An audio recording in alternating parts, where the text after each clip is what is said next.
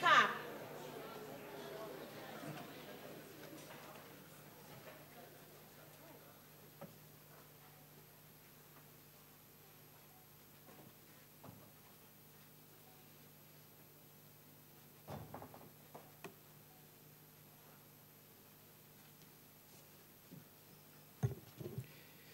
There will now be an opportunity for silent prayer or meditation.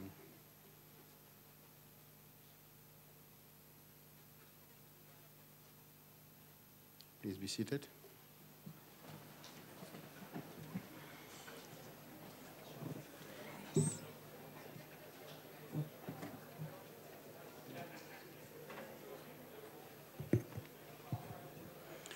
Order. I would like to acknowledge the presence in the gallery of learners from Mitchell's Heights Primary School in Mitchell's Plain. Welcome to our parliament, your parliament.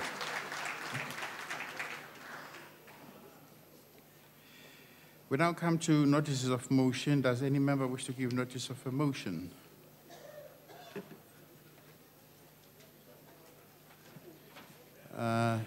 Doesn't appear to be the case. Oh, yes, you have the floor, Honourable Member, right at the back.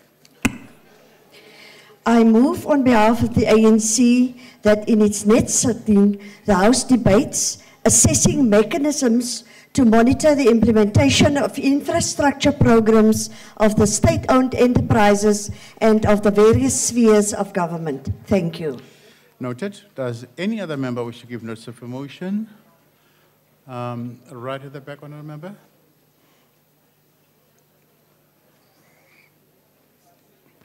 Thank you, Honourable Speaker. I move on behalf of the ANC that in its next sitting, the House debates the progress in promotion of traditional health practitioners and promotion of their health practice within the formal health sector. Thank you. Noted. Does any other member wish to give notice of a motion? You have the floor, ma'am. Thank you, Speaker. I move on behalf of the ANC that in its next sitting, the House debate creating an economic climate that will produce more entrepreneurs from disadvantaged backgrounds. Thank you. Noted. Does any other member wish to give notice of a motion? You have the floor, sir. Thank you, Mr. Speaker. I give notice that at the next sitting day of this House, I shall move that this House debates the report recently released by the South African Human Rights Commission into the state of water and sanitation infrastructure in South Africa and the crisis posed in 23 municipalities in South Africa. Noted. Does any other member wish to give notice of a motion? Honourable Member, you have the floor. Thank you very much, Speaker. I move on behalf of ANC that in its next sitting, the House debates assessment of progress made in fighting trafficking of young people and women in particular for the transportation of drugs. I thank you. Noted. Does any other member wish to give notice of a motion? Right at the back, Honourable Member, you have the floor. Thank you, Honourable. That in its next sitting, the House debates protection and active promotion of indigenous African languages. I thank you. Noted. Does any other member wish to give notice of a motion? You have the floor, sir.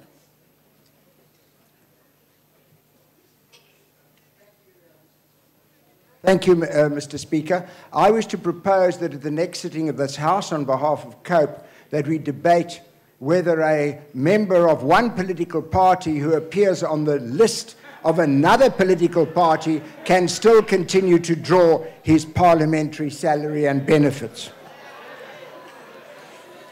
Noted. Does any other member wish to give notice? Sir, you have the floor. Order, members, order.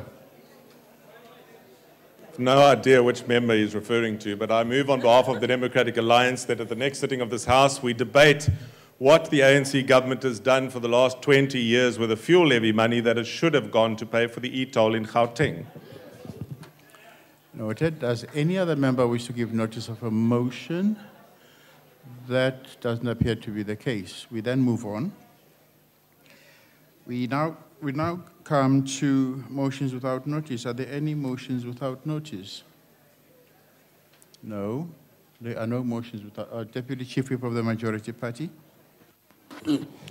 Thank you, Honorable Speaker. I move without notice that the House knows that the National Water Week will take place from the 17th to 23rd of March under the theme Water is Life, 20 years of water delivery for social and economic development. Further notes that National Water Week serves as a powerful awareness campaign mechanism, reiterating the value of water, the need for sustainable management of these scarce resources, and the role water plays in eradicating poverty and underdevelopment in South Africa. Calls on all South Africans to reflect as we celebrate 20 years of freedom and democracy on the progress made in the past 20 years and how South Africans will work together to implement Vision 2030. I thank you. If there are no objections, I put the motion. No objections are agreed to. Are there any further motions without notice? Honorable van der Merwe. Thank you, Mr. Speaker. I move without notice that the House acknowledges the unified voice and will of the South African people and people in 46 cities around the world who on 15 March this year will petition the South African government to ban the practice of canned line hunting. Agrees that trophy hunting, which has been accurately described by the Kenyan Democratic Government as a barbaric relic of colonialism, is correct. Deplores the manner in which the king of apex predators in Africa has been reduced to a wall-hanging souvenir for foreign pseudo hunters. Believes that African wildlife, and in particular our lion, rhino and elephant, deserve the highest and most stringent measures of protection. Implores government to immediately amend our laws to give effect to such measures. If there are no objections, I put the motion. No objections are agreed to. Oh, is there an objection? The Honorable van der Merwe knows that on such matters we consult each other, and he springs the matter on us, and we would not allow it. Mr. Speaker. Yes, Honourable Member. We did send this motion to all parties. Honourable Members, I really wouldn't want us to be debating this, and if the chief whips could meet after this, but for now, are there any objections to the motion? There is an objection. It can't go through, unfortunately. We then move on. Are there any other motions? Right at the back, sir.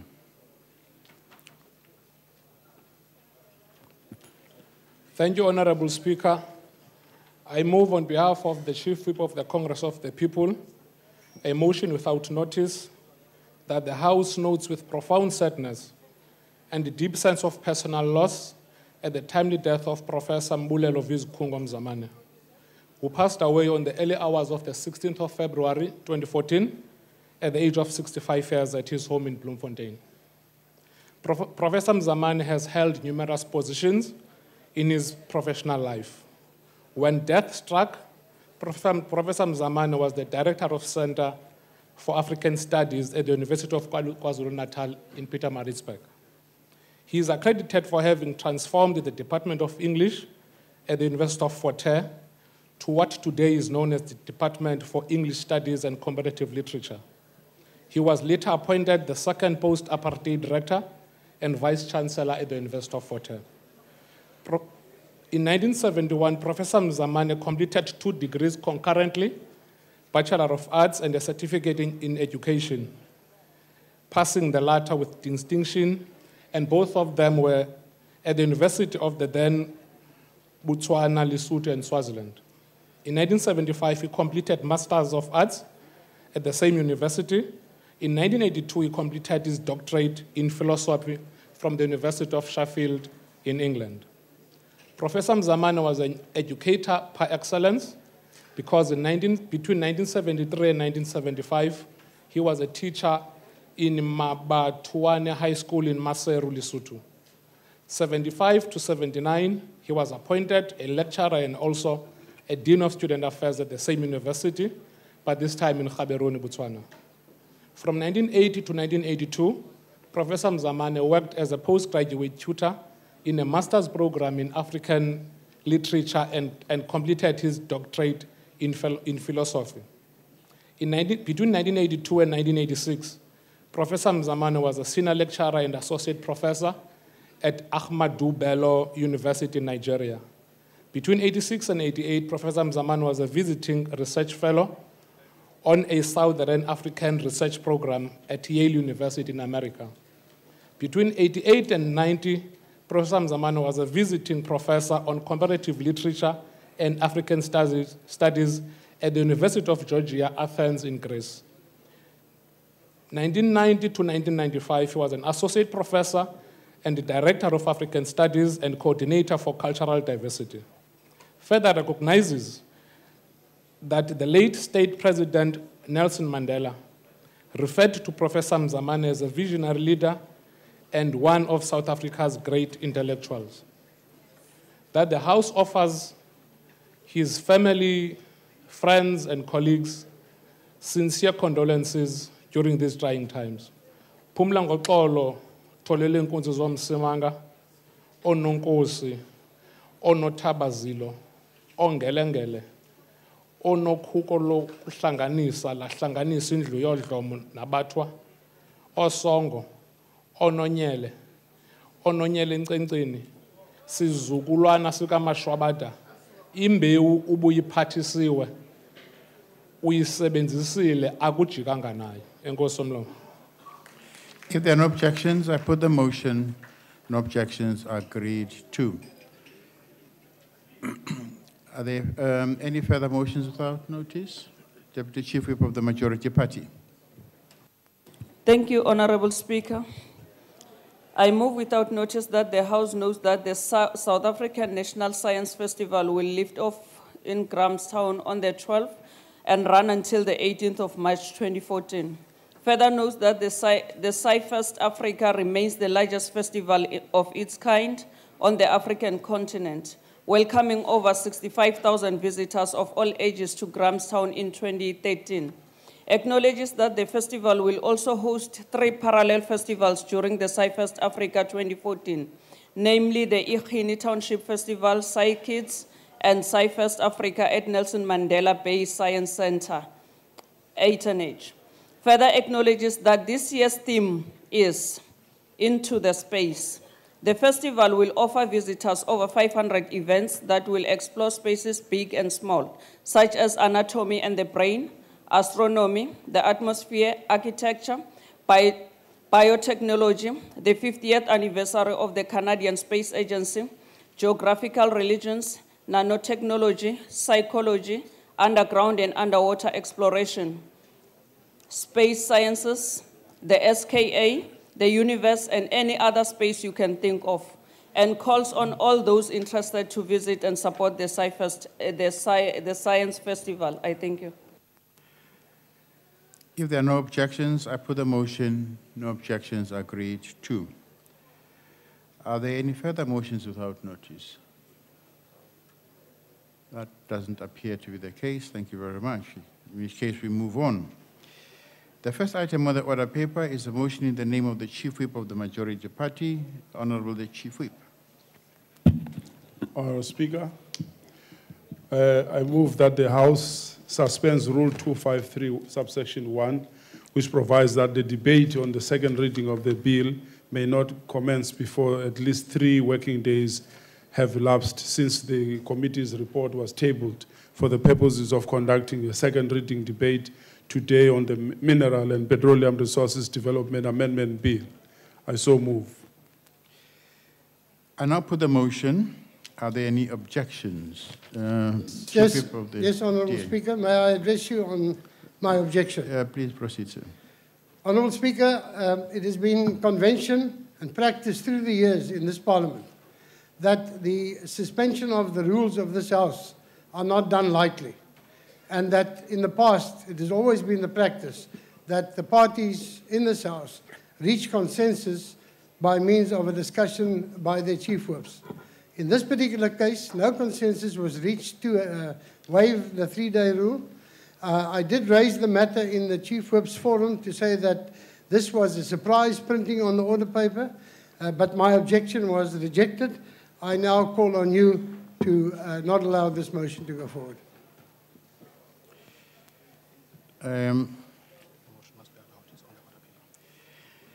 Thank you very much. Honourable Member, if you have seen the order paper, the motion is on the order paper, which means it's allowed. But I now put the motion. Those in favour will say aye. Those against will say no. I think the ayes have it. Honourable Member, you have the floor. I take it that you will note our severe objection to this, please. I will indeed, sir. Can you note the ID's objection as well, Speaker? Let me finish. Let me finish. I'm going to object on your behalf. The objections of the DA have been noted, and so have your objections, sir. No objections agreed to. Oh, we have noted the concerns. The objections are not there, so agreed to. The Secretary will read the first order of the day. Secretary. Consideration of the report of the Portfolio Committee on Mineral Resources on the Mineral and Petroleum Resources Development Amendment Bill. I now recognize the Chief Whip of the Majority Party. Honourable Speaker, I move that the report be adopted. Yes, sir. Just hold on, Chief Whip. I was going to address you before the move took place, but I now then have to address you on a point of order in terms of Rule 97C by moving a motion without notice to ask you to suspend the first and second order of the day on the grounds that we have received very reliable legal advice this morning that the Mineral and Petroleum Development Bill is in fact incorrectly tagged as a Section 76 bill when it should in fact be tagged as a money bill and introduced by the Minister of Finance. I so move.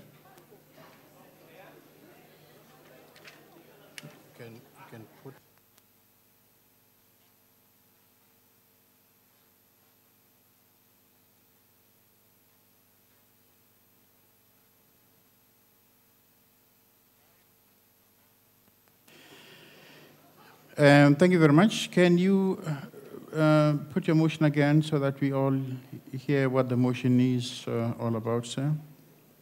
Honourable Speaker, we have received very reliable legal advice this morning, unsolicited, that the tagging of this bill actually contains clauses that refer to taxation, although not spelled out as taxation. And therefore, this bill is incorrectly tagged as Section 76 instead of being tagged as a money bill. I therefore request you to withdraw the bill and refer it back to the committee for consideration. Speaker? Yes, sir. No, I just wanted to ask, I mean, who received this legal opinion? Was it just the DA? This bill has been around for some time. It's Bill 15 of last year. Surely the tagging would have been sorted out before, and surely it's also for Parliament to advise, not for the DA to advise. Honourable Member, please take your seat until I recognize you. 2 quick points. The tagging has been finalized by the JTM, and the tagging is final. It is final. But if the honourable member wants to put a motion, he is free to put a motion. But the tagging is final. We're not discussing the JTM tagging. Do you want us to put your motion to the House of, or are you willing to accept that the tagging is final? I've put my motion. You ruled against it, but I should still like my motion to be tabled and reported on. Okay. There is Honourable Chief Whip of the Majority Party. Honourable Watson is playing games with the House. We don't object. I object to that remark. I'm not playing games. This is not a football field. Order, members. Order, members. Order. Honourable Watson, we have been together all this week. He has never raised the matter with us. Furthermore, we don't bring to the House rumors that we gather in the street and bring them here. He has to raise the matter in a platform that is suitable for that, not now when we're supposed to be debating. We object to his motion. Yes, but he's got the right to put the motion. You can object to the motion. You can put the motion that we can discuss, debate, or reject. Just put it for a decision, Speaker. Just say those who are against the motion. Okay. All right. I'll now put it for a decision of the House. The Honourable Chief Whip of the opposition party, DA, has moved a motion. Can I read the motion? Speaker? Let me read the motion. Yes? Who wants to speak before I do? Me in front of you.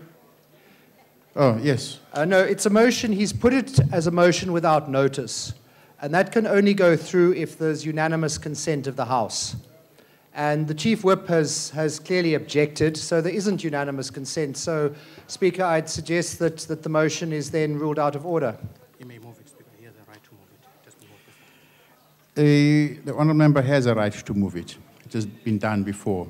He's moved a motion. The House will decide whether it accepts the motion or not, but he has the right to do so.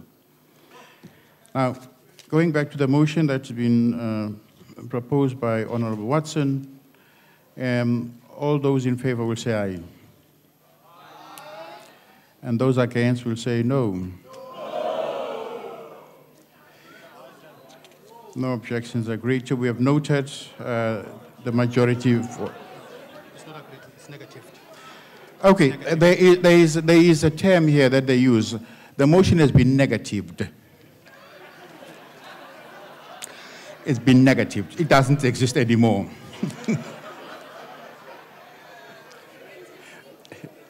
Thank you very much. We then move on. We then move on.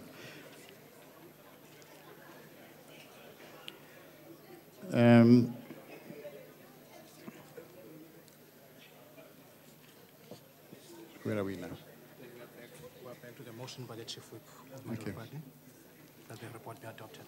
Right, we go back to the motion by the Chief Whip of the majority party. Chief Whip, can you please raise your motion again, so that all of us are on the same level and on par? Honourable Speaker, I move that the report be adopted. The motion is that the report be adopted. Are there any objections? Objection from the DA Speaker, and we call for the division, but we also ask to make a declaration. All right. You can allow declarations now before you go for a division. Okay.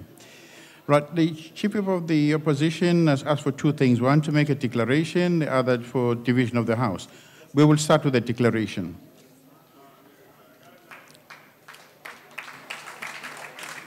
Thank you, Mr. Speaker. The passage of this bill has been procedurally questionable from about 2 weeks ago, when the orders obviously went out from Luthuli House that it must be passed by the end of this Parliament. From the beginning of this process, the ANC has drafted in new members onto this committee who were chosen not for their expertise on mining or on legislation, but for their ability to hold the ideological line of the ANC left-wing kleptocracy against all notions of reason. These new players have had a huge influence on the proceedings of the committee. We've had a scramble of last-minute amendments, suddenly summoned meetings, and most recently, a confused session where ANC members were effectively allowed to decide on what the DA's objections to this committee report should be. Let me be clear. The DA stated a reason why it voted against each of the clauses it did vote against in committee session. This was not captured in the committee report, which is a travesty. This report contains numerous mistakes. We've counted at least 17 of them so far. This report even invents a new word, which it uses frequently. May I address you, Speaker, please?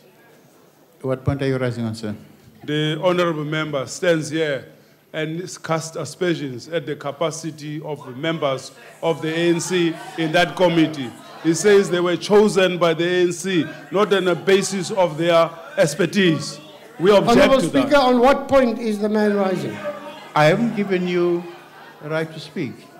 Proceed, sir. Is it parliamentary, Honourable Speaker, for the honourable member to call the members of the ANC chosen on the basis of ideological line and professional kleptocracy. This is the gentleman calling us that.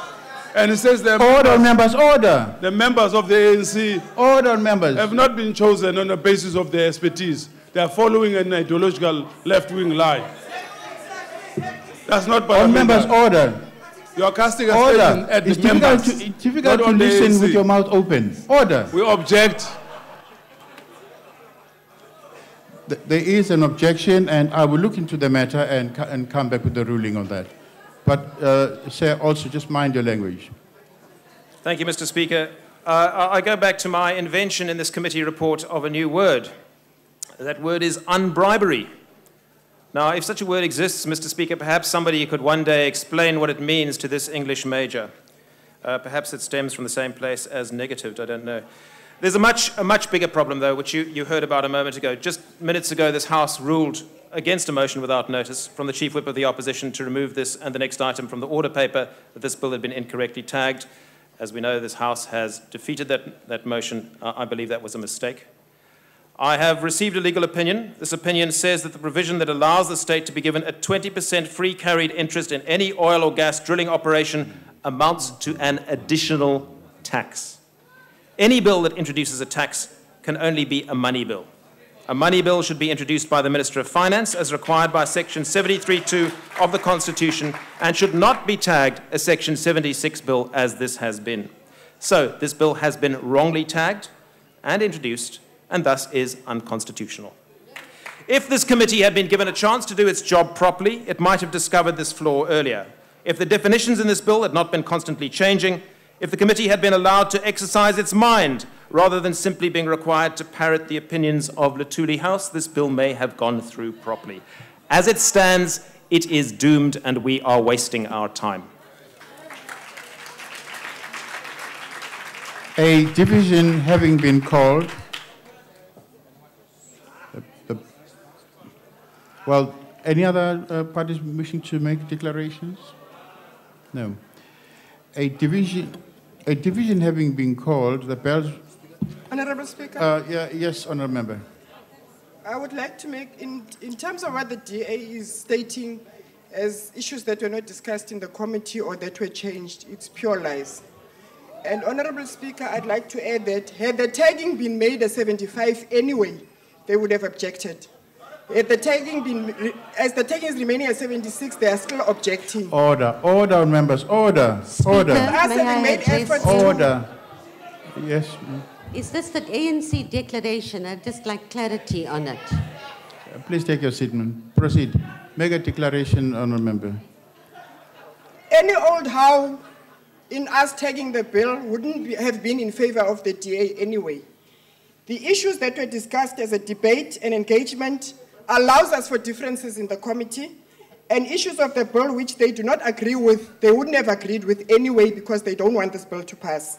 For that matter, the final understanding of our democratic government in terms of how we run our committee was such that we ended up having votes, and the majority counts in terms of the votes we've made. The bill must go through. Thank you, Speaker. Any other parties wishing to make a declaration? Thank you very much. That takes care of the declarations by the parties. A division having been called, the bells will be rung for 5 minutes.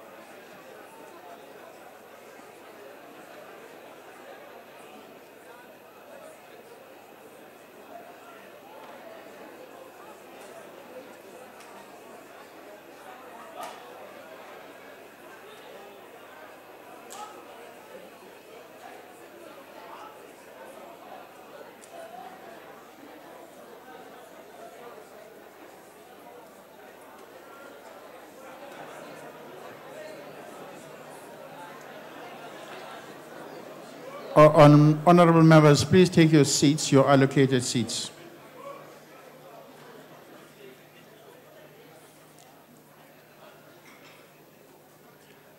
All members in their allocated seats. I would like to remind members that they may only vote from their allocated seats, and when requested to do so, members must simply indicate their vote by pressing the appropriate button below the yes, no, abstain signs. And if a member inadvertently presses the wrong button, the member may thereafter press the correct button.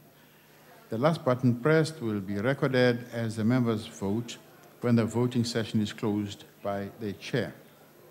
Order.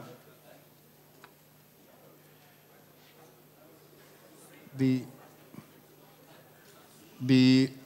question before the House is that the report of the Portfolio Committee on Minerals Resources, Minerals Petroleum Resource Development Amendment Bill be adopted. Are all members in their allocated seats? Voting will now commence. And those in favor of the report should press the yes button. Those against will press the no button. Those wishing to abstain should press the abstain button. Have all members voted? Thank you. The voting session is now closed.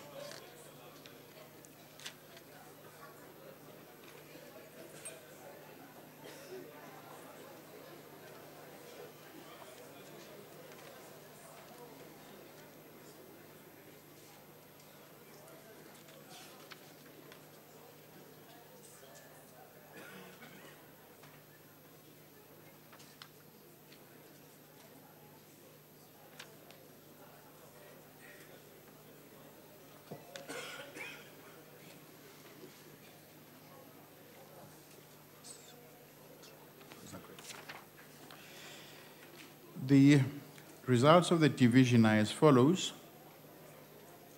The yes votes are 216, abstentions are 61, and no, the no, sorry, 61, abstentions 11. I'll repeat, the yes votes are 216, the no votes is 61, and abstentions are 11. The question is therefore accordingly agreed to.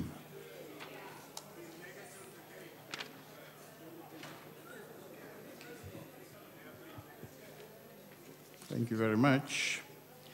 The Secretary will read the second order of the day. Second reading debate, Mineral and Petroleum Resources Development Amendment Bill.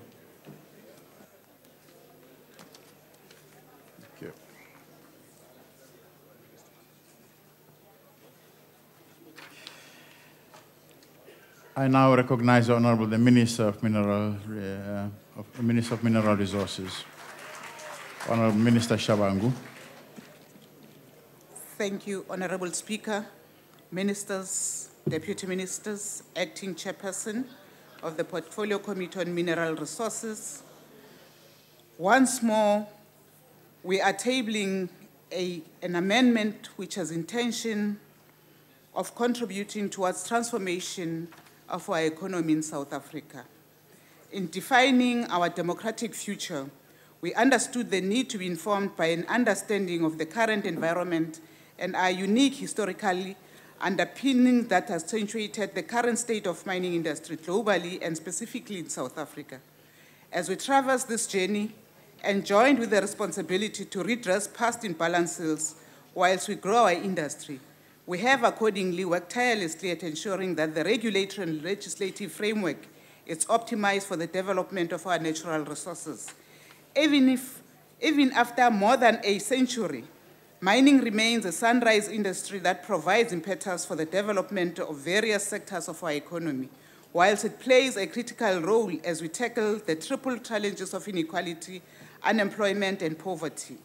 The MDDA, a milestone piece of legislation in the South African mining and mineral sector, was signed into law and it came into effect in May 2004. It vested custodianship of mineral resources with the state, giving effect to the internationally accepted right of the state to exercise sovereignty over all its mineral and petroleum resources. Notwithstanding the tremendous progress achieved since the implementation of MPRDA that created an enabling environment for the growth and the basis for transformation of the industry, South Africa's broader development objectives require a paradigm shift to allow development of the country's natural resources, especially solid minerals and petroleum, in a way that benefits our people, workers, and investors alike. There is absolutely no reason why development of these resources cannot embrace the notion of shared value, in which all stakeholders can benefit sustainably.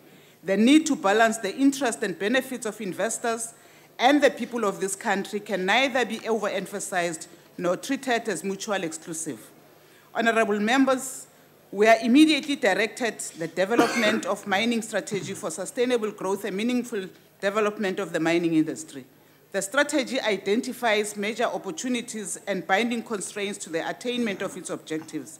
Having considered the strategy, the department embarked on a process to amend the mining and regulatory reform in a manner that will achieve both sustainable growth and meaningful transformation of South African mining and petroleum industry. The amendment bill before you present the necessary enhancement of the mining and upstream petroleum regulatory framework to augment the gains of the first decade of implementation.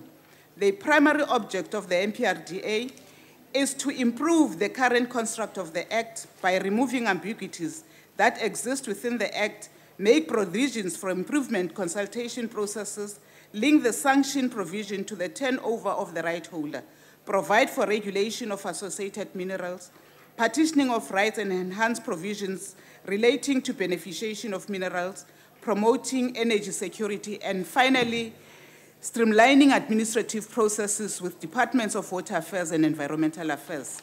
The fragmentation of licensing for mining rights, environment, and water license uses were identified amongst binding constraints to invest and optimally development of the sector. As a result, the process of engagement amongst the departments of mineral resources, water affairs, and environment culminated in the integrated licensing system, which necessitates amendments to the 3 pieces of legislation. In terms of this process, the Minister of Mineral Resources will be the competent authority for the implementation of NEMA in respect of mining environmental management, whilst the Minister of Environmental Affairs will be the appeal authority in terms of Section 96 has been amended to give effect to this aforementioned designation. The streamlining of licensing process improves the ease of doing business and provides necessary certainty for investment by ensuring that the licensing process is achieved within a period of 300 days. This is indeed, members of parliament, a good story to attract investment into South Africa, but also contributing to a better economy for our country. Section 9 is amended to deal with the order of processing applications and empowers the minister to periodically invite applications by notice in the government gazette. The amendment brings about certainty, transparency, as orderly and optimally development of nation's minerals and petroleum resources. Section 26 of the amendment bill is to strengthen the linkages between mining and manufacturing sectors in order to maximize the value realized from the country's mineral resources by its citizens, thus contributing to government's objective of eliminating the triple developmental challenges of unemployment, inequalities, and poverty. Strengthening these linkages will be achieved by first identifying key mineral inputs into the country's development imperatives, which include infrastructure development, energy security, food security, and industrializations. There has been concerns raised relating to unfettered ministerial discretion in terms of Section 26 of the Act, in that it lends itself to regulatory uncertainty. Honorable members, may I once more bring to your attention about the constitutional ruling in the Kumba iron ore, where matters recognized and supported the entrenched principle of ministerial discretion, where it is indeed appropriate and provided it is within the confines of the law. Our experience of separate approaches of licensing to the intrinsically linked gas and coal resources has demonstrated that there's a general licensing duplication that creates uncertainty. It is precisely for this reason that the bill is emphatic on its intent to affirm a cohesive and coordinated legislation for development and promotion of the country's solid and petroleum resources. According to Chapter 6 of the Act, it deals exclusively with the petroleum resource and is accordingly amended through the proposed bill.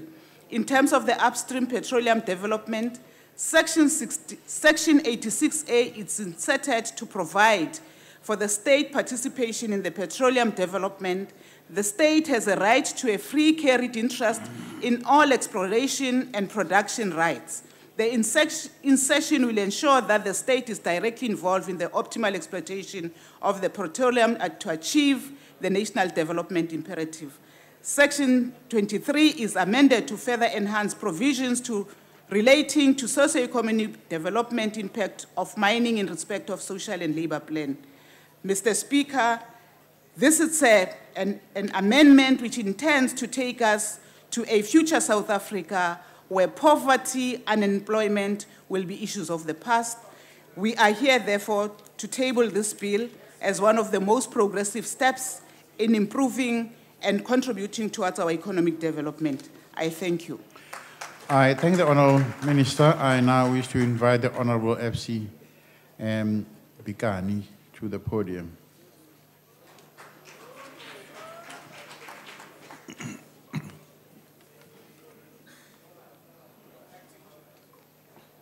So what? Honourable Speaker, Honourable Minister Shabangu, Deputy Minister Oliphant, honourable members, my fellow comrades. When the MDDA came into existence in 2002, it was and has remained the central piece in legislation governing South Africa's mining and petroleum sectors. The 2008 amendments to the Principal Act enhanced this. Last year, further amendments were tabled by Minister, all of which seeks to take South Africa forward and mining and petroleum sector to its next logical and higher stage of development. This defining legislation carries with it our mining charter, the document that through our social and economic responsibilities outlines the obligations and responsibilities of stakeholders who have been granted rights to participate in these crucial sectors. As is the case in any country that is endowed with mineral resources and petroleum manufacturing sector, the vested interests are understandably high. It is therefore of no surprise that we have such vibrant discussions both during our public hearings and in the processing of the amendment bill. The critical question we have to ask ourselves today, and bearing in mind what both the Deputy President and Minister Manuel had to say yesterday, in whose interest needs to be served by this amendment bill.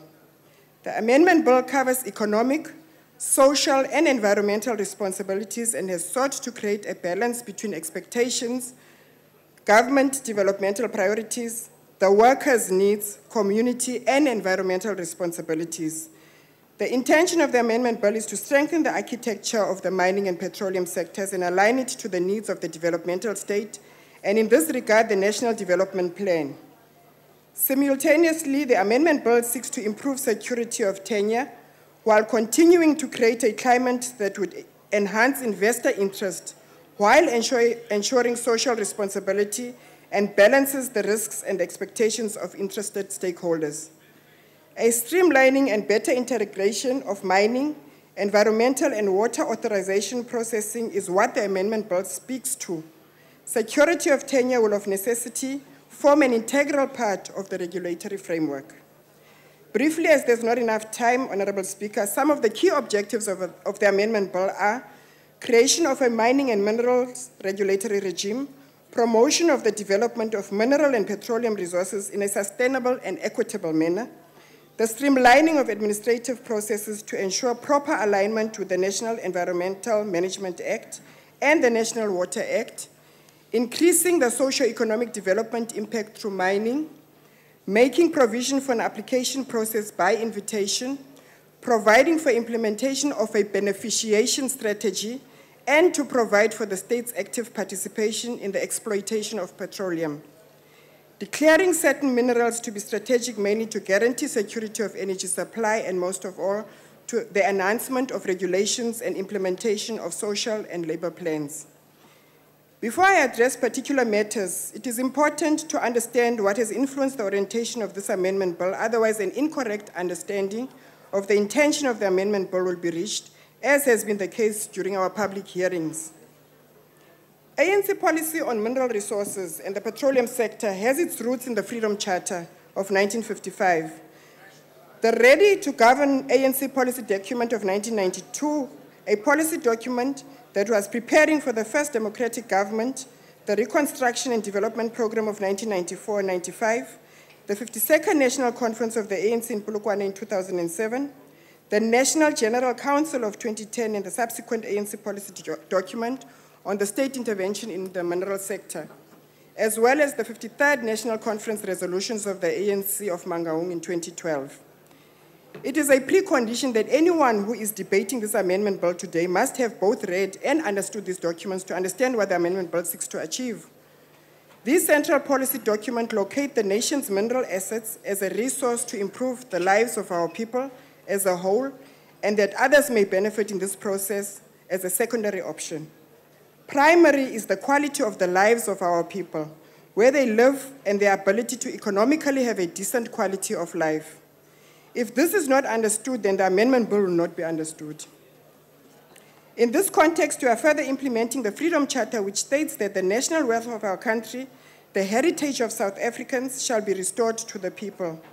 The mineral wealth beneath the soil shall be transferred to the ownership of the people as a whole. This was done in 2002 already under the MPRDA. All privately owned mineral resources were transferred to the state.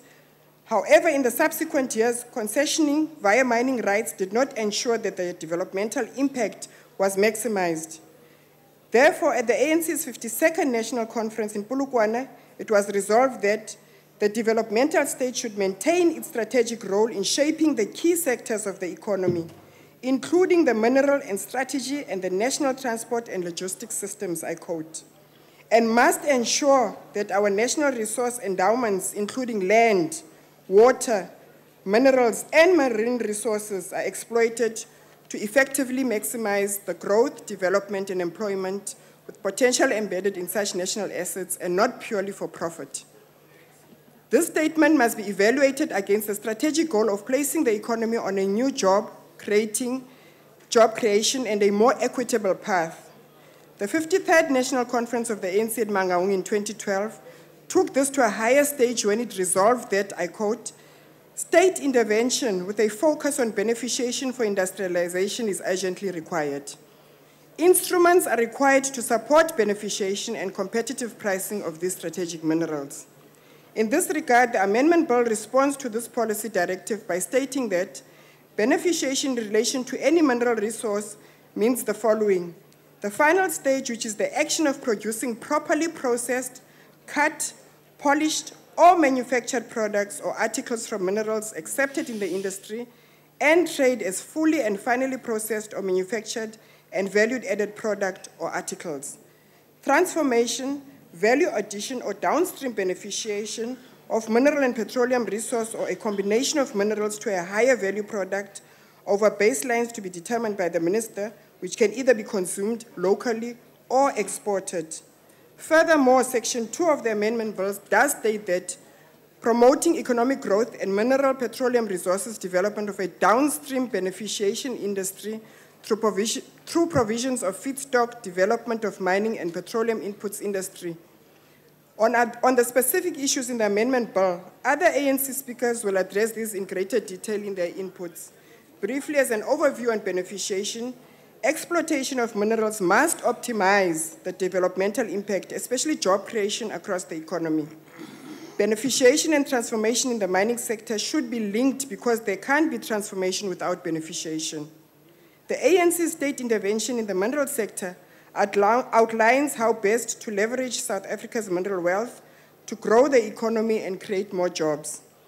On free carried interest, an aspect that has raised much debate, let us remember that this is an international practice, and we're following best practice and experiences in other countries when dealing with the amount of free carried interest, and that the state should be entitled to the especially 20% free carried interest in all new exploration and production rights of oil and gas through designated organs of state.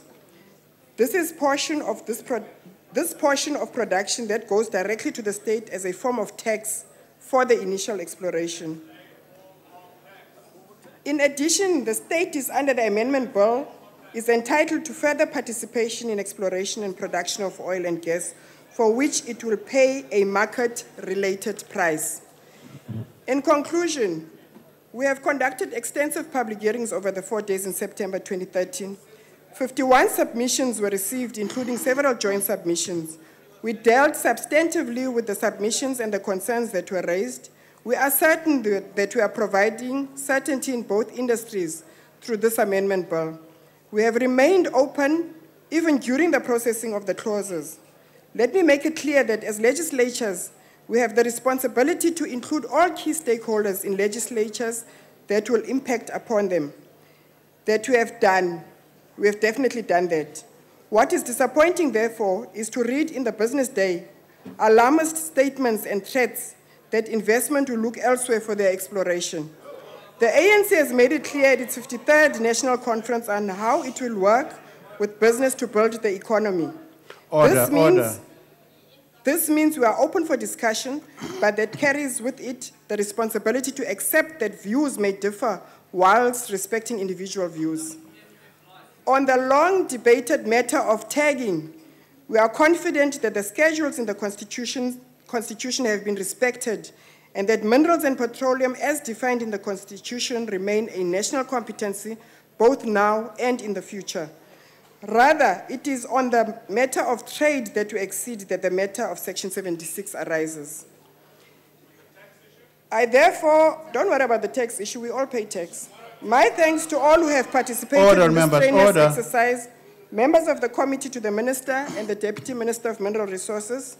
A special thanks to the Chairperson, Honorable Johnny DeLanga, and Minister of Water and Environment, Honorable Edna Mlewa, for their guidance and cooperation in working under unusual circumstances of cross-cutting nature departmentally as well as legislatively.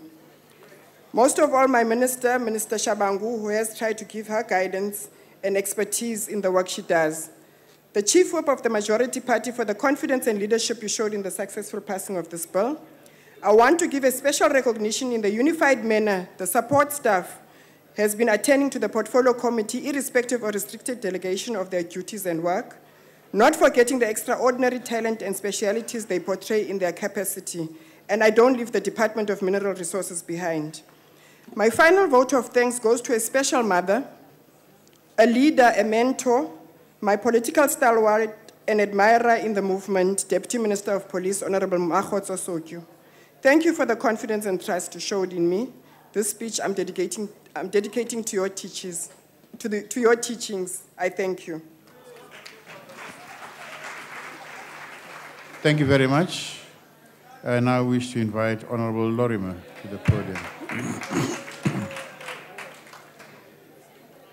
Mr. Speaker, we have before us a bill which, even in the most benign interpretation, is going to severely damage our mining and energy industry. But I'm not prepared to be benign about this bill, because I think it can be simply described as a charter for crony enrichment that will cost us investment and will cost us jobs.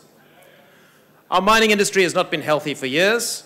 The 2002 MDDA was a failure. It made sure we missed out on the last resources boom. The bill was passed just as the ANC government started to try and tilt the playing field, not as it claims to allow greater benefits to flow to the poor or unemployed people or to workers. No, the playing field was tilted so as to make sure that the people who benefited were what one could describe in shorthand as the 3 Cs. The 3 Cs are comrades, cronies, and cousins. I have explained before in this House why this bill is bad. I shall explain again, not because members of the government will listen or be swayed by it, but because those who vote for this bill must make sure that they can never say they didn't know what they were voting for. Mining companies and investors have long complained that there's not enough certainty in South Africa's current mining law. Mines take a long time to build and develop. Investors need to know the rules that will pertain to their investments years down the line. Those rules can be most certain if they're contained in legislation. Legislation can be changed, but it takes a long time, and the process is fairly transparent.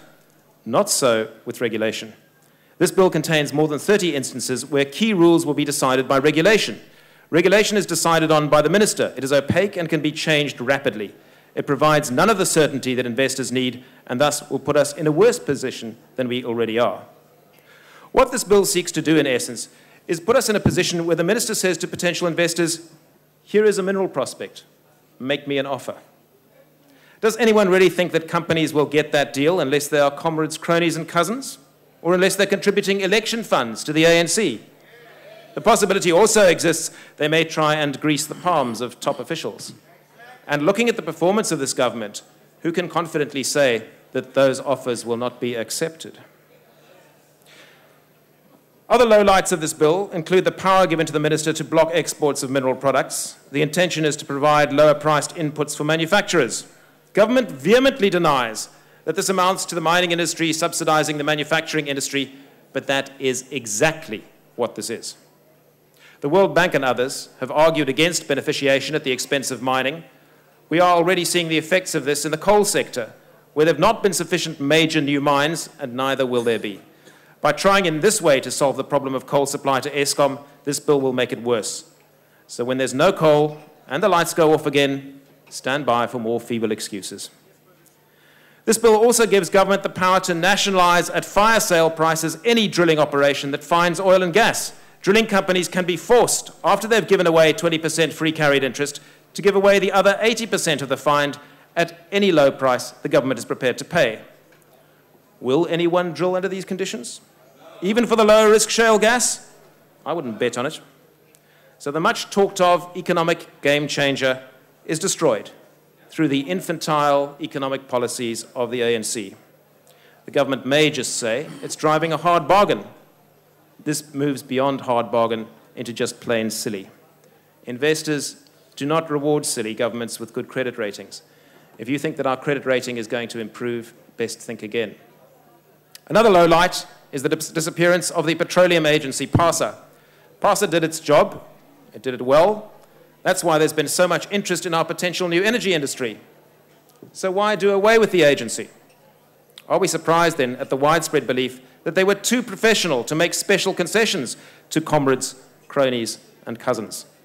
Stand in the way of crony enrichment, and you've got to go. Now, half of PASA's function is supposed to go to the Council for Geoscience. This is the same Council for Geoscience which recently came before the committee and said they did not have enough money given to them by Treasury to fulfill their current mandate. So how are they going to do the new things that they're supposed to do under this bill? Yet another failure.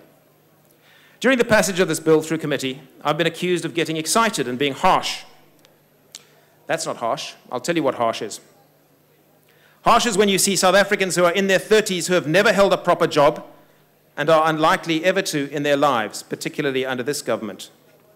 Their hopes for a decent life are being slowly smashed. This government is incapable of creating the jobs we need to pull our people out of the misery of wasted lives. This government is content to see people condemned to the scrap heap of permanent unemployment, just so the 3 Cs can have their turn at the trough. Mr. Speaker, the poor are being thrown away by this government, which puts crony enrichment above the salvation of South Africa's people. Thank you, Honourable Member. I now invite the Honourable C.C. Huang to address the House. Honourable Speaker, the Congress of the People argues that, among other things, to remove ambiguities that exist within the Mineral and Petroleum Resources Development Act, streamline administrative processes. Honourable members, please reduce the noise level in the House. Proceed, Honourable Member. Thank you. And improve the regulatory system. The bill adds to regulatory uncertainty by giving the Minister of Mineral Resources a significant number of new powers framed in such broad terms as to encourage their arbitrary and unequal application. The bill attempts to jettison the current MPRDA requirements that beneficiation must take place economically. It obliges the Minister to initiate or promote the beneficiation and leaves aside the key questions of whether this can be done on an economic basis. Export controls, as the National Development Plan has warned could render existing mining operations financially unstable, leading to mine closures and job losses. The bill's insistence on local beneficiation overlooks economic realities and could have severe consequences. The bill also empowers the minister with broad-ranging powers to impose additional community obligations on mining houses, and further gives her an unfettered authority to identify certain minerals as strategic, and then it seems to subject such minerals to both price and export controls. Mining companies cannot invest for the future if the minerals they seek to extract at great cost could at any time be made subject to state controls of this kind.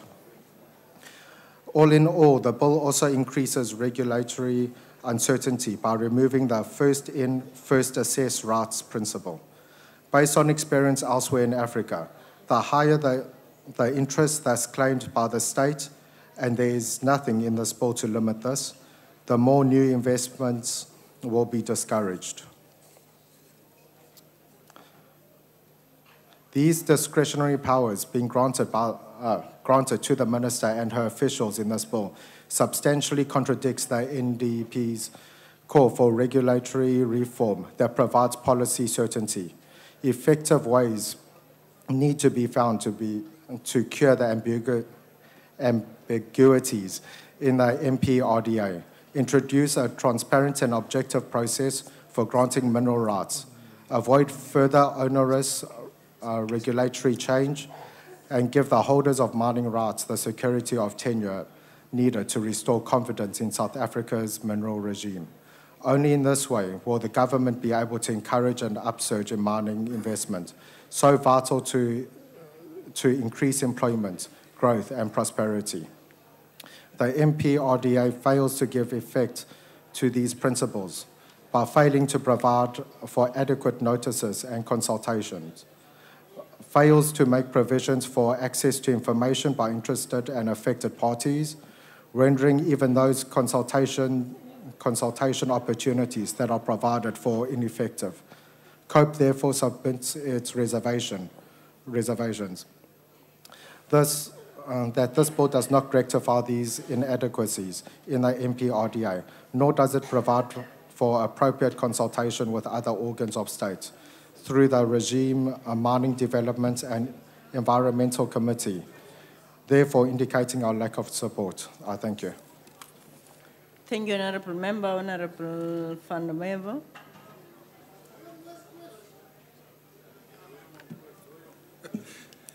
Madam Deputy Speaker, I've listened very carefully to the speech by Mr. Lorimer, Honourable Lorimer, and he actually stole my speech because all those beautiful points that he made, I had in mind to make. So thank you for doing my speech. We have serious reservations about this bill, and Mr. Lorimer has indicated numerous of them. The IFP cannot support the bill, but we won't vote against it. We will abstain. Thank you, Honourable Member. Honourable Grady. Honourable Deputy Speaker, as I rise to speak on this bill, members from this side of the House will undoubtedly question why I am speaking on this bill when I wasn't part of the deliberations concerning it. That is a very legitimate concern, but the real question is, why wasn't the Energy Committee, of which I am a member, consulted with on this bill, as it concerns the oil and gas industry, which very much falls under our jurisdiction? A few weeks ago, the Energy Committee held a stakeholders meeting on the oil and gas industry, where major concerns over this bill were highlighted. It was stated at this meeting that legislation concerning the oil and gas industry needed to be separated from that dealing with traditional mining operations. It must be understood that the oil and gas industry is a nascent industry that has not even yet got off the ground. The passing of this legislation will, quite frankly, ensure that this industry never gets off the ground in South Africa, as investors will not commit billions of rands into exploration when the outright threat of nationalization looms over their head. The ANC can jump up and down as much as it wants, but it cannot force companies to invest. And all the benefits that this industry might have added in terms of job creation and much needed government revenue will simply not materialize. I am certain we all for this country receiving a fair share of the revenue from our mineral wealth, but that wealth needs to be exploited in the first place. You can't nationalize, Minister, what isn't even there yet. How can any company be asked to invest billions of rands into exploring for oil and gas when this bill implicitly states that 100% of its assets can effectively be taken away from it when the minister sees fit? This is absolutely ludicrous and reminds me of when I went on a study tour to Venezuela and I asked the parliament there as to what their policy on nationalization was. They simply said to me, it is at the discretion of the president as to what gets nationalized. It seems that South Africa is now also determined to waive the rule of law and replace it with a system where the ANC has the discretion to take over businesses as it sees fit. The ANC should just be honest about it, as you clearly do not want an oil and gas industry in South Africa. You also want a situation whereby you can allocate out mining license to your own friends as opposed to a rigid system that is not open to corruption and where the company that can deliver the best returns for the country is given a license. Out goes the rule of law and in comes the rule of President Zuma's ANC. The people have a chance to change this on the 7th of May, and I hope they choose a party that is serious about growing this economy and creating jobs. Once again, the ANC has proven that they are certainly not that party. I thank you. Honorable Mahai. Thank you, Deputy Speaker. First of all, I must indicate that the ANC is a legitimate custodian of the legitimate aspirations of the people of South Africa. The ANC doesn't represent narrow, white sectional interests who want to cling on the status quo of an untransformed economy in South Africa. It's our observation, Deputy Speaker, that the differences during the deliberations were best revealing about the opposition. First, the DA obsession to auction the mineral resources of this country to the highest bidder. And also that the DA blind loyalty for the indiscriminate exploitation of any and all mineral resources for exclusive benefit of foreign companies. This debate on the amendment of the Mineral and Petroleum Resources Development Bill could not have come at the right time. As we celebrate 20 years of freedom, our country is abuzz with passionate debates and discussions on the need for meaningful economic transformation. A point has to be emphasized, Deputy Speaker, that after 20 years since the advent of our political freedom, the need to radically change the economy for the development and empowerment of the historically disadvantaged people is looming large in the current political and economic climate. All structures of the economic productive system have to be changed in terms of ownership, social participation, management, employment, skills, and in terms of geography, in ways that integrate rural areas into the modern productive system. We must develop and expand the productive industrial base in ways that create jobs, eliminate poverty, reduce inequality, and eradicate underdevelopment. The attempt has been made from the opposition benches to detract us from discussing a matter of national importance because they do not have an agenda for economic transformation.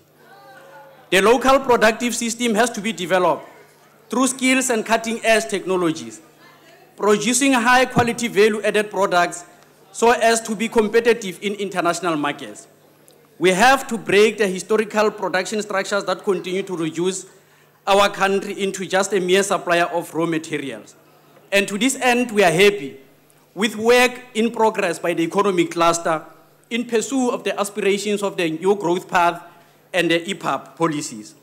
Because of the industrial strength of developing countries, the global setting today, therefore, presents more opportunities than in the past for local and radical economic action to succeed. The struggles on the economic front have already taken center stage in the current political climate and should lead to radical economic transformation so that our democratization is linked to social progress of all our people, not just owners and managers of capital. The mineral wealth of our country is a national heritage that must be utilized to the benefit of all its citizens. This assertion is the core tenet of the Mineral and Petroleum Resources Development Act of 2002, consistent with these international conventions that affirm its relevance, such as the United Nations General Assembly Resolution 1803 of 1962, which affirm, and I quote, "The rights of peoples and nations to permanent sovereignty over their wealth as resources must be exercised in the interest of their national development and of the well-being of the peoples of the state concerned," close quote. Even though South Africa is blessed with some of the largest reserves of minerals in the world, this abundance is ultimately finite and must be the basis on which a more diversified, industrialized, and ultimately sustainable economy must be developed for the benefit of its citizens. The mineral beneficiation proposition will create a domestic market for local miners and does not require them to subsidize the manufacturing industries. It will also ensure security of supply is guaranteed for local manufacturers or beneficiaries and optimize use of the current installed infrastructure for the movement of bulk commodities. These interventions are intended to optimize linkages between mining sector and manufacturing sector. Accordingly, Deputy Speaker, sustainable mineral beneficiation value proposition is necessary because minerals are ultimately finite, and with the depletion will come a wave of foreclosures, the attendant cessation of economic activities. Export revenue realized from the sale of primary commodities is more than offset by the import of high-value manufactured goods, thus placing negative pressure on countries' balance of payment. Deputy Speaker, there is no alternative to the value addition in industrialization of the mining sector because it will expand and develop the economic output in terms of producing high-value added goods, in terms of revenues that will increase manifold, and in terms of large-scale employment that will result from expanded production. The amendment to the Section 26 are intended to put in place key interventions that are intended to strengthen the linkages between mining and manufacturing. As per the ANC Manifesto of 2014, wherein strategic minerals will be identified for policy interventions in the manufacturing, energy, agriculture, and infrastructure sectors. To give effect to this policy intervention, the amendment bill makes provision for the following. The designation of minerals will ensure that key programs of government aim at ameliorating the developmental challenges of unemployment, inequality, and poverty. And also security of supply will be critical to strengthening the linkages between mining and manufacturing. Section 26(2)(b) makes provision for the security of supply by requiring producers of designated minerals to set aside a portion of their production of designated minerals for local beneficiation. Underlying these interventions will be the principle that mining companies will not be compelled to beneficiate minerals, however they are expected, in terms of the proposed Section 26, to avail a portion of their production designated minerals for local beneficiation. We have to stress a point about the role of the state, Deputy Speaker, that the role of the state is a prerequisite for our national development to succeed. And we think it's not only false obsession. We think it's not only false obsession with new liberal schemes for some in the House to always counterpose the role of the state against private sector investment, but downright mischief. At its 53rd National Conference, the ANC resolved that the state must capture an equitable share of mineral resources rents through the tax system and deploy them in interest of long-term economic growth, development, and transformation. And we believe that government is in the right track with regard to this. The MDDA Amendment Bill makes provision through the designated organ of state. Honorable Member, your time is up now. Thank you, Honorable Deputy Speaker. Thank you. The ANC support this bill. Thank you. Honorable Albert.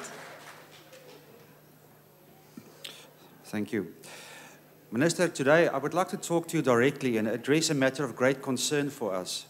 While there are various issues of concern contained in this bill, the most pressing matter for us relates to property rights. In my informal discussions with parliamentary members of the ANC, I'm continuously given the impression that the ANC will protect property rights. Yet when one has regard to the legislation tabled in his house by the ANC, a different message becomes clear. In this bill, the government wants a 20% free carry interest in any petroleum and gas concern. Furthermore, it also provides the right for the government to buy up to an 80% interest in that very same business and could potentially end up owning 100% of such a business. This smacks of nationalization by stealth. Add to this the clause found in the Investment Protection and Promotion Bill that government can siege property and hold it as custodian that in terms of Constitutional Court judgment cannot be subject to any claims for compensation. The picture is completed when one has regard to the reopening of the land claims, wherein any expropriation will be compensated by way of a market, will not be compensated by way of a market-related price. Hierdie wetgewende kwashale skilder 'n baie donker prentjie vir 'n land wat hom voorhou as een met 'n moderne ekonomie waarvan die hoeksteen privaat eiendomsreg is. Hierdie wetgewende ingrype stuur 'n baie duidelike sein vir enige buitestander dat die ANC besig is om Julius Malema se beleid te implementeer, maar net op 'n baie meer gesofistikeerde wyse. Die vraag wat ek aan u wil vra, minister, en u moet dit asseblief eerlik antwoord, wat is die ANC se werklike posisie rondom private eiendomsreg? Die mede-parlementslede in die ANC sê vir my, ons het niks om oor bekommerd te wees nie, maar aan die ander kant word regsinstrumente geskep wat op kragtadige wyse inbraak kan maak op private eiendomsreg. So ek vra, sal die werklike ANC asseblief opstaan en wees eerlik met die mense van hierdie land? Dankie. Honorable Dudley. Thank you, Honourable Deputy Speaker.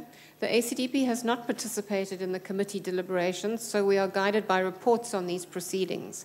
The Mineral and Petroleum Resources Development Amendment Bill was always going to be a highly contentious piece of legislation in view of the great disparities we face in South Africa and the diverse views held by our people on how to address these challenges.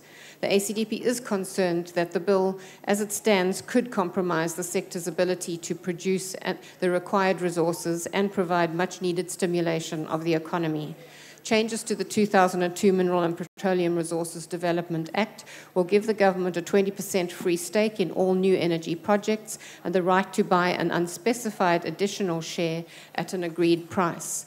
One of the minister's powers is to determine the reservations of key minerals for beneficiation, to stimulate the manufacturing sector of the economy. Another is to determine how much of the production in the oil and gas sector will go to the state. Suggestions were made that the legislation should be delayed until after the election to allow legislators to properly consider the implications. Honourable Minister, why the hurry? Surely we must get this legislation right if we want a strong and thriving sector. Oil and gas exploration and mining have different risk profiles, and at the very least, a distinction must be made between them. The ACDP will not support this legislation as it stands, as we do not believe it will bring the much-needed stability in the industry, nor will it give the necessary certainty that is required for investment confidence. Thank you. Honourable Sondo.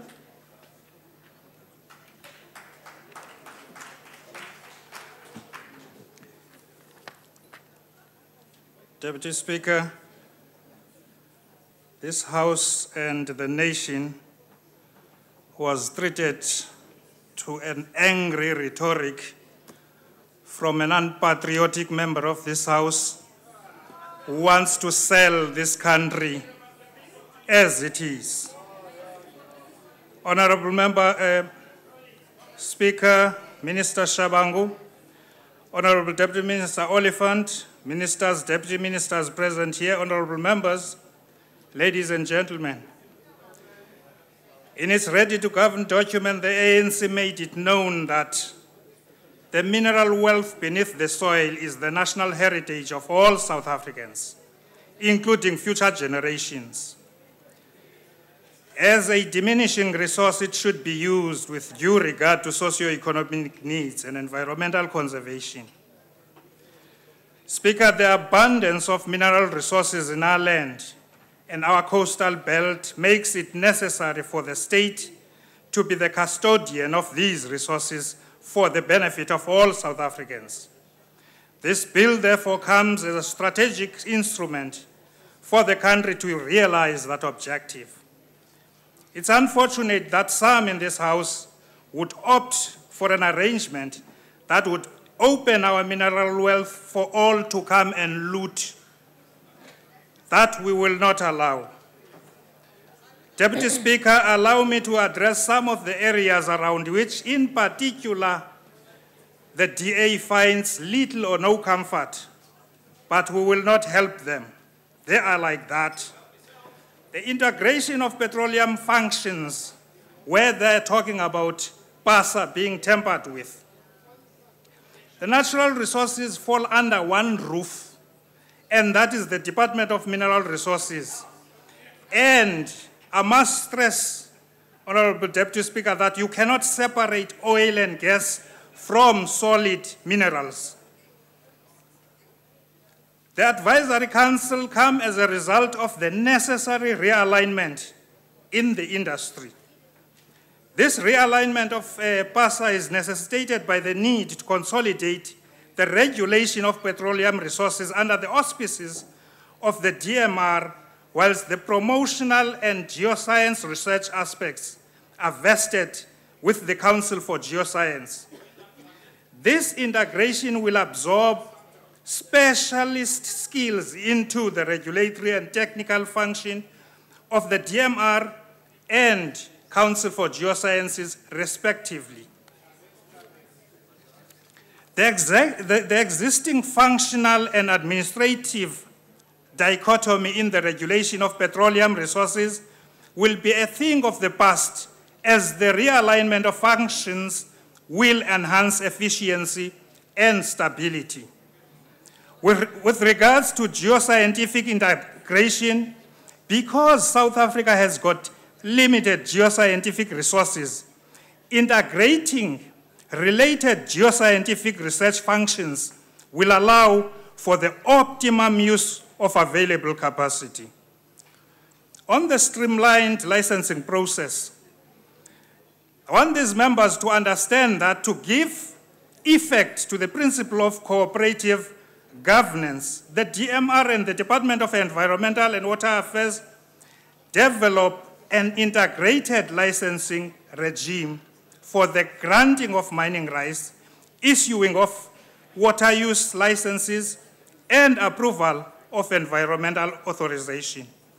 This will lead to improved ease of doing business in South Africa's mining industry and create the regulatory certainty needed. Application by invitation, you cry foul even there. This process is necessary to ensure sustainable, orderly, and optimal development of mineral and petroleum resources. The minister will consult, as you are crying about the minister having unbridled discretion. The minister will consult all affected stakeholders when developing regulations relating to the process and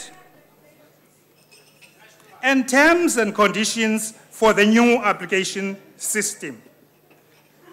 Deputy Speaker, in his 2012 State of the Nation address, President Zuma had this to say: "We remain committed to the creation of a favorable and globally competitive mining sector and to promote industry to attract investment and achieve both industrial growth and much needed transformation." That is the transformation, that is the scare word to my left. And unfortunately, it is going to happen. Underpinning that statement, Chairperson, is a reality that well above average resource base, fair economic infrastructure, high level of expertise are some of the factors that allow this country to flourish. The ANC supports the bill. Thank you very much. Honorable Pula.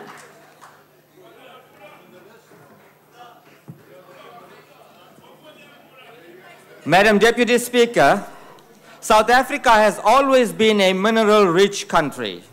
In apartheid, the economy was predominantly focused on gold and diamonds. This centralized the money in the pockets of the white minority. Today, we still see the legacy of that in the massive gaps between the rich and the poor. Contrary to what the DA is saying, it is important that government play a more integral role in this factor to rectify the injustices of the past. 20 years after democracy, we cannot have a situation where the white minority still control the economy, the land, and the natural resources. We must take heed of the fact that during the apartheid regime, the state had a direct influence in the mining sector, which ensured that the wealth stayed in the hands of the white minority. Now, surely the DA cannot be suffering from amnesia to know and understand that. It is no small task to decentralize a mineral economy which was centered on white interest.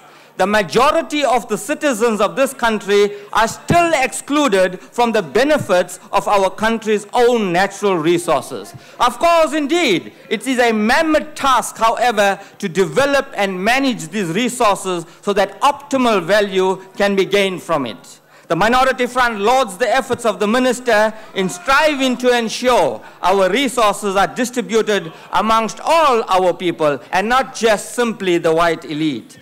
Firstly, we note that the bill will allow the Minister to institute regulations which will achieve the above conditions. We welcome the authority given to the Minister to reserve key minerals for beneficiation. This will greatly stimulate the manufacturing sector of our economy. We cannot have a situation where our natural resources and minerals are exported just to buy it back at processed products as a much more ridiculous cost. It is crucial to stimulate the sector as it contributes to solving the unemployment crisis. The state's right to a 20% free carried interest on all exploration and production rights is welcomed by the MF.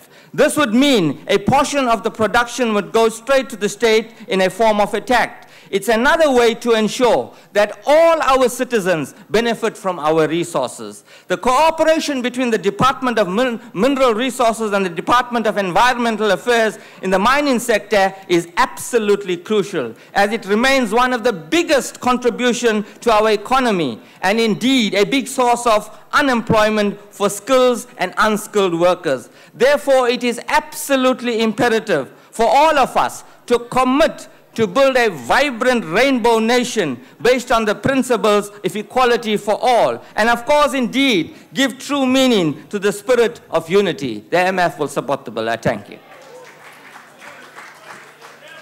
Honorable Schmidt.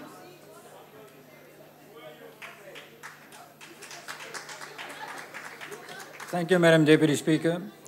The current amendments to the Minerals and Petroleum Resources Development Act, the MPRDA, follows amendments to the Act which was passed in 2008 and signed into law only last year, 5 years after its passing.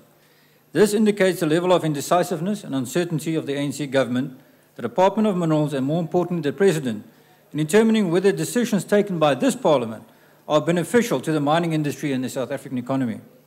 Numerous concerns raised by the many NGOs, mining houses and communities as to the problematic impact of the bill on the nascent oil and gas industry and the mining regime were mostly ignored, as was the case in 2005 with the passing of the Second Diamond Amendment Bill. This bill caused thousands of job losses, the relocation of the sorting house of De Beers from London to Botswana, whilst they should have been relocated in South Africa had the ANC government not rushed through that disastrous bill. Whilst the constitutionality of this bill is questionable, it is the consequences of the bill in the oil and gas and mining industry which is at stake. The South African Petroleum, Gas and Oil Organization, whose members are multinational companies, in its statement on Monday, warned government of the negative impact this bill would have on the industry. But to no avail. It has fallen on deaf ears as much as the ANC government decided to deliberately ignore diamond companies when it raised its concerns in 2005. Causing the Minister to recently acknowledge the failure of the state diamond trader and the negative consequences of the bill. And we find ourselves in the same position again, Madam Deputy.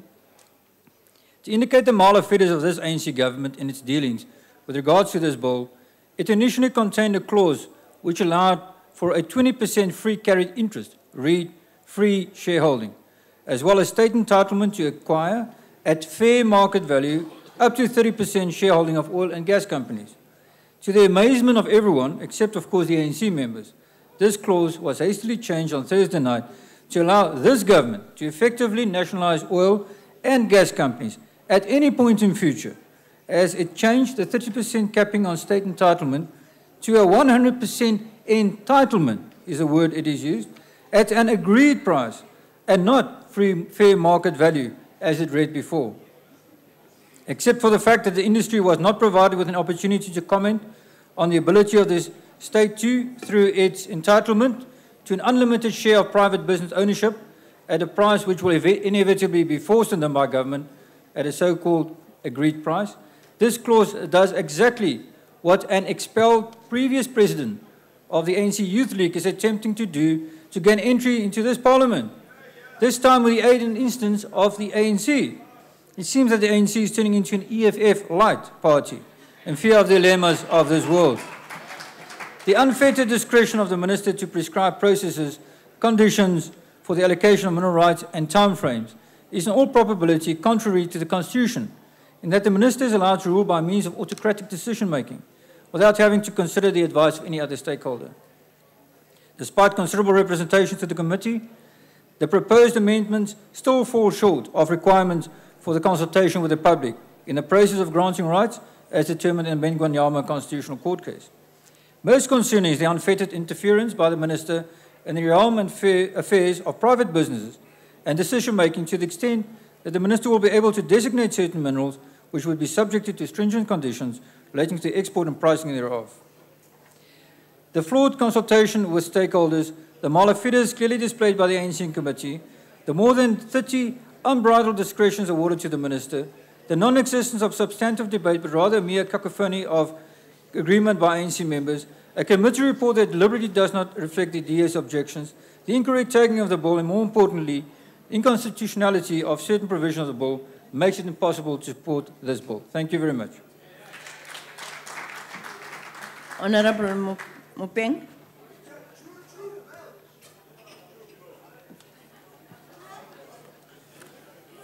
Thank you, Deputy Speaker.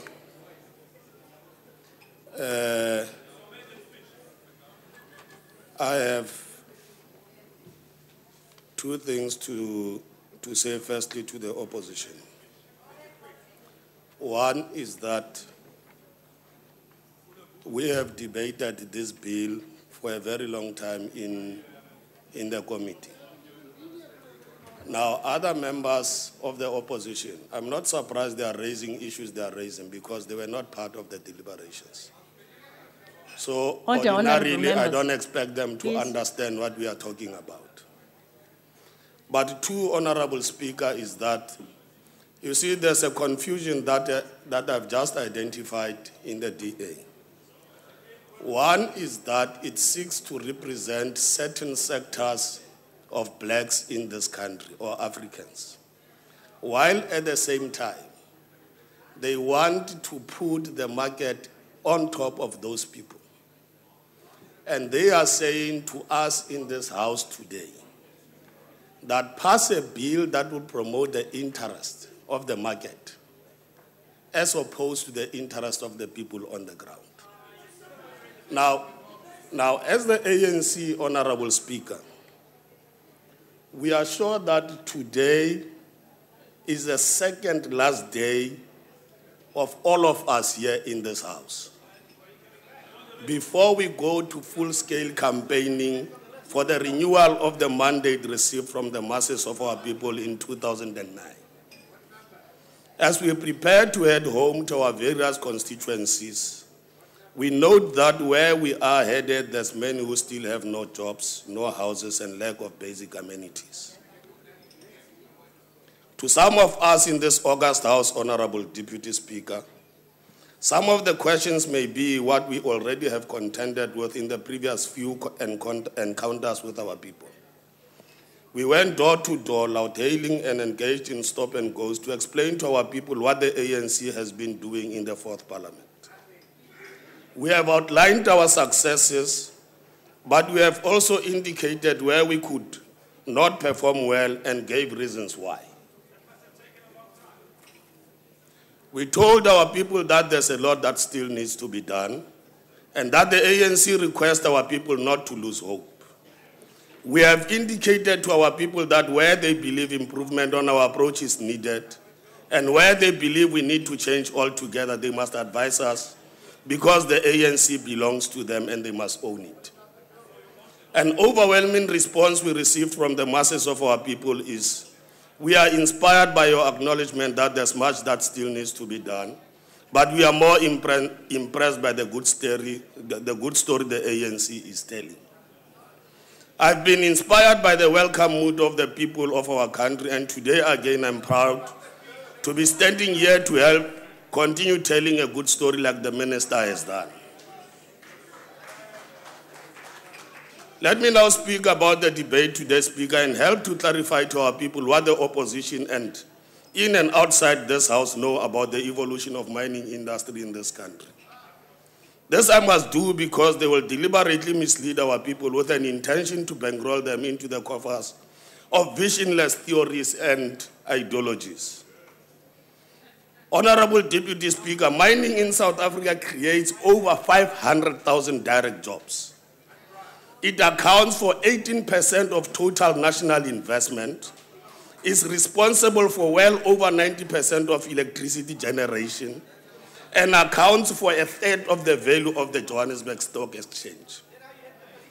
I want us to determine if the latter points to instability or informs us of a stable industry that needs to be nurtured and used to develop the lives of the people of this country. The overall production of South Africa's mining industry recorded a growth of 12% by the end of 2013, relative to the preceding year, which reaffirms that government-led interventions, including implementation of the Deputy President's framework for sustainable mining in our country, in conjunction with the key stakeholders in business and organized labor, have brought about restoration of stability and peace within the mining industry.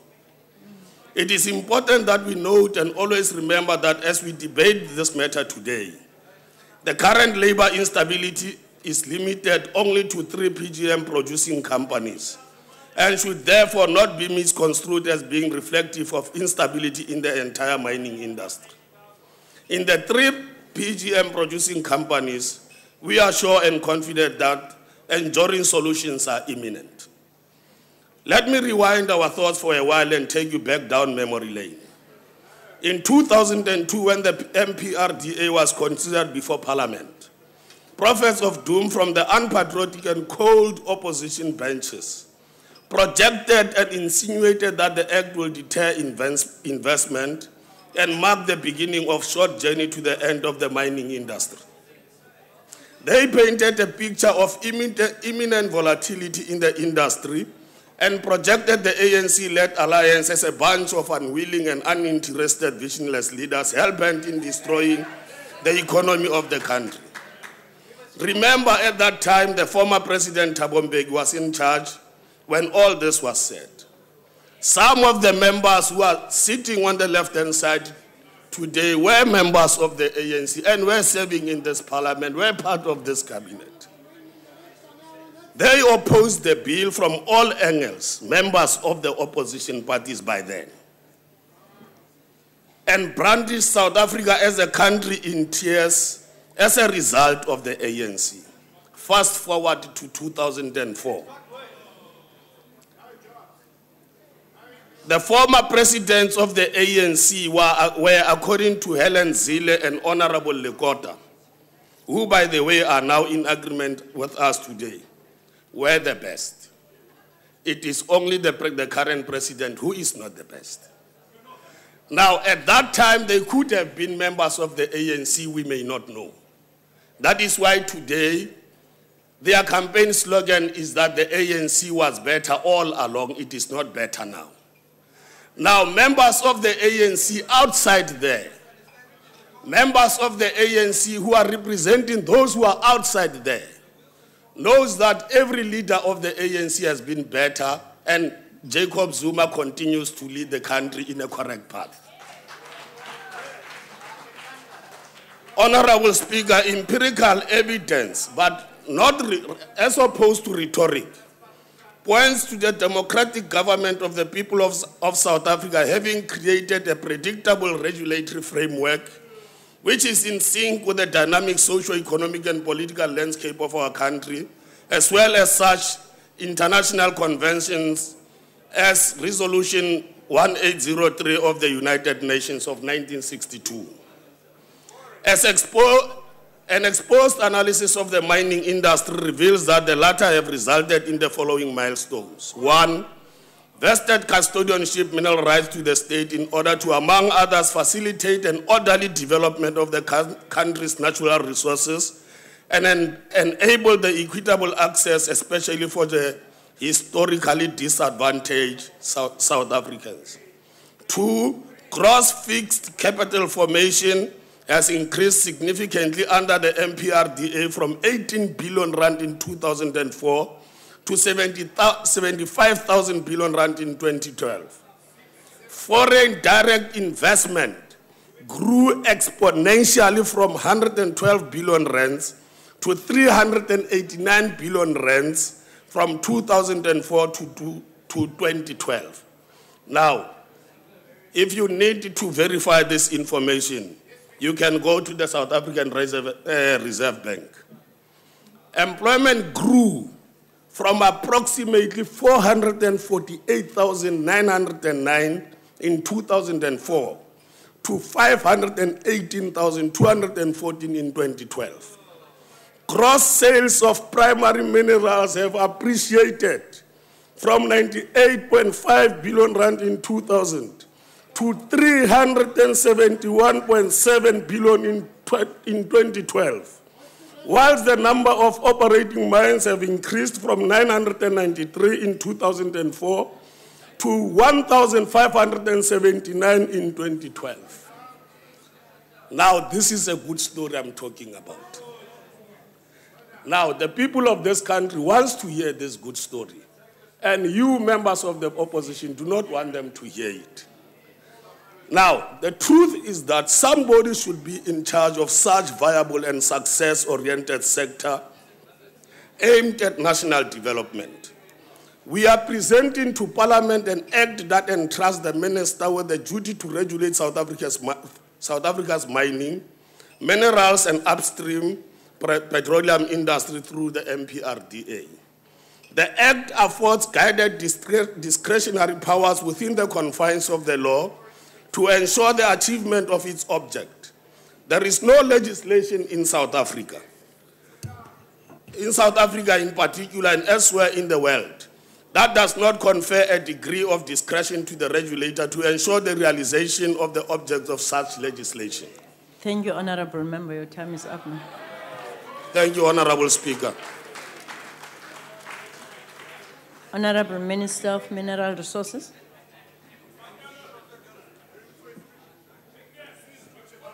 Thank you, Deputy Speaker. As South Africa today, it shows that change is painful. Change is bitter, especially when you are stuck in the past.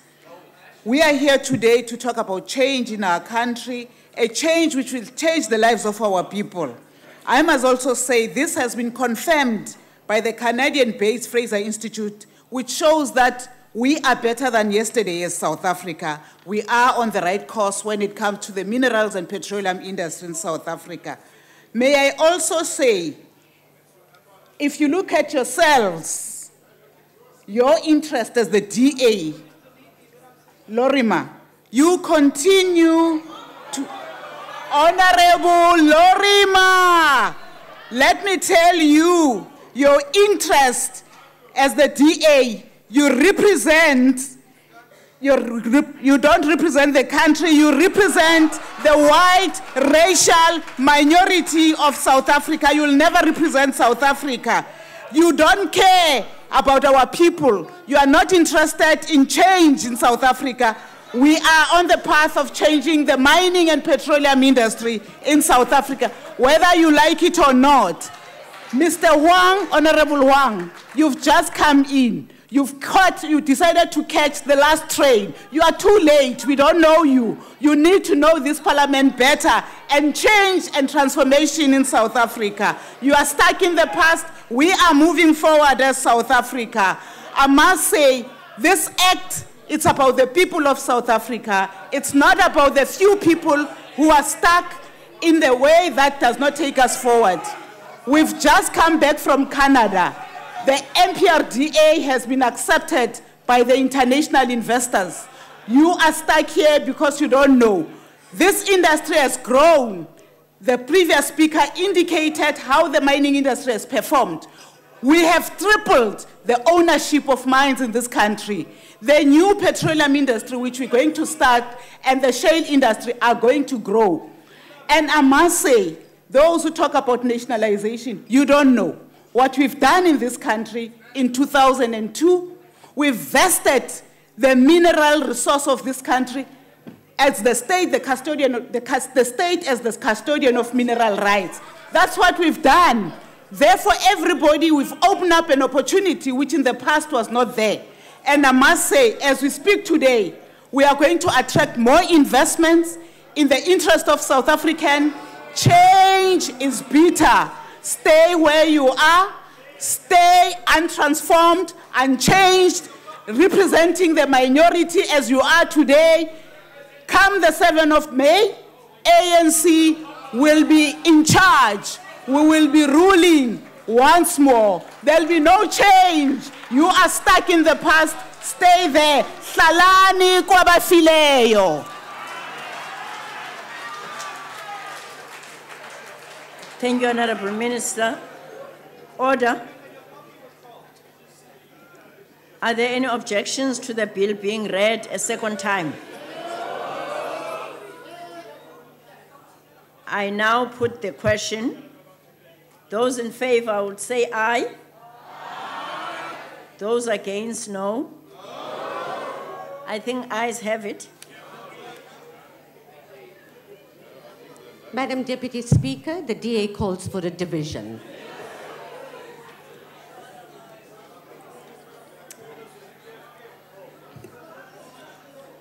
A division having been called, the bells will be rung for 5 minutes.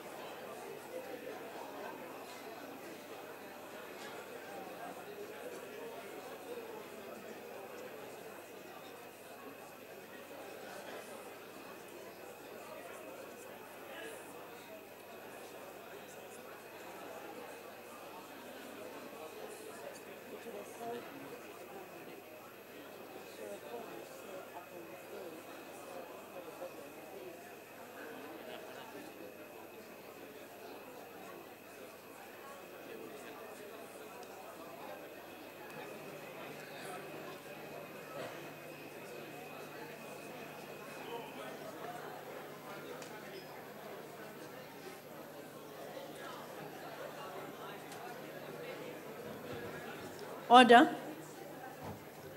I would like to remind members that they may only vote from their allocated seats. When requested to do so, members must simply indicate their vote by pressing the appropriate button below the yes, no, or abstain signs. If a member presses the wrong button, the member may thereafter press the correct button. The last button press will be recorded as the member's vote when the voting session is closed by the chair.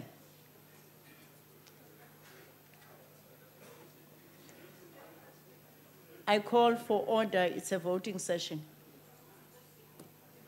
Thank you very much. The question before the House is that the Mineral and Petroleum Resources Development Amendment Bill be read a second time. Are all members in their allocated seat? Yes. Voting will now start.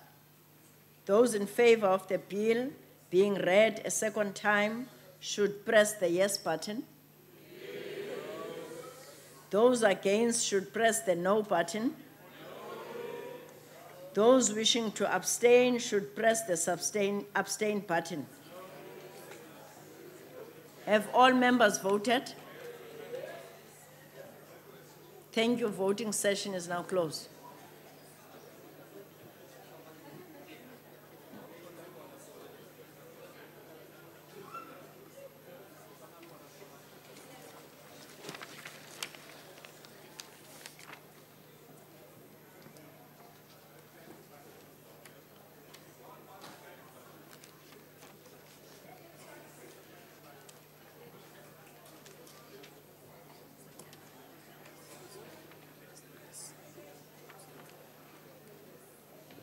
Order.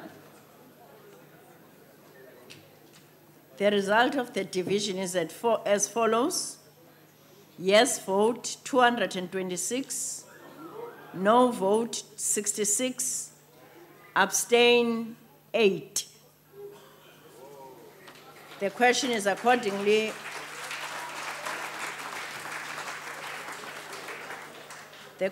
accordingly agreed to, and Secretary will read the bill a second time.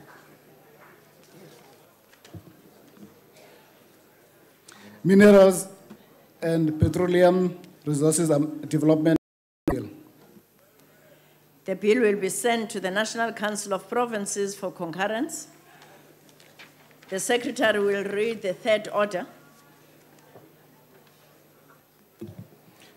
Consideration of report of Portfolio Committee on Public Service and Administration on Public Administration Management Bill. I now recognize the Chief Whip of the Majority Party. Honourable Deputy Speaker, I move that the report be adopted. The motion is that the report be adopted. Are there any objection? There are objections, and I now put the question. Those in favor will say aye. And those against will say no. I think ayes have it. Madam Deputy Speaker, the Democratic Alliance would like its objection noted and also requests a declaration. Yeah. Deputy Speaker, also the objection of the Freedom Front Plus. Thank you. Okay. The objection of the DA and Freedom Plus. And Deputy Speaker, the ID as well, please. And the ID will be noted.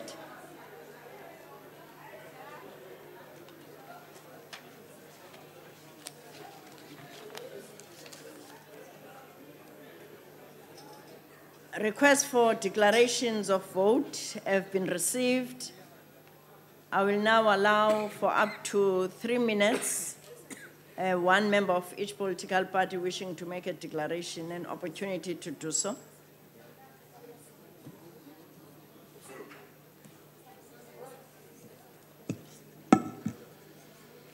Honourable Deputy Speaker and honourable members, one of the ways we serve the interests of the people is to legislate and write good, necessary laws.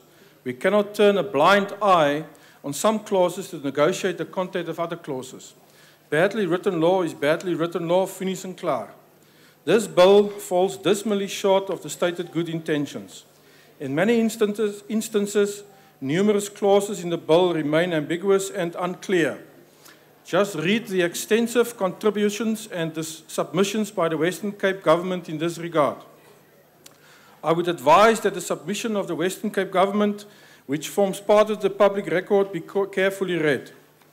The bill will also allow an increase in central government's power over other spheres of government that can lead to the undermining of authority and power that duly elected provincial and local government public representatives may exercise.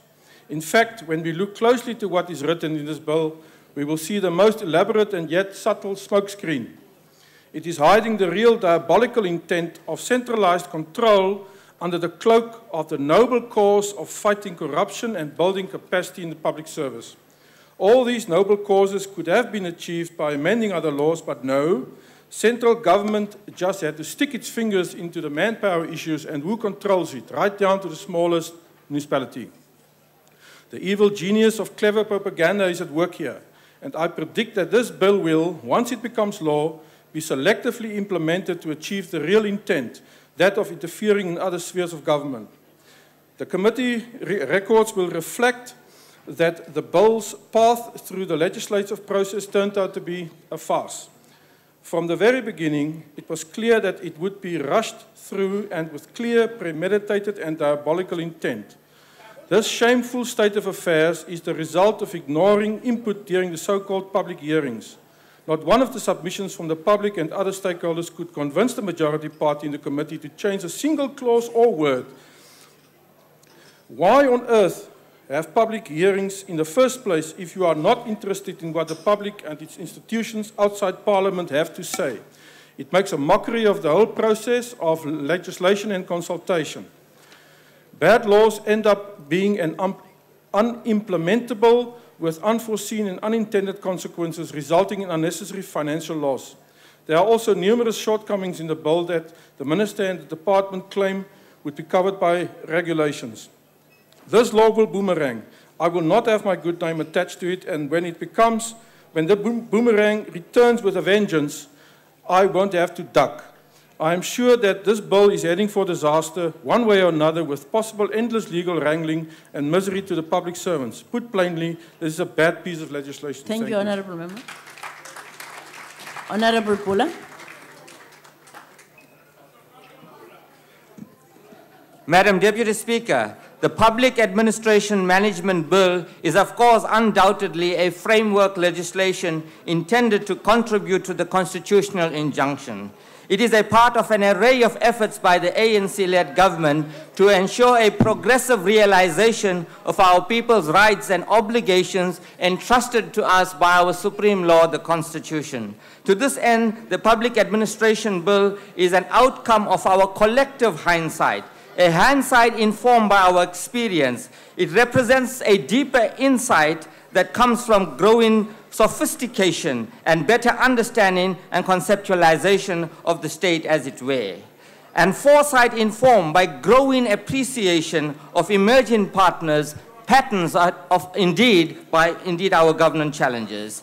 Put simply, the bill is a corrective, proactive regulatory instrument which serves as a response to many structural and human weaknesses that continue to hamper the public service sector. For instance, the Auditor General consistently cites lack of capacity as the root cause of the poor audit outcomes. The lack of critical skills has resulted in most instances in government's outcome, its functioning and gradually depending on outside consultants to fill its statutory obligations. The situation indeed is critical in municipalities. If anything, at this level, there is an observed regression in proper financial performances and reporting.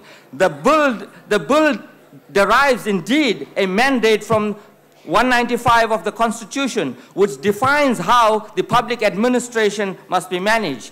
It provides for the transfer and secondment of employees in public administration to ensure equitable capacity distribution across all spheres of government, regulation of the use of information and communication technologies in the public administration to enhance service delivery, the prohibition of employees from conducting business with the state in order to prevent and eliminate corruption, the establishment of ethics, integrity, and discipline technical assistance unit to strengthen a culture of discipline, integrity, and ethical conduct in public administration by all officials. Measures to inculcate a culture of compliance with the status regulations and prescripts by institutions within the public administration by providing for the establishment of an Office of Standards and Compliance, and the education, training, continuously professional development of public service through the establishment of the National School of Government. If indeed you are committed to delivering all our people from the shackles of poverty into the light of democracy and development, the noble thing to do will be to support this bill, and the MF will support this bill. Thank you, Honorable Bula. Are there any declarations? Any further declarations? No. I put the question. Is that the, okay.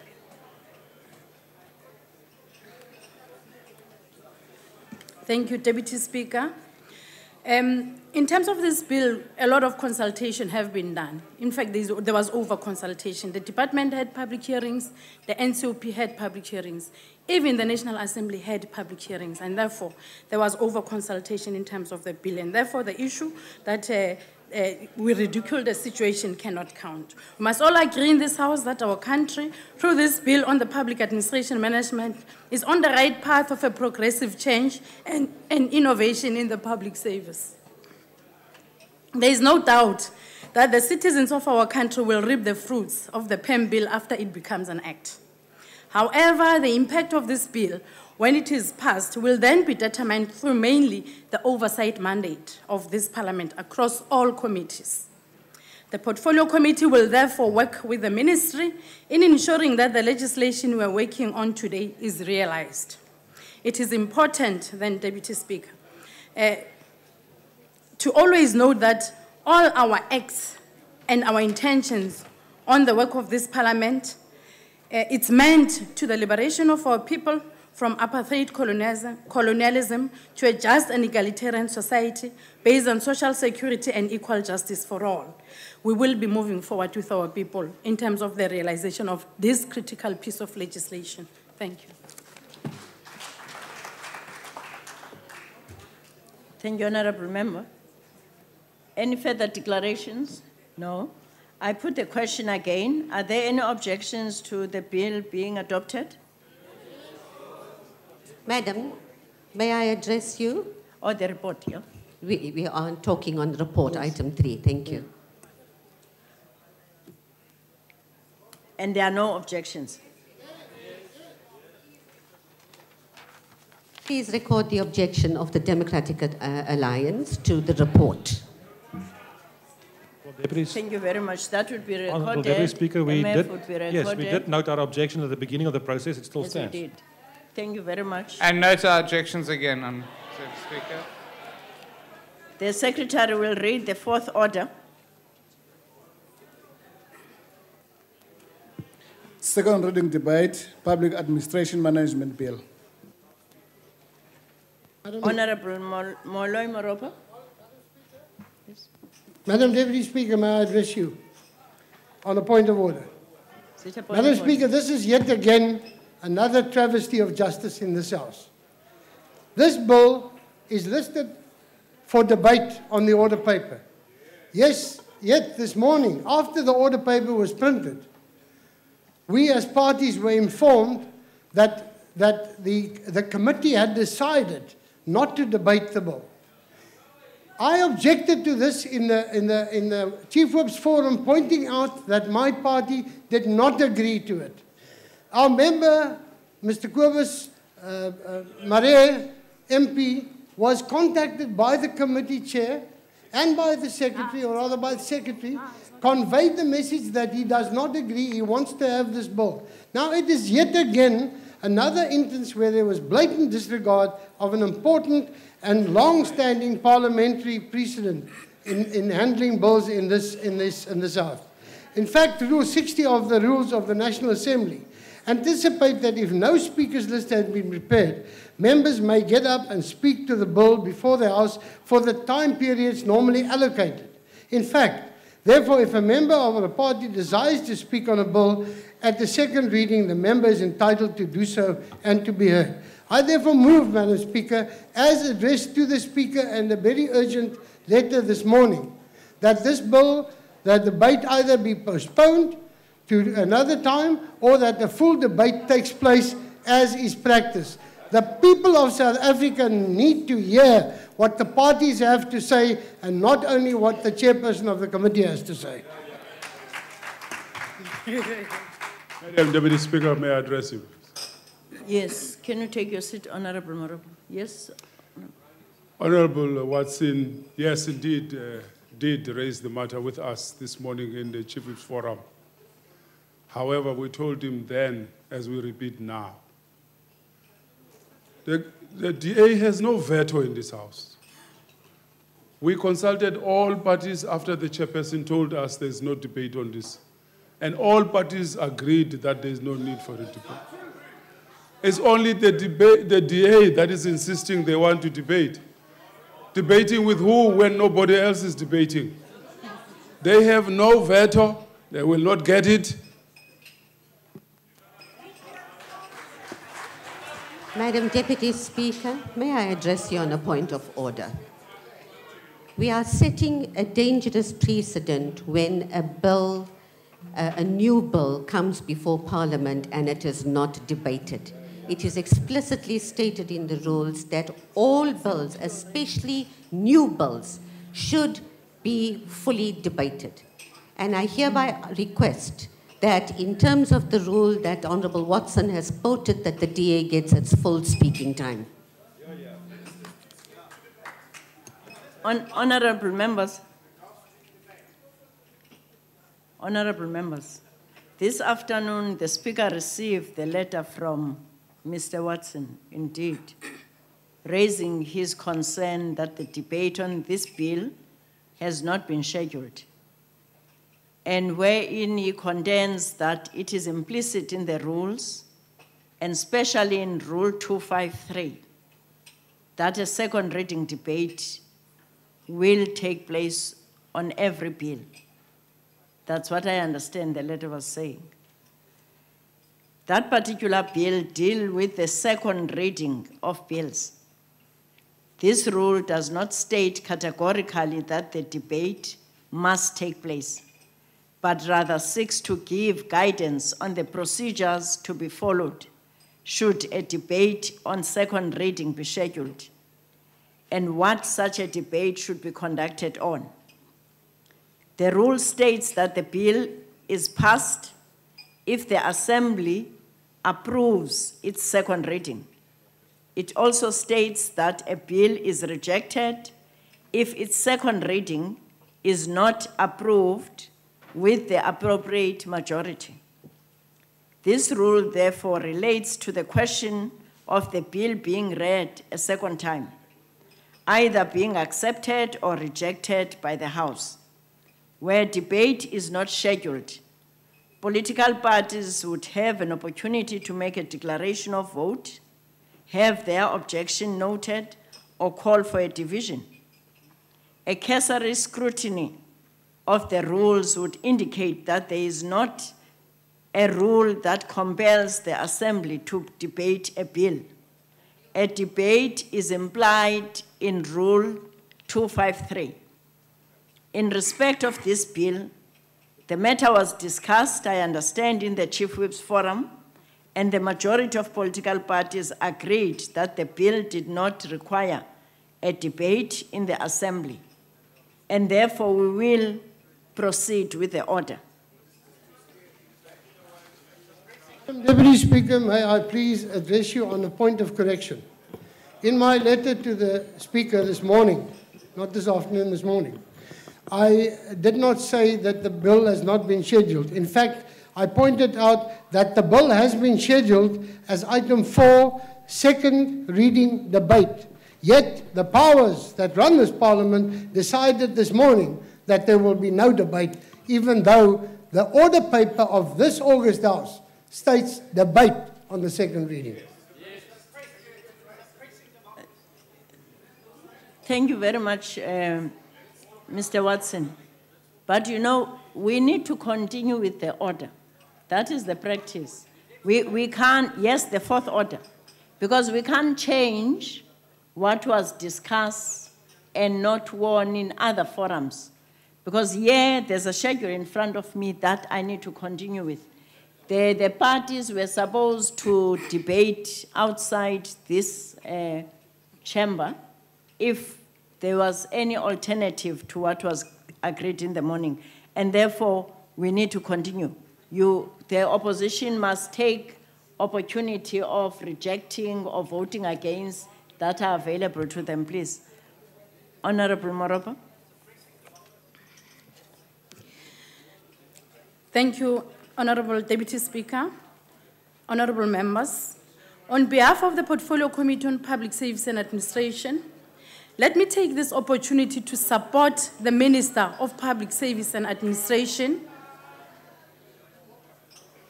in the passing of the Public Administration Management Bill, that is Bill 55 of 2013. It is abbreviated as PEM Bill in this House. The bill was referred by the National Council of Provinces to the National Assembly. Order, honorable member, there's a speaker on the podium. Please order. Continue, honorable. The bill was referred by the National Council of Provinces to the National Assembly in tandem with Section 76(2) of the Constitution. Our committee then supports the bill and therefore moves for its adoption. I want to emphasize that the PEM bill will ensure that the administration in 3 levels of government is more collaborative, effective, and efficient in the delivering of services to the citizens of this country. Every South African, especially the poor, must experience an improved quality of life, while the DA, it's working out or I don't know what they're doing. Every South African, especially those that are poor, understands that there is a need for this bill. The Freedom Charter does make it very clear that the people shall govern, and therefore that's where we're moving to. Through the passing of this bill, we would be propelling South Africa forward towards the realization of a vision of a developmental state that is free from acts of unethical conduct by the public servants in all the 3 spheres of government. For the very first time in the history of our country, we have a bill that cuts across 3 spheres of government, giving particular attention to the most neglected, that is the local government and the municipalities. We have seen the erupting service delivery strikes that mushroomed consistently. And this bill has all the intentions to ensure intervention into that area. The distribution of capacity across board, even to our municipalities, can now be realized. Indeed, this is a major achievement. Surely there will be significant change on the delivery of the services. as capable skills will be deployed even at the level of municipalities as indicated. Coupled with that, the School of Government will ensure sustainability of skills within the public service. Our government is fully committed to a clean, transparent, accountable, effective and efficient management and administration of the public service within these three spheres of government. This is it's our necessary undertaking that we must accomplish with unflinching commitment. If we do not confront this immediate task with the necessary responsibility, the well-being of our people and the progressive realization of their constitutional right might be compromised. That is why, as the Portfolio Committee, we really support the good work that the department has done in terms of developing this legislation. As a developmental state, the public service in particular ought to play a pivotal role in addressing the highlighted challenges, especially poverty alleviation. However, this can come to fruition only if our public service operates in a manner that ensures efficient quality, collaboration, and accountable service delivery. We therefore believe that the PEM Bill, amongst other things, represents an added effort for progressive change in our system of public administration and management in South Africa as a sovereign, democratic, and developmental state. Our premise as the Portfolio Committee and the Ministry of Public Service and Administration is on the Constitution of the country. Chapter 10, Section 195 of the Constitution that clearly stipulates the basic values and principles that govern the public administration. We therefore believe that the PEM Bill is underpinned by the noble values and principles enshrined in the Constitution. As we know, public administration, amongst other things, is about work done by officials within the government institutions in order to contribute in general to the well-being of our people. It must be noted, though, Honorable Deputy Speaker, that from the various reports that are occasionally presented before Parliament by Chapter 9 and 10 institutions, such as the Auditor General and Public Service Commission, government still needs to uproot all elements of unethical conduct in general and corruption in particular. This is critical if government aspires to achieve the kind of public administration envisaged in the Constitution. It is important then to ensure that our people do reap the benefit within this very important legislation. And we thank the Minister for the hard work on putting forward this legislation. Thank you. Thank you, Honourable Member. Are there any objections to the bill being read a second time? There's no that I hear. I now put the question. Those in favor will say aye. Those against, no. I think ayes have it. Madam Deputy Speaker, the Democratic Alliance will call for a division and also would like to make a declaration, please.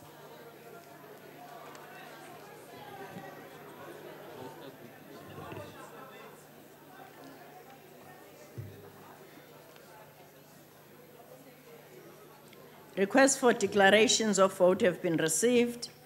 I will now allow parties that want to make declaration again.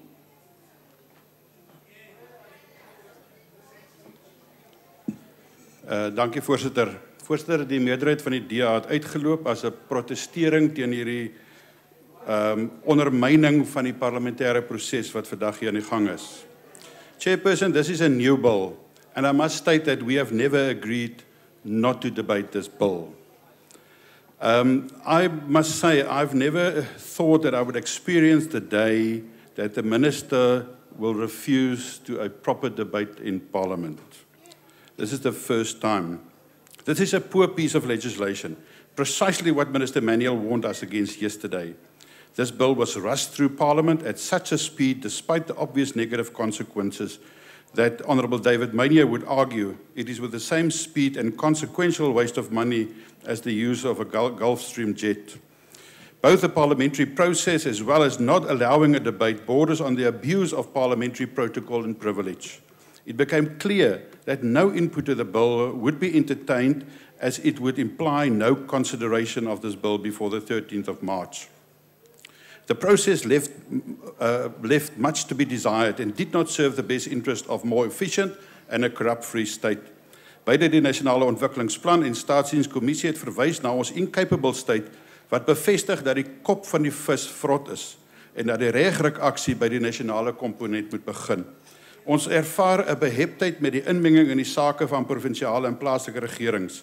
Hierdie wetsontwerp is deurspek met onduidelikhede en teenstrydighede met verwarring en swak dienslewering dit net gaan vererger. The Western Cape government, SALGA and trade unions like NAHAWU agreed with us on the undesirability of the clause of secondment of an employee without consent. Die DA is teen sekondering sonder instemming van die werknemer en die twee betrokke instansies. Regulasies is nou 'n opsie vir die minister en kan die staat enige personeel het van enige staatsinstansie na enige ander herontplooi. This bill will not curb the wave of state corruption. It should include family members of employees and specifically advisors to the executives. These categories are at the root of many corrupt activities. Die medium-termyn begroting en die 2014 begroting maak nie extra fondse beskikbaar vir die drie strukture van die minister bevestig nie. There's a point of order. I would like the honourable member to withdraw his assertion that the minister has refused to debate this bill. He is misleading the House. He has absolutely no right to come here and say things that are untrue. I'd like him to withdraw it. Honourable member. Chairperson, that was my understanding. If I was misled by the information, then I withdraw it, but that was still my understanding. Voorsitter, die idee van 'n nasionale skool vir regeringsamptenare is finansiëel nie lewensvatbaar en nie volhoubaar nie en die ouditeur-generaal het ook sy kommer uitgespreek. Voorsitter, geen party wat erns het met demokrasie en 'n korrupsievrye staatsdiens kan hierdie wetsontwerp steun nie. Ek dank u. Honourable Swart. Deputy Speaker, the National Development Plan highlighted the need for professional, efficient public service to enable the country to develop to its full potential. And the objects of the bill are basically to give effect to the democratic values and principles of Section 195 of the Constitution, including a high standard of professional ethics, efficient, economic, and effective use of resources and services, public services which are accountable, transparent, and provided impartially, fairly, and equitable. These the ACDP clearly supports. There are a number of good provisions in this bill, and we particularly support the provisions that seek to combat corruption in the public service by prohibiting employees from conducting business with the state or being a director of a public or private company that conducts business with the state. Failure to comply may result in a disciplinary action. We also support the provisions requiring employees to disclose their financial interests. Failure to do so again constitutes misconduct. These provisions may have been further strengthened had we inserted a cooling-off period for public servants who leave the service of the state, specifically in order to do business with the state. We understand that this clause was in the original draft but was removed, and this is a pity, as it would have strengthened the anti-corruption campaign, and of course, Corruption Watch also raised this issue. We also support the creation of the Public Administration Ethics, Integrity and Disciplinary Technical Assistance Unit. How many public servants are suspended on full pay, awaiting disciplinary hearings to be finalized, which in some circumstances can take years to complete? And we trust that this unit will assist in this regard. We also call on the incoming administration, minister, whoever that will be, let's have a look at the Whistleblower Act, the Protected Disclosures Act. This act can and must be strengthened, as whistleblowers in the public domain have been victimized and even been killed for exposing corrupt acts. So there are some very good clauses in this bill. However, we also share concerns about the transfer and secondment of staff. This can be done in some cases without consent. What are the implications of this in terms of existing Labour Relations Act? If you have trade unions having concerns, then there is a problem here that needs to have a close look at. What happens if this is done to punish civil servants who do not toe a certain political line? We need to be aware of that. And we also share concerns about the constitutionality of the bill. I was involved in the certification of the national constitution, where the provincial and local government powers were highlighted, and those of us that were involved will remember that that constitutional text was referred back to Parliament because there were insufficient provincial and local government powers. And we are slightly concerned that whilst we have to balance those powers with Section 195, 197, we believe that the latter clauses do not necessarily trump those original clauses. So whilst we see there's a lot of good in the bill, we regrettably won't be able to support it. Thank you, Honourable Minister. I appreciate it. Thank you, Honourable Member. Honourable Member. Madam Deputy Speaker, Honourable Members, South Africa needs a public service that maintains a high standard of professional ethics. The country also needs an integrated public service made of suitably qualified and well-experienced individuals. ASAPO also believes that it should be possible for the state as employer to transfer employees to where the services are most needed. Conditions change and certain sections may shrink or functions being transferred, leading to employees being redundant or additional to the establishments. ASAPO supports the idea that consent of such employees should be sought and hope that the consent will not be unreasonably withheld. Transferring employees is better than retrenching them. The employer and union signed an agreement in the ELRC to facilitate the redeployment of educators who were in excess or additional to the establishments. We hope that the Department of Public Service and Administration has drawn lessons from the education sector on what can go wrong during the implementation process. There have been many reports of corruption in the awarding of contracts and tenders. One of the reasons for such irregularities has been the fact that some public servants awarded tenders to companies in which they or their relatives had financial interests. ASAPO therefore supports the prohibition of public servants from conducting business with the state. We also support the provision that employees should disclose their financial interests and the financial interests of their spouses. One way of professionalizing the public service is through capacity development and training.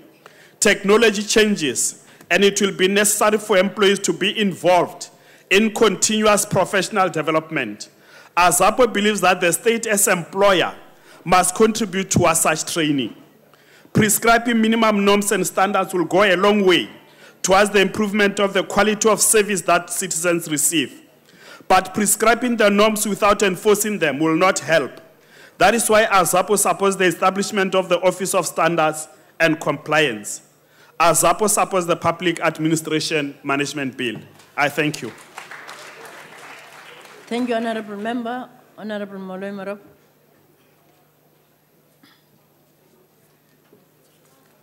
Thank you, Honourable Speaker.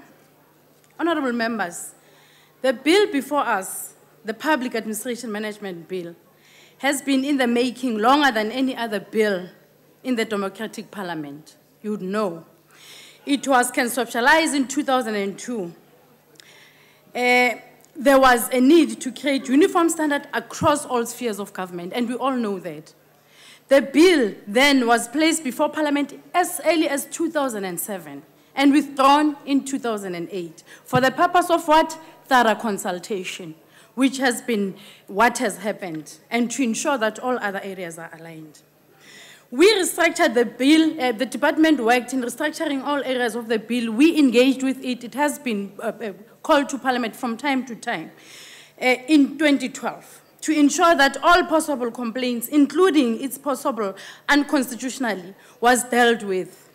In the past 2 years, honourable members, the ministry consulted widely with no more than 400 interest parties and entities, NGOs, private individuals, civic organizations, organized labor, and the state entity. Hence, the member who's here knows even the NEDLAC process, which is very critical. Several workshops where members were part of this had been conducted, were held with some top legal minds in the country as well. We are more than convinced, honourable member, that anybody who stands against this bill is doing it because they live on the luxury where service delivery is not a problem for them. Anybody who is opposed to this bill does not know the poverty of the poorest of the poor. The DA is objecting to this bill because they have contributed absolutely nothing. Nothing. Actually, the DA's reshuffling of members, moving them from one committee to the other, it made a disservice to them. They moved members, they brought members who didn't have even the background of those committees. That was death assigned to themselves. That was, they need to learn that sometimes when they deal with the internal things and move around members, lack of capacity, and actually the members are not helpful in the committees. It doesn't help us. So they have just been a baggage that is carried along by the ANC, you know. This is the best bill you can find to solve the problem in this country. We've got municipal strikes, we all know that. The ANC says yes to professionalizing the public service, and DA says no. Read them for who they are. The ANC says yes to the effective use of resources, and the DA says no to that, but they always squabble about it. The ANC says services have to be provided fairly and equitably, and the DA says no. They will vote no even now. The ANC says yes to stopping the corruption and the corrupt practices in the public service. And the DA says no, but they always say corruption, corruption. When we come up with measures of dealing with it directly, there's a no. The ANC says yes to good governance, and DA says no to it. Let the whole of South Africa know that this is the message that the DA is sending. Negativism and selfishness. Thank you, selfishness. Let the members vote. Thank you, Deputy Speaker.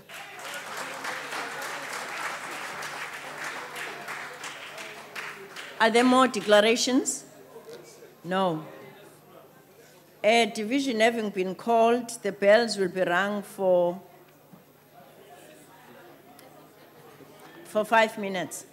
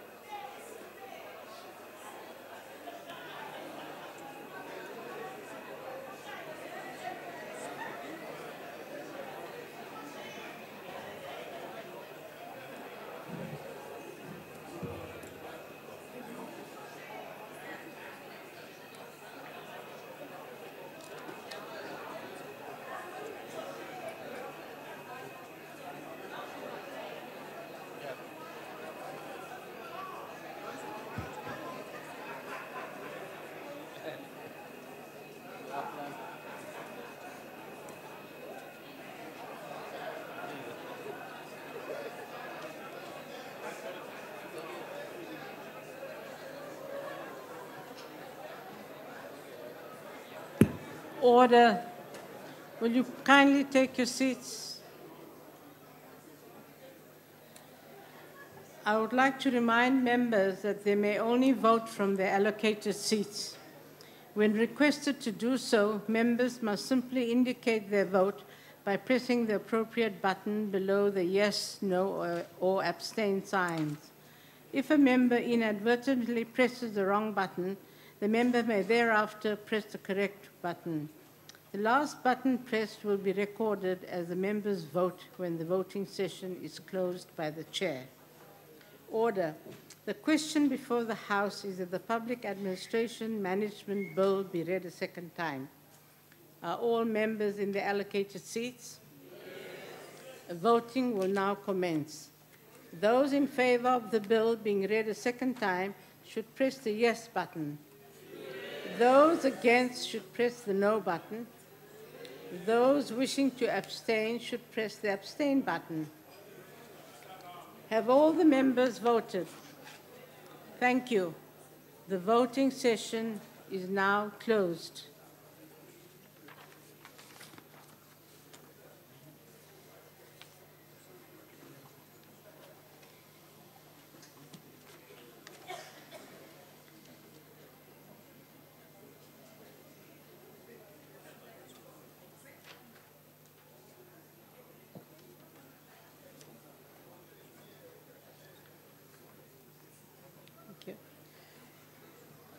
The result of the division is as follows. The ayes, the yes votes are 233.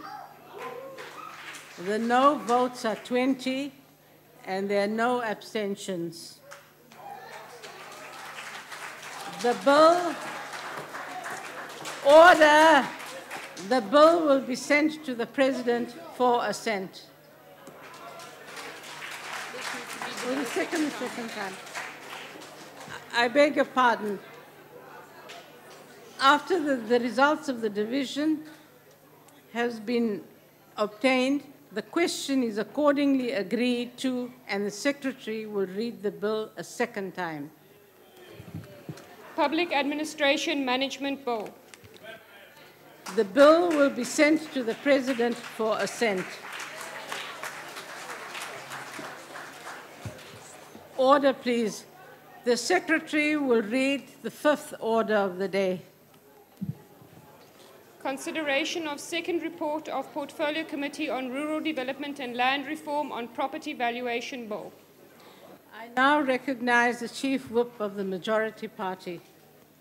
Honorable House Chair, I move that the report be adopted. Are there any objections?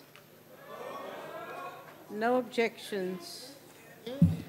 I request that the objection of the Freedom Front Plus be noted, Chairperson. Thank you. The objection of the Freedom Front will be noted. Please record the objection of the Democratic Alliance. And the objection of the DA will be recorded.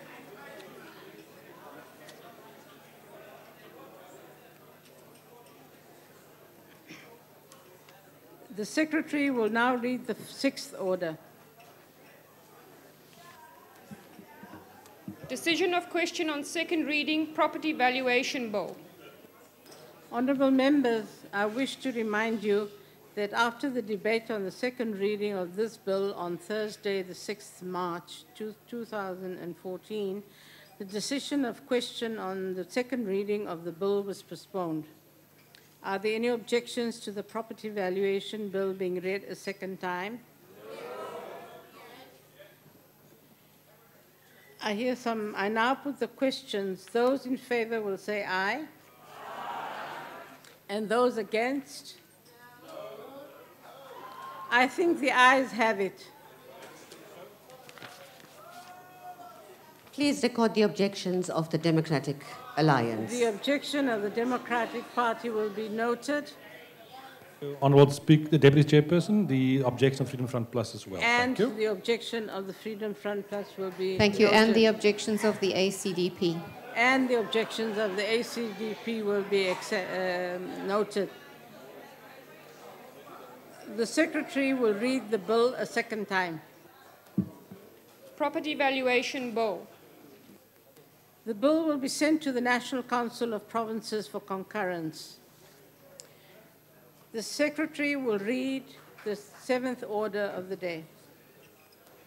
Consideration of Legal Practice Bill and Report of Portfolio Committee on Justice and Constitutional Development thereon. I ask the Honourable L.T. Landers to come to the podium.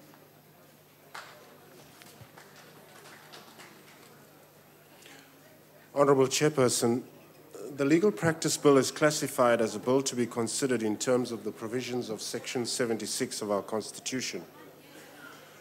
On 12 November 2013, the Legal Practice Bill was approved by this House and referred to the National Council of Provinces.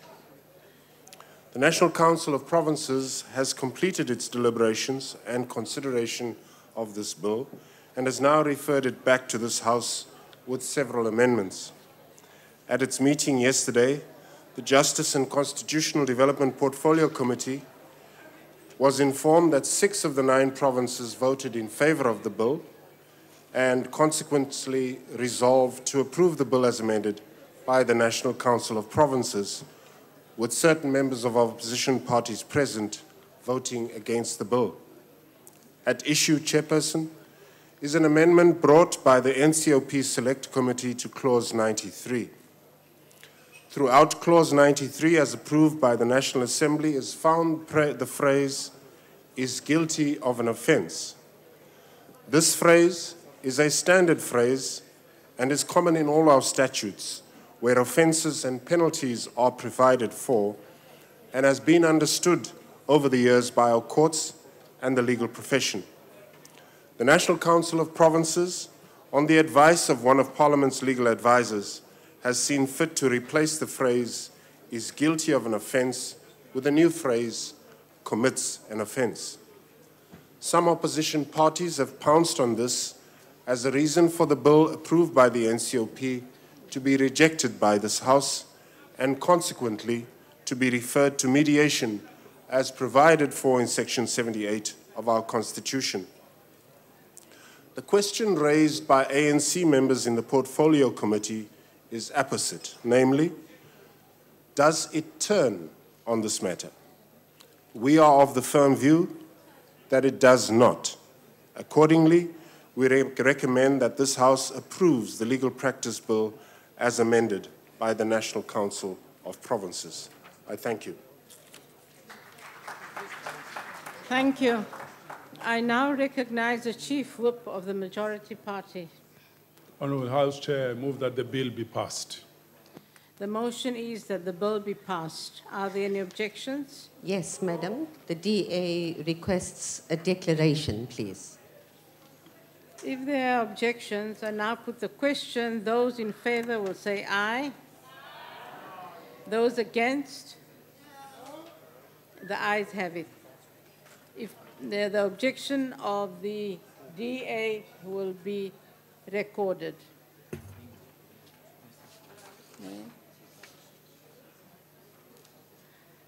You are requesting a declaration. I will now allow for up to 3 minutes. One member of each political party wishing to make a declaration will have an opportunity to do so. The Honourable Dean Smuts.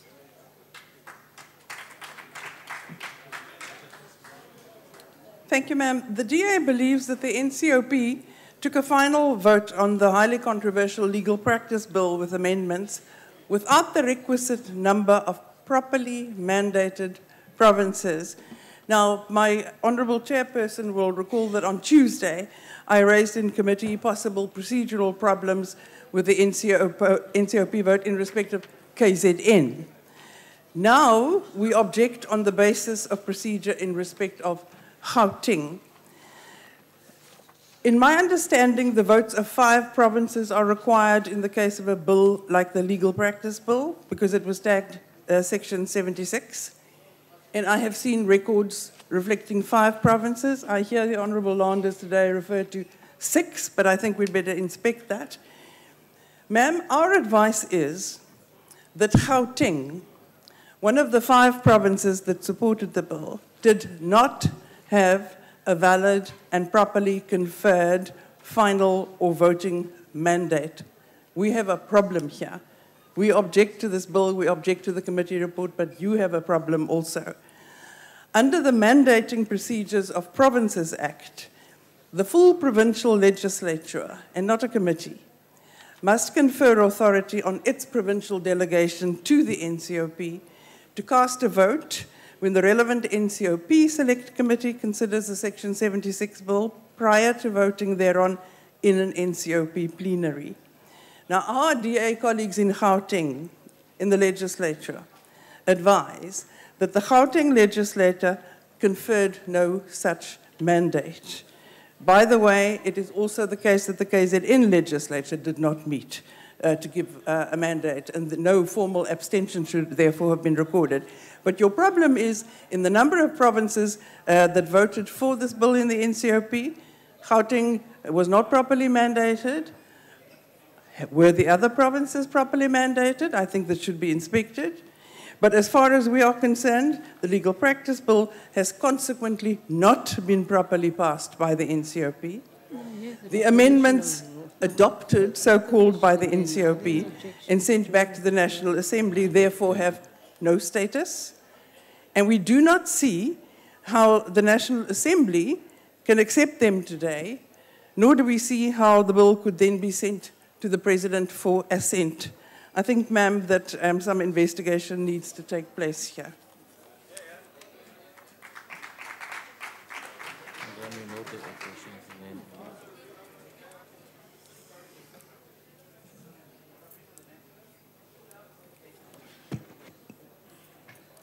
Madam Deputy Speaker,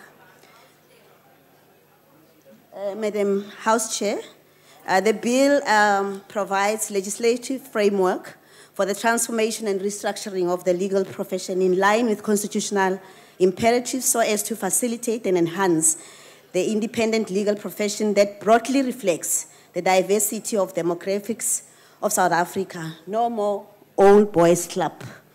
No more inaccessible legal services within the democratic dispensation of South Africa. The NCOP has indicated that 6 of the 9 provinces have actually supported the bill, which actually puts us in line with Section 78 of the Constitution. And of course, the NCOP has recommended that guilty of an offense in terms of Section 93 be substituted with commits an offense, which we regard as minor and not substantial change that we can be in the position to move forward with. The bill has been in the pipeline for too long. South Africans have been waiting for this bill. There is no reason whatsoever for us to actually continue to delay the bill. The ANC continues to support the bill as amended by the NCOP. I thank you. Thank you. Are there any more declarations? None. The motion is that the bill be passed. Are there any objections? I now put the question. Those in favor will say aye. Those against? No. I think the ayes have it.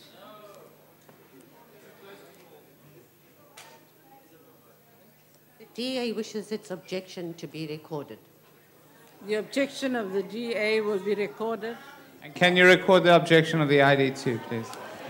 As well as the objection of the Freedom Front Plus. Thank you. The objection of the ID, the objection of the FF Plus, and the objection of the ACDP will all be recorded.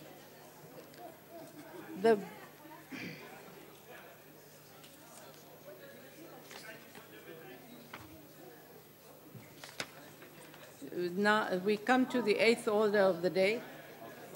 We have to go to the President. Okay, I've been told that now the bill will be sent to the President for assent. We now come to the 8th order of the day.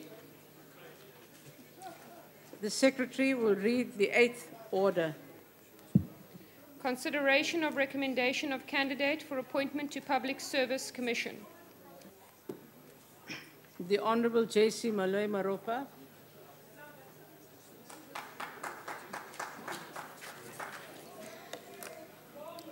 Thank you, Chairperson.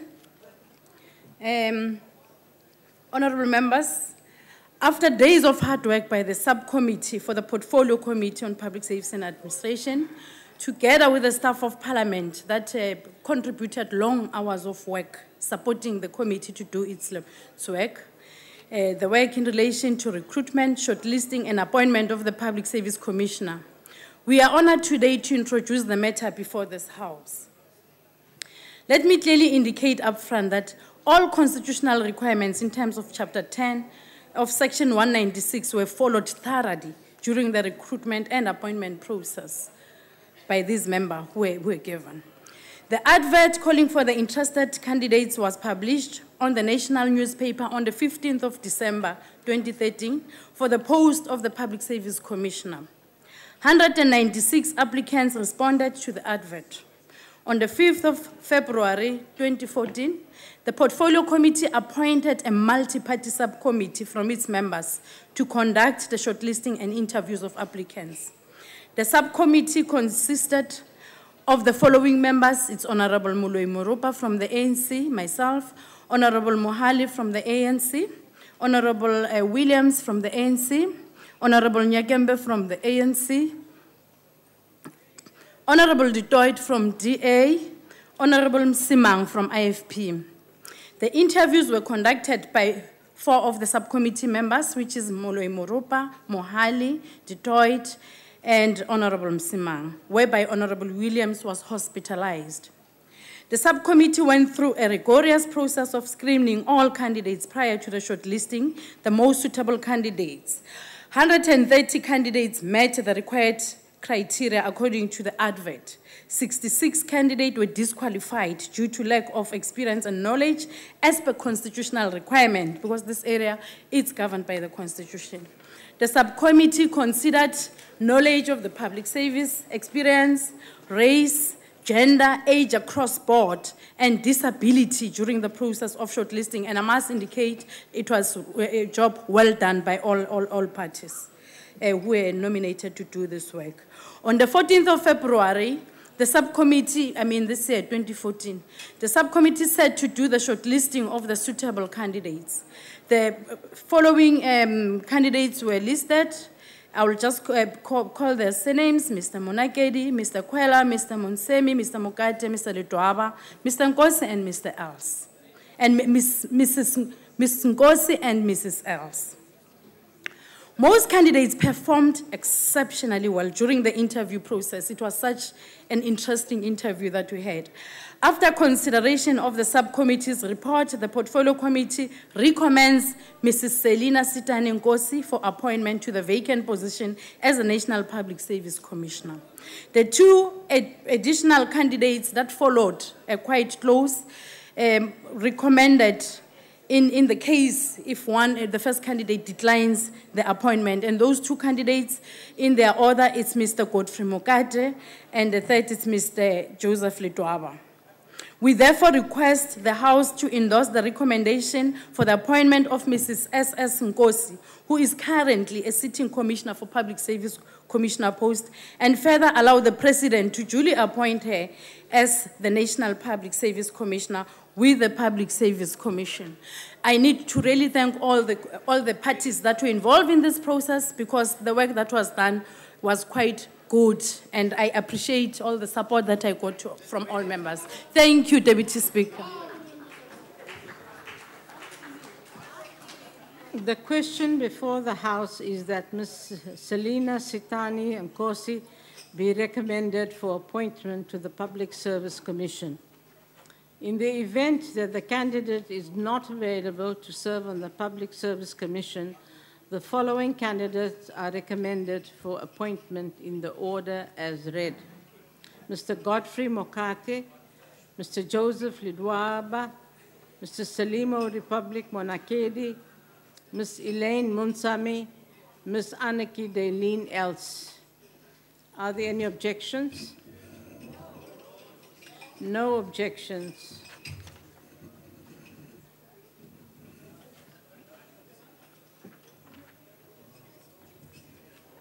Although a division has not been in honorable members, in terms of Section 196(8)(a) of the Constitution, the persons nominated for appointment to serve on the Public Service Commission must be approved by a majority of members of the Assembly. Although a division has not been demanded, members are required to record their support for the recommendation. The bells will be rung for 5 minutes.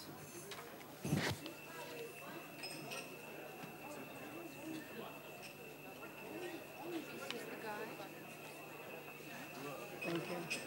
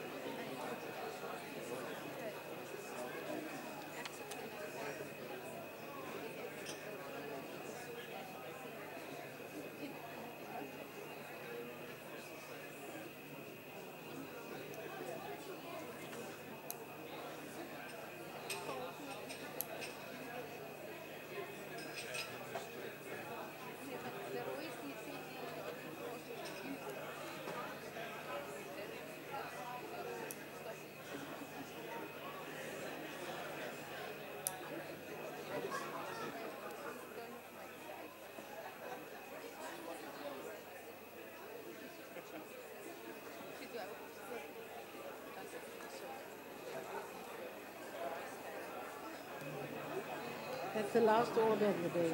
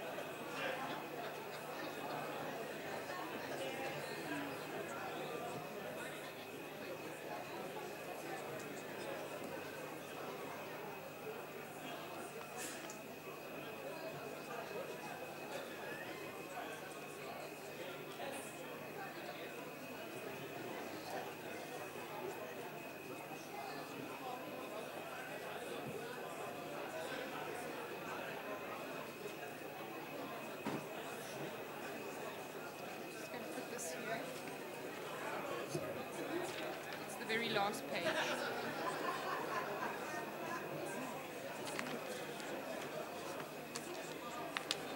I thought we were going to finish earlier today. So much for that.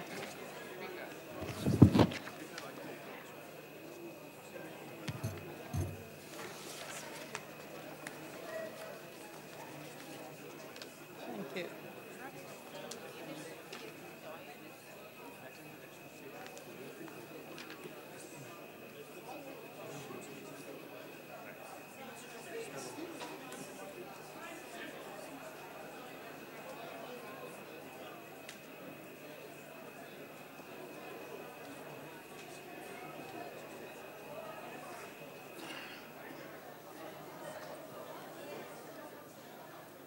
Order. I would like to remind members that they may only record their support from their allocated seats. When requested to do so, members must simply record their support for the recommendation by pressing the button below the yes sign. If a member inadvertently presses the wrong button, the member may thereafter press the correct button. The last button pressed will be recorded as the member's decision when the process is closed by the chair. Order. The question before the House is that Ms. Selina Sitani Nkosi be recommended for the appointment to the Public Service Commission, and that in the event that the candidate is not available to serve on the Public Service Commission, that the following candidates should be recommended for appointment in the order as read. Mr. Godfrey Mokati, Mr. Joseph Ledwaba, Mr. Selimo Republic Monakedi, Ms. Elaine Munsame, Ms. Anneke Darlene Els are all the members in the allocated seats. The process of recording of support will now commence. Members should press the yes button to record the support for the recommendations. Have all members recorded their support? Thank you. The process is now closed.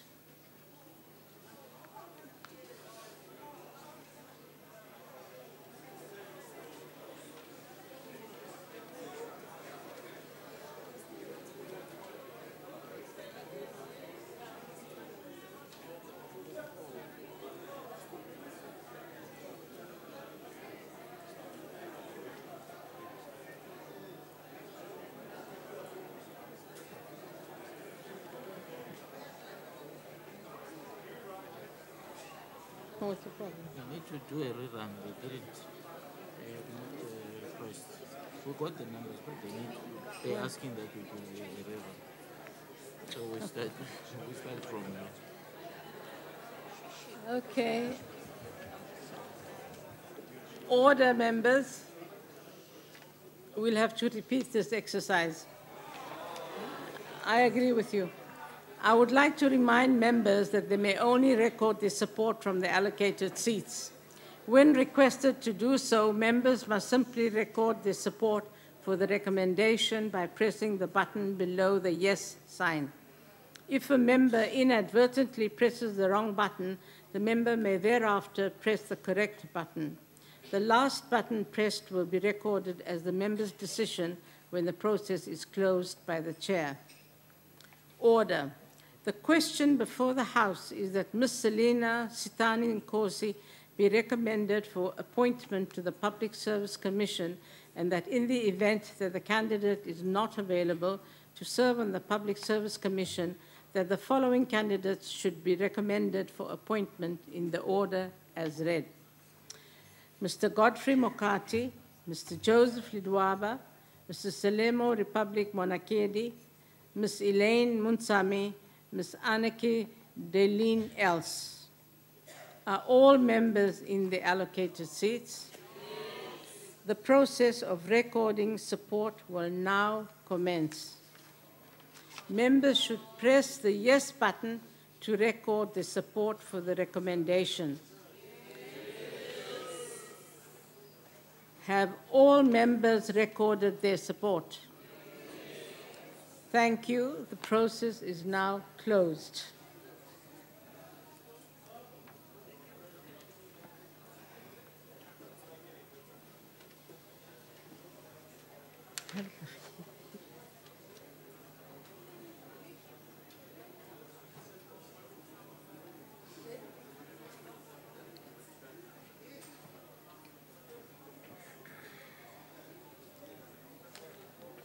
Thank you.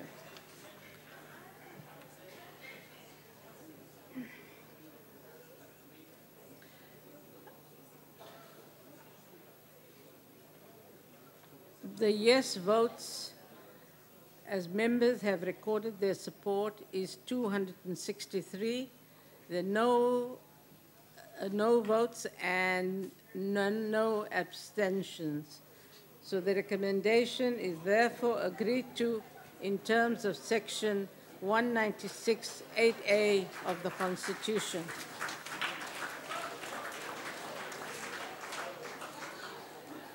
Order. The Secretary will read the 9th order. Consideration of recommendation for appointment to fill a vacancy on the South African Broadcasting Corporation SABC board. The Honorable S.E. Kolwane.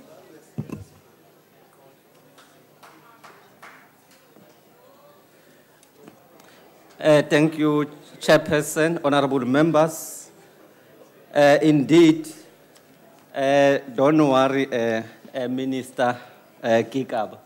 I'm not dissolving any board.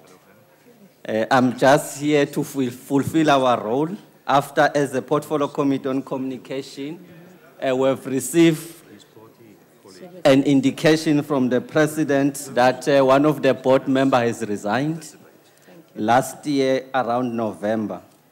As a committee, we then advertised calling for nominations for the public to nominate suitable or a suitable person to serve on the board. We have received 11 nominations, and subsequently we shortlisted 5 of those candidates. Doing so in mind, all the parties were in agreement that indeed, because in the SABC board now, we've got 8 men and 3 women. As far as possible, the candidate should be a woman, so that we start to address the lack of the balance in terms of gender in that board. We have shortlisted Leah Kumalo, Ms. Vuyelwa Ringavika, Mr. Chose Cheu, Ms. Ntombenhle Katwane, and Mr. Sekhala. Upon the deliberation of the committee, it went down to 2 candidates, Ms. Leah Kumalo and Ms. Ntombenhle Katwane. Indeed, these were 2 capable women which we could find, and as parties, we debated around the 2 names. And finally, the committee recommended that Ms. Leah Kumalo be appointed to fill the vacancy in the SABC board. However, before I can ask the House to approve the recommendation of the committee, we want to place in record that as a committee, over the time dealing with the SABC board, we also feel that indeed part of the ICT policy review process must also look deep in terms of the process of appointment of the SABC board and also the clarification of roles between the executives within the SABC and the clarification of the role of the minister in communication around the SABC board issues.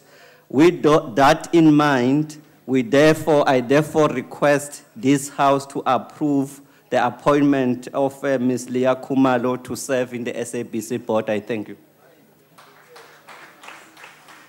The question before the House is the approval of the nomination of Ms. Leah Tabisile Kumalo for appointment to fill the vacancy on the SABC board. Are there any objections to the recommendation? I now put the question. Those in favor will say aye. And those against, no. I think the ayes have it. Madam House Chair, the Democratic Alliance would like to make a declaration and also record its objection. The objection of the,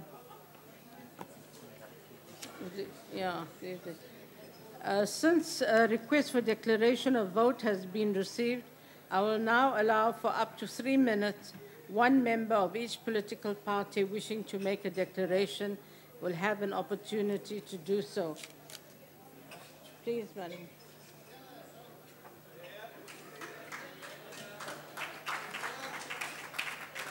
Honourable colleagues, many times during the lifespan of this Parliament, you have endorsed the names of many ANC cronies to serve on SABC boards.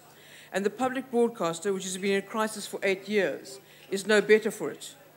This House, because its ANC majority values personal royalties over appropriate skills and experience, is complicit in the perpetual chaos in the management of SABC's operations. The SABC board is no longer a sought-after position. This was evident from the list of people who applied for the current vacancy. While some of these people are no doubt worthy citizens, few had the relevant experience or showed the passion, vision, or independence of mind that is critical at this juncture. This is not to say that Ms. Leah Kamala will be ineffective on the board. She just was, in the DA's view, not the best choice, and we did not support her nomination. She becomes just another member of a mediocre board. Last September, this House recommended to the President the names of the current board. They were forced on this House by Luthuli House. The ANC members of the Communications Committee refused to motivate the names on their list, which differed from the one that we had been negotiating in the days before the decision had to be made. Since then, the board has been thin on presence where it counts. Much of this may be the weak leadership of President Zuma's choice for non-executive chairperson of this multi-billion rand corporation. Under Ms. Ellen Shabalala's leadership, the SABC's financially suspect and ethically dubious deal with MultiChoice for the flighting of 2 24-hour channels was hurried through the interim board, much to MultiChoice's advantage. On taking office, the new board was offered an opportunity by Minister Karim to review this decision. They declined to interrogate it. Since then, the chairperson, who is spokesman for the board, has automatically leapt to the defence of SABC's management when the skills audit and public protector's reports showed endemic corruption and incompetence among the top management.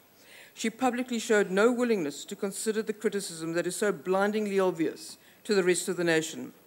The public protector bewailed this attitude and had a collegial chat with her to explain the responsibilities and power limits of her post.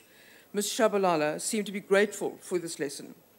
And this illustrates what is at the heart of the ANC's deployment of cronies to government boards. It sees them as training grounds for pals needing experience in the business environment. This gives them a leg up to more lucrative jobs in the private sector and a chance to get onto the ANC's business network. Until the ANC approaches these board appointments with an open mind and an eye on appropriate experience and quality of leadership, the SABC board and others will continue to fail, and we share the blame.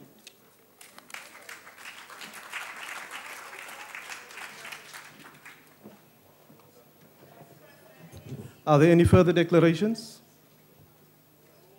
The ANC?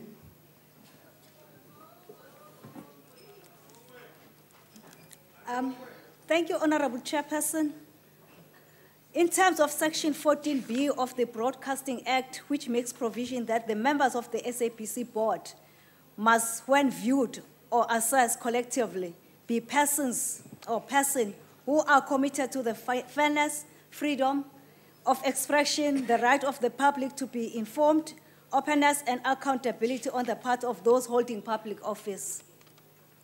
I must also, Honourable Chairperson, continue to say that in line with the ANC policy resolutions and other government targets, which promotes gender equality, generational mix, within that progressive logic, that the ANC Chairperson recommends the appointment of Ms. Leah Kamala as the best suitable candidate to be appointed for the SABC board. Her qualifications speak for themselves, experience and expertise in the ICT sector, in particular broadcasting, which includes serving in the risk and audit committee of Santec, and also acted as the chairperson of the board at one stage of Santec. She was also instrumental to the rolling out of the low power transmitter to allow citizens access to both radio and television service offered by SABC. She also contributed into DTH, which direct-to-home satellite, that will ensure and speed up the access of broadcasting services to the rural areas in particular. In digital migration television master plan of DOC during her term as Santec board member. Chairperson, in closing, one should also ensure or ensure this House that as ANC we are focusing to the appointment of the candidate, not other SABC matters. Has the ANC request this House to endorse the name of Leah Kumalo as the board member of the SABC? I thank you. Thank you, Honourable Member. Are there any further declarations? No further declarations. Are there any objections to the recommendation? Honourable Chair, Yes, Honourable. after hearing the declarations, the ID has to object. Thank you. The objection of the ID is noted. Please record the objections of the DA. The objection of the DA is noted. Ms. Leah Tabisile Kumalo is recommended for appointment to fill the vacancy on the SABC board. The Secretary will read the 10th order. Consideration of recommendation for appointment to fill a vacancy on the Media Development and Diversity Agency MDDA board. I now recognize the Honourable Kulwani, the chairperson of the committee, who will introduce the report.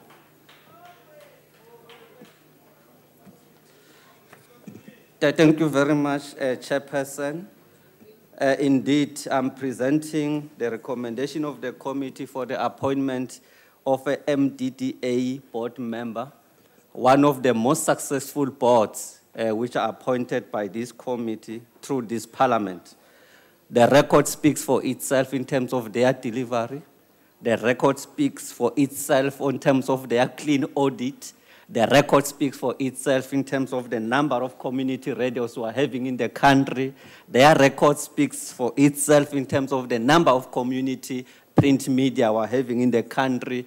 Their records speak for themselves in terms of community televisions which we have in the country, which is more than in most of the countries.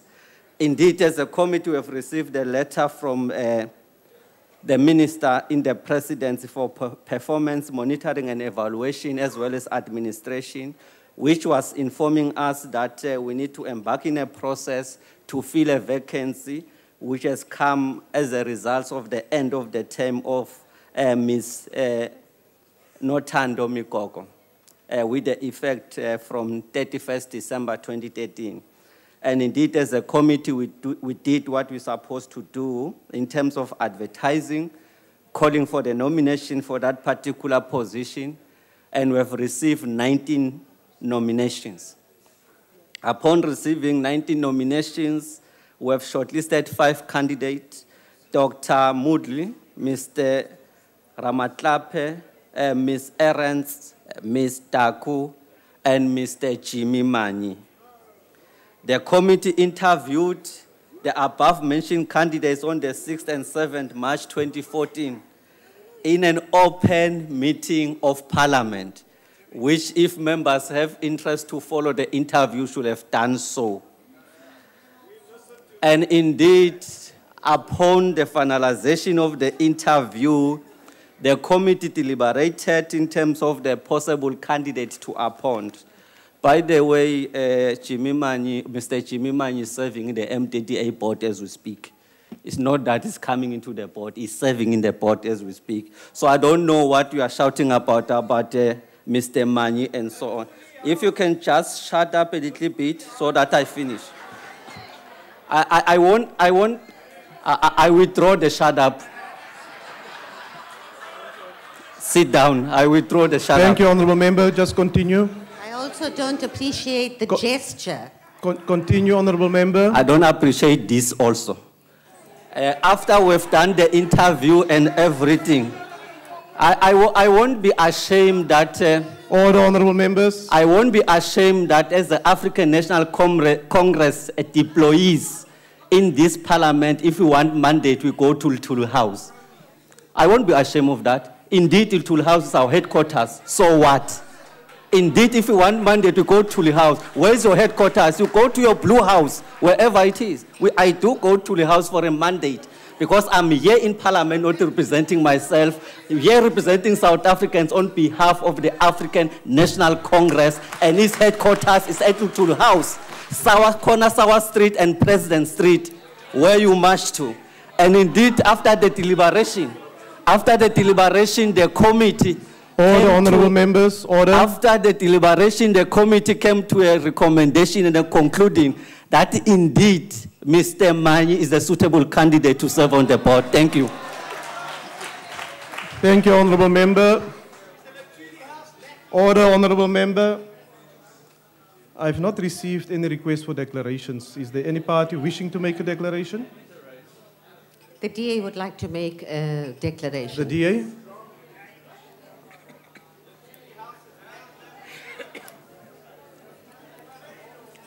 Honourable colleagues, one more time, the ANC members of the Portfolio Committee on Communications have chosen a down-on-his-luck crony to fill a vacancy on one of the government entities that reports to Parliament.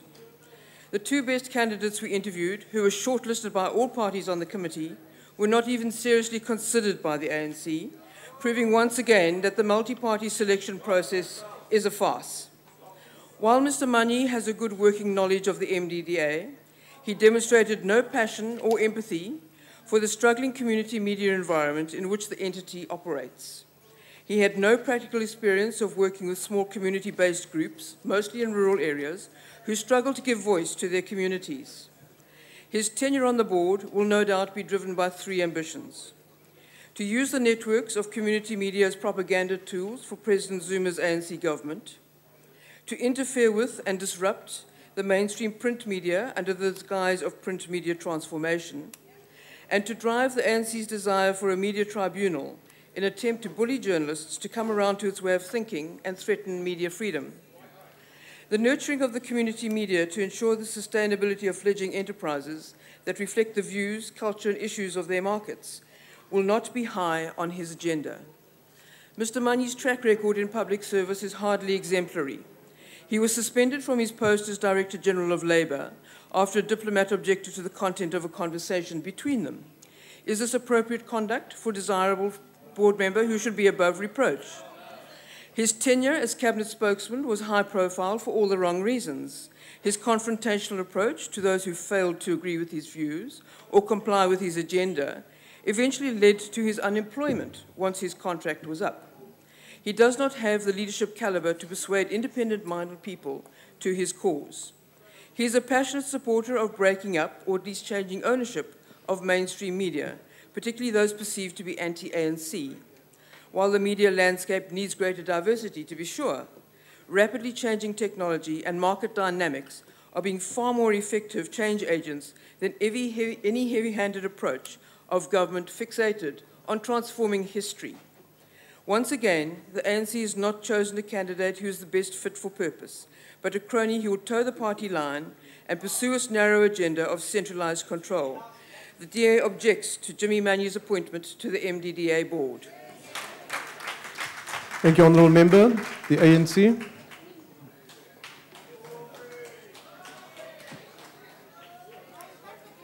Asizibongele mphathi ngaphambili wendlu. Ngifisa ukusho ukuthi bekungasimangaza mangabe besivumelana nalabo bangapha kwesandla sami. Kodwa ngiphinde ngisho mphathi ohlala ukuthi kuningi safanele sikufunde singabahlali basemzansi. Okokuthi akusho ukuthi mangabe sithi naba abantu ohlwini abaqokelwe abaziqansela ukuthi mababe ukuthi babe ku MDDA kwi board. Masivumelana ngamagama athile esokusho ukuthi mangabe sesihlezi nabo sesixoxisana nabo sekoba njalo akakaze kushiwo kanjalo ngiyakweshwama nje lokho. Ngiqhubeka emhlali ngaphambili ngithi umnumzana uManyi mhlamba ngiqale ngithi mhlali ngaphambili wendle ehloniphekileyo ukuthi umhlonishwa obesanda ukusuka lapha okokuthi uthe umnumzana uManyi hayi ngokusebenza kwakhe usebenza ezingeni eliphezulu kakhulu. Akukho kunye bekumkhathaza phandle kwalokho kodwa okunye angakushongo ukuthi kaveli laba bangapha kwesandla sami mangabe amaqiniso esekhulunywa abantu abamela umphakathi wase South Africa bayoba nenkinga. Mangabe ngisho lokho mhlali ngaphambili ngiqonda ukuthi umnumzana uManyi lo esimncomayo kulendlu ehloniphekileyo ukuthi makabe ebhodini le MDDA usibonakalisile ekhona belu eqinisekeni ukuthi kuba khona uguquko lokuqiniseka ukuthi ade bengaphandle ezintweni noma embusweni kumbe emnothweni nasekulawuleni lelizwe baba khona bayayihlahla indlela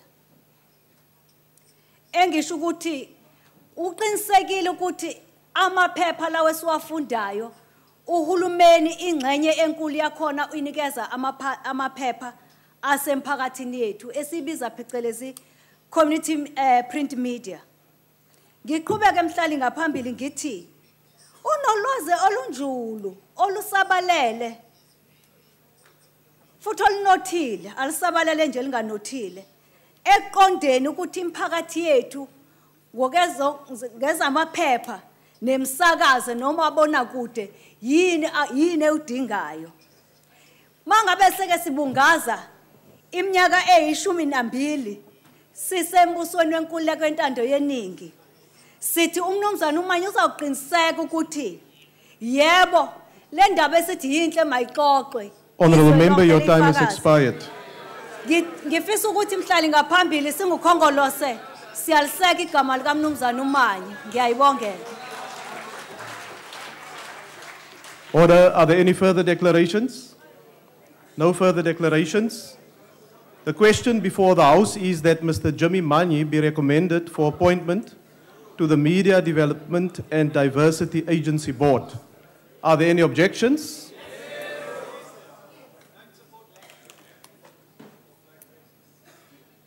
Please record the objection of the Democratic Alliance.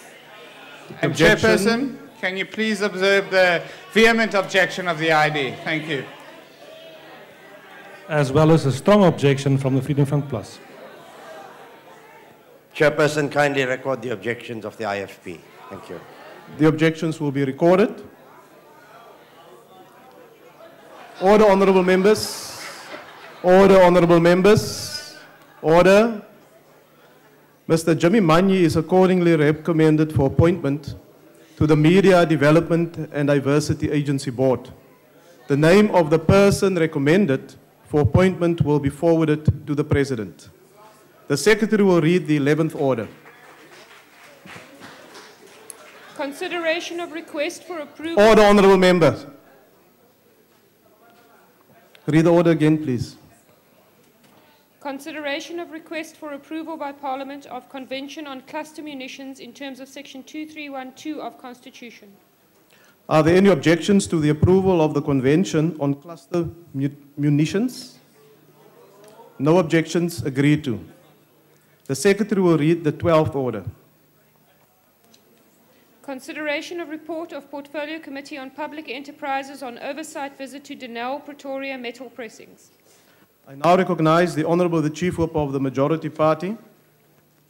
I move that the report be adopted. The motion is that the report be adopted. Are there any objections? No objections, agreed to. The Secretary will read the 13th order. Consideration of report of Portfolio Committee on Transport on oversight visit to Passenger Rail Agency of South Africa, PRASA, from 23 to 26 July 2013. I now recognize the Honorable the Chief Whip of the Majority Party. Honorable House Chair, I move that the report be adopted. The motion is that the report be adopted. Are there any objections? No objections, agreed to. The Secretary will read the 14th order. Consideration of report of Portfolio Committee on Communications on provincial public hearings on cost to communicate program. I now recognize the Honorable the Chief Whip of the Majority Party. Honorable House Chair, I move that the report be adopted. The motion is that the report be adopted. Are there any objections? No objections, agreed to. The Secretary will read the 15th order.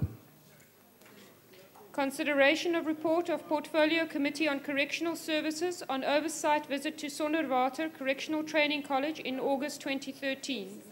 I now recognize the Honorable the Chief Whip of the Majority Party. Honorable House Chair, I move that the report be adopted. The motion is that the report be adopted. Are there any objections? No objections, agreed to.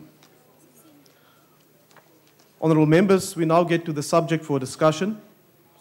The last item on the order paper is a subject for discussion in the name of Dr. M.G. Oriani Ambrosini on the impact of cancer on our society and economy and government's response thereto. I now recognize the Honourable Oriani Ambrosini.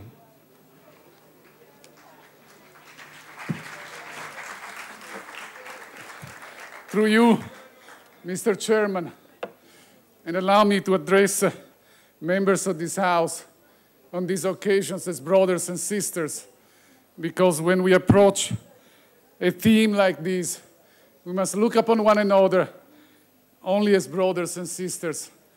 Cancer knows of no political differentiation, class differentiation, ethnic differentiation. And as we approach a theme like this, we must recognize and appreciate how all that which divides us as South Africans, and I am an adoptive South African, all that which divides us is so much smaller than all that which unites us as human beings. United in the tragedy of being alive, united in the tragedy of being sick, united in the tragedy of feeling the brunt of a disease which has long been forgotten and ignored by this government, much more than other governments have. Cancer has become the Cinderella priority of our health system and of our society, when in fact cancer is not just a health emergency, it's a societal emergency. We must train, educate our communities, our families, our workplaces to provide their contribution to the individual and collective struggle of people against cancer. We have developed in our society a very pernicious attitude, which is in itself a cancer, and that is the attitude that cancer cannot be beaten. It's like the bad weather. It's the plagues. Those who are affected by cancer need to be isolated and let alone to die. When in fact, we need an individual response motivated by a collective and societal response, which proceeds from the fundamental awareness that cancer can be beaten, first and foremost, in the individual and the collective psychology. So if there is one thing that this debate must do, is to motivate, conjure, and master the psychological energy for a renewal of attitudes, for a new solidarity, which proceeds from the realization that cancer is not only a physiological disease, but it turns also into an emotional and psychological one, which requires the support of all beyond any existing divide. And we must create the space for therapies to take place. The reality is that cancer is a pandemic which is bound to grow. We have no reliable figures in South Africa. The cancer registry has not been updated since 2005, and it was fault to begin with. Many cancer deaths are ascribed to the terminal aspect of death, whether it's renal failure, heart failure, or overdose of morphine. We can guess that 800,000 people, perhaps 1 million people, million South Africans, 1 million brothers and sisters die to cancer every year. And that number is bound to increase. We cannot have a government response, a health response, which is based exclusively on the triad, the trinity of surgery, chemotherapy, and radiotherapy. People are dying of cancer, but they're also dying because they're not allowed to have equally effective treatments. Chemotherapy has been proven to be ineffective in 95, perhaps 97% of the cases. in which it does not lengthen life expectancy and does not improve on the quality of life. Think what you would do with your cell phone if it did not work in 97% of the cases. And that's all we are making available. There are other treatments like mistletoe injection, ozone therapy, bicarbonate of sodium, Chinese Artemisia annua, the cannabis oil, the DACA, the hyperthermic therapy, the oxalate therapy, the ketogenic diet, salvestrol, nutritional supplements ranging from turmeric to fenugreek, alkalizing diets, hyperbaric oxygen therapy, stem cell therapy, and many others. People are dying of cancer, but also dying of lack of therapy, which we have made illegal. People are dying of bad policies, bad laws, and lack of government attention. We are not going to have a national health system if we rely on chemotherapy alone, for the very simple fact that there is not enough money in the budget to provide chemotherapy to all those to whom chemotherapy will be prescribed. I have a great deal of attention, public attention has been given to my call to legalize marijuana, which is part of the bill I introduced. But that's a small segment of what our government can do and what our government must do. None of these treatments that I've mentioned are any silver bullet, but neither is anything else we have. We need to create centers where these treatments can be administered under controlled conditions, because they are now administered to thousands of people under conditions which are not controlled. And house care, we are facing a situation of thousands of people self-medicating because doctors cannot prescribe these treatments and cannot monitor their effectiveness. The world is changing into new type of therapies, and for once, we must be followers, we must be leaders and not followers. And I hope, Mr. Chairman, that this debate will open the policy space for making that happen. I understand my time has expired if I read that correctly. Thank you, Mr. Chairman.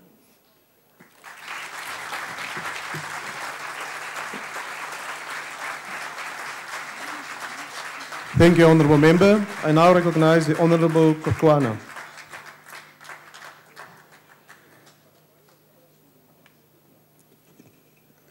Thank you, Chair. Honourable members, honourable ministers, deputy ministers here, Honourable Ambrosini. I think let me just start by saying anything that is claimed to be something that can be used as a medicinal thing, all that, it can be used, but what becomes important is it safe to be used by the people? I think that's the important question that we need to answer. Let me start by saying, you know, when we debate things that are pertaining to health, a lot of emotions move up. But let me start by saying, do not lead, I might not follow. Do not follow, I might not lead. Let us walk side by side and we'll achieve more. In discussing and debating this matter, I think the topic is a very emotional one. I think I would like us to move together. This we can do with humility, honesty, integrity, and cool down our emotions and face the reality. Humility being defined as patience when we have nothing and good attitude when we have it all. Let us commend the African National Congress for bringing this debate to everybody, being a government of the people, by the people, for the people. Well done, ANC. Let the people decide. South Africa has got a problem of increasing morbidity of non-communicable disease. One of the conditions that occur with non-communicable disease is cancer. Cancer is something that can be handled when it's there, it's very difficult to cure it, but it can be managed, especially if you got it quite early. And it's on the increase. And there are several reasons that make it to be on the increase. One of them is that our life expectancy has gone up, and it going up, the older you become, the more your body has got difficulty in actually clearing the abnormal cells in your body. The second one is that we've got an HIV and AIDS pandemic, which lowers your immunity. If your immunity has gone down, your body has got difficulty in actually clearing whatever abnormal cells that are in your body. Poverty leads to malnutrition. Malnutrition leads to low immunity. Low immunity leads to a situation where you can't clear abnormal cells in your body. There are environmental factors that are changing every day. The ultraviolet light, the radiation, all those things, they contribute in changing the mitotic structures of our cells. Certain chemicals and microorganisms directly affect our nuclei and actually makes some of our cells become cancerous. The consequences of cancer are that our budget goes down because we've got to manage and investigate and treat those patients that have got cancer. Secondly, is that when you've got cancer that you got later in life, that was diagnosed later, it actually kills when you get it at a very late stage, and that reduces our human resources. The absence of people at work because they are sick actually contributes in bringing down our economy. I can give figures to this, but because of time, if somebody wants the figures, the statistics, I can give them. But it means we've got to be vigilant in making sure that cancer is under control. And the sooner we diagnose it, the better. Let me turn on to, if you allow me, Chairperson, to turn on to cannabis, as it has been claimed that is antimitotic. The plant does not cause cancer itself, but it can alleviate the vomiting and nausea, especially from the drugs that are used in chemotherapy. It has got a sedative effect to those who are conscious about their cancerous situation. There is a question whether it's antimitotic or not. Cannabis is a natural plant which occurred around the Genesis time. This is a plant that was actually created by God, and in fact, I want to remind people and say something that I've said before, that interestingly, God created two important departments. All the other departments that we have are man-made, and those two departments that were created by God is the Department of Health and Department of Agriculture. Eden was agriculture, I think we know that. Health, God created Eden, and there were plants there that are medicinal for health. And at the same time, God operated Adam to create Eva. And that was an operation, and he had to make Adam to sleep. So those are the two departments that were created by God. Let me go back to the plant itself. The plant is has got ingredients that are called cannabinoids. And there's about 5 to 6 or more of them. Let me just mention the 5 cannabinoids. The cannabinoids are actually the ingredients. The first one is the delta tetrahydrocannabinol, which is usually said is THC. The second one is cannabidiol. The third one is cannabigerol. The fourth one is cannabichromine. The fifth one is cannabinol. All these are cannabinoids that are found in cannabis sativa, but nobody knows which one causes the effects that I'm going to talk about. And I'm mentioning this because there's going to be a catch towards the end. No one is sure which is the active ingredient that does what. But what we know is that the plant can be used orally, rectally, or you can smoke it. And it is a lipid-soluble substance. It being a lipid-soluble substance, it means if you take it orally, it will take a long time to act as compared to when you actually smoke it.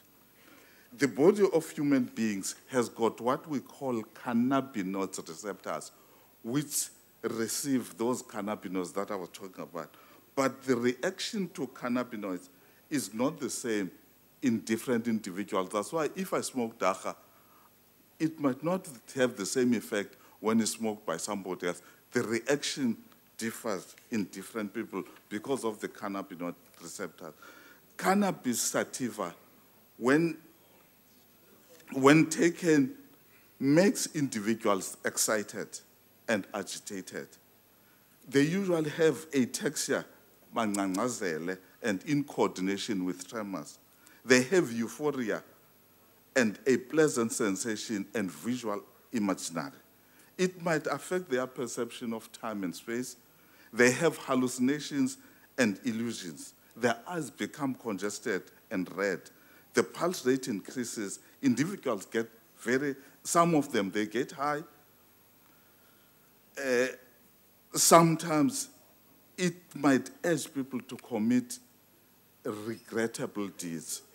The reactions differ from one individual to the other, as I mentioned about the cannabinoid receptors. It is some of these that make people to use it for recreational purposes and actually abuse it, especially the euphoria and the excitement part.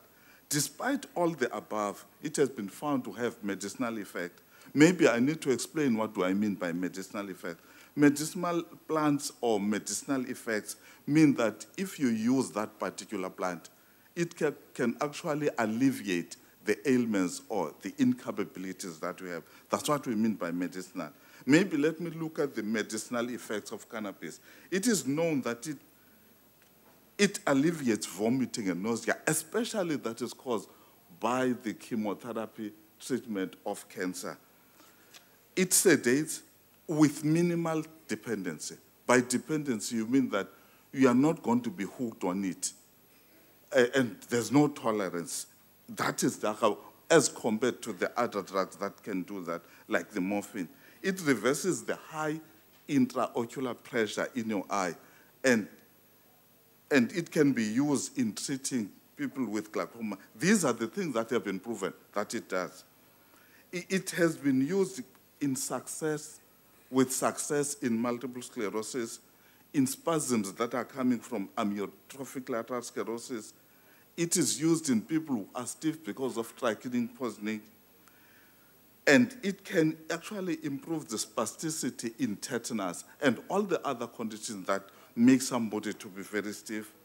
And it can be used as an antibiotic, especially in gonorrhea. When you have got gonorrhea, you can use dagga and it will actually cure that gonorrhea. It causes bronchodilation in those people who have got bronchoconstriction. What I'm trying to say is that in asthma, you can use cannabis and it will cure it. In fact, it will improve it. When it comes back again, when the effect of cannabis is finished, it will come back again, but it actually improves it at that time. It causes general vasodilatation of the body. That's why your eyes become red and congested, and it actually lowers your blood pressure at that time. Even in diabetes, it has got some effect, but the only thing that we are not sure about is whether it has got an anti-mitotic effect. The anti-mitotic effect means that does it stop cells from growing, especially the cancer cells that are growing fast? But it is claimed that there is that effect, but it has not yet been proven. But let me go and say cannabis sativa has been there from Genesis. I mean, from the time God created the world, it has been there, and it's just a plant. But since it has been there, there's never been research work until the 1800s. Even in the 1800s, before that, we know that in places like China, India, they used it before it was researched. And not only in these places that I've mentioned, even in South Africa, the Khoi people used to use it without research. And they used to use it. And in fact, even the Xhosa people in the Eastern Cape, which is now the Pondo land, they used to use it. And fortunately, they're still using it even now. Let me not say fortunately, but they're still using it. But the research work goes back to 1840 by a Prof. Shang Nesi, which was a professor of physiology and chemistry. And he was a professor in Calcutta, having graduated in Edinburgh. He made a lot of work around cannabis to find how it's working. Having done that, they thought that it was a plant that was coming from India, and they actually called it cannabis indica. That was the 1840s. And having found that and graduated in Edinburgh, he tried to convince the Western countries that there is this plant that has got so many uses, it can be used. And the research went on. For almost 100 years, cannabis was used as a medicinal plant by the whole world, by the way, for 100 years. But in that time, the only sedatives that we had in that 100 years, it was the opiates. The opiates are the drugs like morphine. And the side effects of those drugs, which we call opiates, were more than the side effects that you could get from cannabis. That's why it was easy to use cannabis at that time. But what happened later on, after that 100 years, then the world started inventing new drugs, your paraldehydes, your barbiturates. And what was important about them is that though cannabis was very good, you could not use it subcutaneously or intravenously. As I said, it is lipid soluble, so it was not effective. These new drugs were effective, and they didn't have side effects as opiates, as opiates. So the world moved with them because of the recreational problems that were with dagga, cannabis, sativa. Then politically and professionally, people moved with the new drugs, and they got worried about the side effects or the problems that were coming with cannabis, and they tried to make sure that it's made illegal. And around the 1940s, it was made illegal. And while they were making it illegal in Czechoslovakia, they found out that it could work as an antibiotic, and they used it in gonorrhea. But whatever study that they did, it was actually shot down. Though they confirmed that it could work as an antibiotic, it was shot down. And in 1941, mostly worldwide, it was said that it could not be used because of the abuse of it. So everybody left it for the new drugs, and it was illegal to use it. Subsequent to the development of this research work done, it was subsequently, there was some work that was done around cannabis, but they could not do it properly because it was illegal. So they could not do proper research. Hence, there are still a lot of questions around cannabis. But it's a plant that we know that can alleviate certain problems.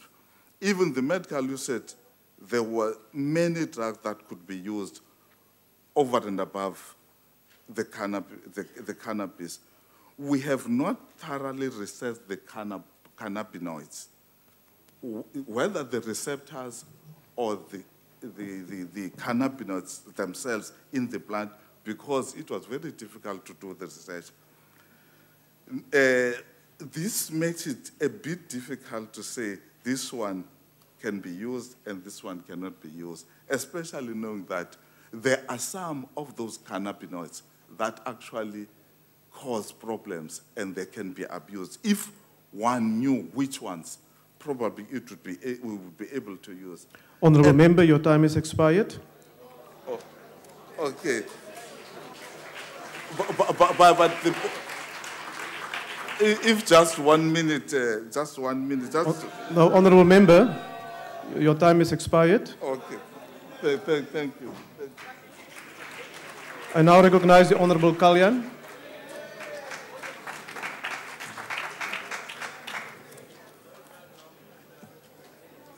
House Chairperson, I dedicate my speech today to my friend, Dr. Krish Nair, who passed away on Sunday. To Lulu, Yash, and Michaela, I want to say that the detail of the death is not relevant. What is relevant is the legacy he left as a specialist in palliative care and a huge role he played as the chairperson of the Chatsworth Hospice. Every one of us sitting here in the chamber today knows of at least one person who has had cancer and who either has passed on or is a cancer survivor. We know that cancer knows no prejudice, race, color, or creed, and affects people of any gender and economic status. When the diagnosis of the big C is confirmed, it is usually accompanied by fear. Cancer is indeed a formidable opponent.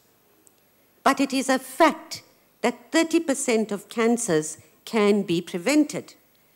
We welcome regulations for the compulsory reporting on cancer cases because it is vital for treatment and planning. However, South Africa has yet to include cancer control in its health and development agendas. Early detection means access to treatment, which means a longer life. However, the Department of Health needs to do more. We can't depend on God, Bevan. The South African National Cancer Registry has not been updated in 8 years. And the question to ask is why? Is this sheer negligence? I challenge the Minister of Health to do something about it. The social impact on a family where the diagnosis is positive is huge. Immediate options of surgery, chemotherapy, radiation accompanied by side effects of nausea and hair loss are usually par for the course. Although cancer is a prescribed minimum benefit, not all medical aids cover cancer treatment costs in full. We as members of Parliament are fortunate that PARMED has extended its cover to full cover, including the use of biomedicals. The role of the Cancer Association of South Africa cannot be emphasized more, neither can the role of a hospice ever be underplayed.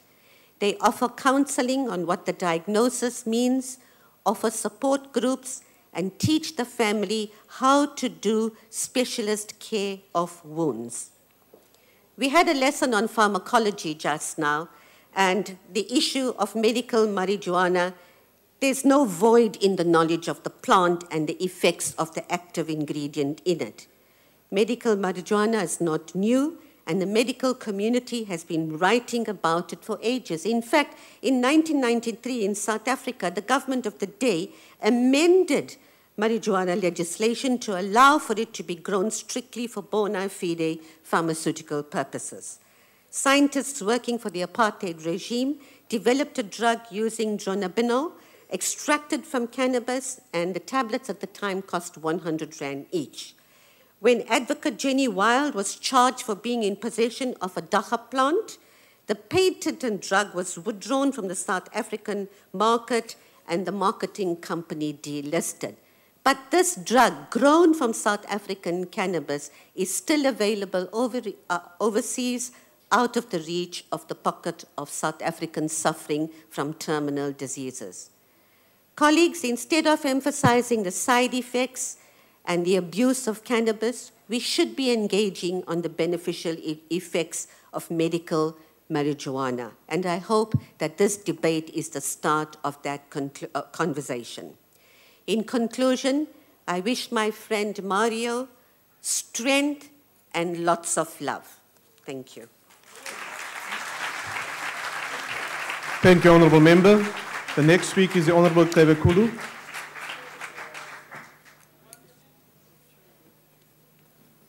Thank you, House Chair. Cancer infects us indiscriminately, whether rich or poor, in urban or rural areas. However, the conditions under which people suffer from cancer and die because of it are profoundly different. Also, with respect of cancer, it is the poorest of the poor in rural areas who bear the worst brunt of it. Most cases of cancer in rural areas remain unreported. There is little knowledge on how to manage the pain and the complications associated with cancer. People are left prey to untold sufferings and with no treatment. It is important that our government begins to roll out a program of education about cancer in rural areas. We did in 1995 with respect of HIV/AIDS. Our leader, Prince Mangosuthu Buthelezi, was the first to go into rural areas to speak about the sensitive and difficult facts of human sexuality as they relate to the contraction and spread of HIV/AIDS. He encouraged all Amakosi to do the same. We had break the stigma and speak out about things which in our culture were not to be spoken about and were taboo. But we recognize that it had to be done, and we did it. We did it well. We must now speak about the facts of cancer. Cancer is also an emotional disease which requires enormous emotional strength to be fought at the individual and collective levels. We need to educate our communities, families, workplaces, and schools to provide moral support to those engaged in the fight against cancer. Often, those who fall prey to cancer are isolated and left alone to cope with their personal tragedy. Many people hide their conditions for fear of being rejected, the same way that HIV/AIDS patients used to do 20 years ago. Our government gave HIV/AIDS patients the courage to reclaim their lives in their communities and workplaces.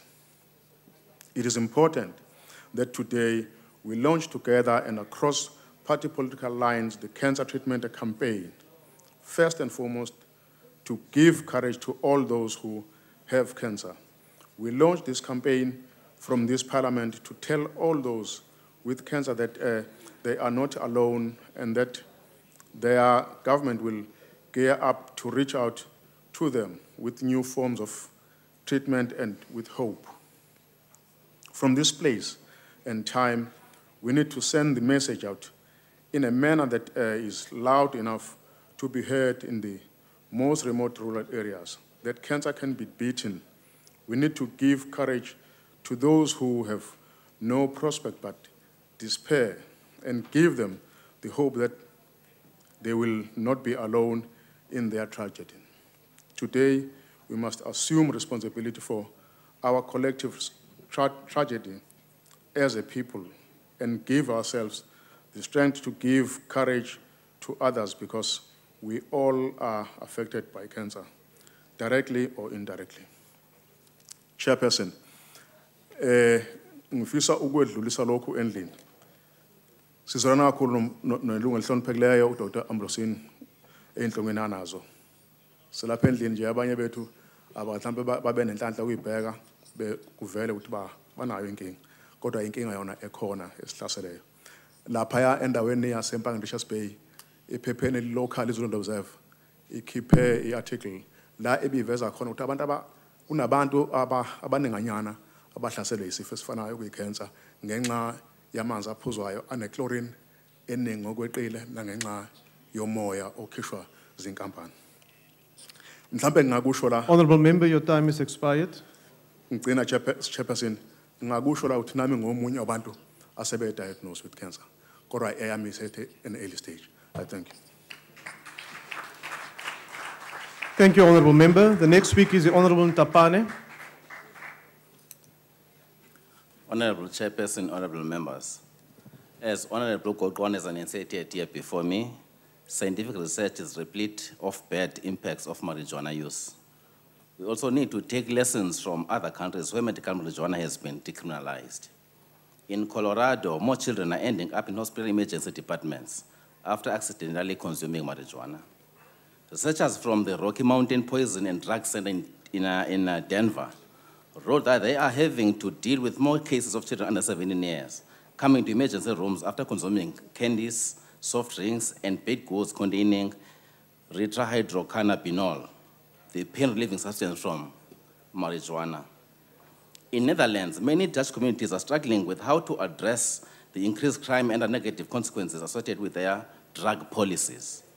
The growing use of marijuana has widespread social implications. After marijuana became normalized, consumption nearly tripled from 15% to 44% among 18 to 20-year-old Dutch youth. As a result, the Netherlands has reconsidered its legalization measures. This proves right the American Academy of Pediatrics belief that any change in the legal status of marijuana, even if limited to adults, could affect the prevalence of use among adolescents. This is echoed by the British Medical Association, which voiced extreme concern that downgrading the criminal status of marijuana would mislead the public into believing that the drug is safe. Having said that, Honorable Chairperson, UDM believes that denying South Africans to get a new lease of life because of criminalization of marijuana is not fair. If it has been proved by at least 3 independent experts that the only remedy to save life is marijuana medication, UDM submits that it will be a noble thing to use it. We therefore suggest that marijuana medication be legalized with very stringent controls. At least 3 independent expert opinions about use of marijuana medication must first be obtained. The highest schedule control now is Schedule 6, subject to corrections, Honorable Godwana. We therefore suggest that a higher schedule be created for marijuana medication. We also suggest that there should be one center of control where all purchases will be forwarded to with all particulars of the patient. Scheduled drugs go out on prescriptions only, and the abusers go to one doctor, ask for prescription, and buy medication, and go to another doctor, ask for the same prescription. This control center will be used as a monitoring mechanism for such abuses. I also wish you well, Honorable Ambrosini, and you, Chief Rebekolo. Thank you so much. Thank you, Honorable Member. The next speaker is the Honorable Groenewald.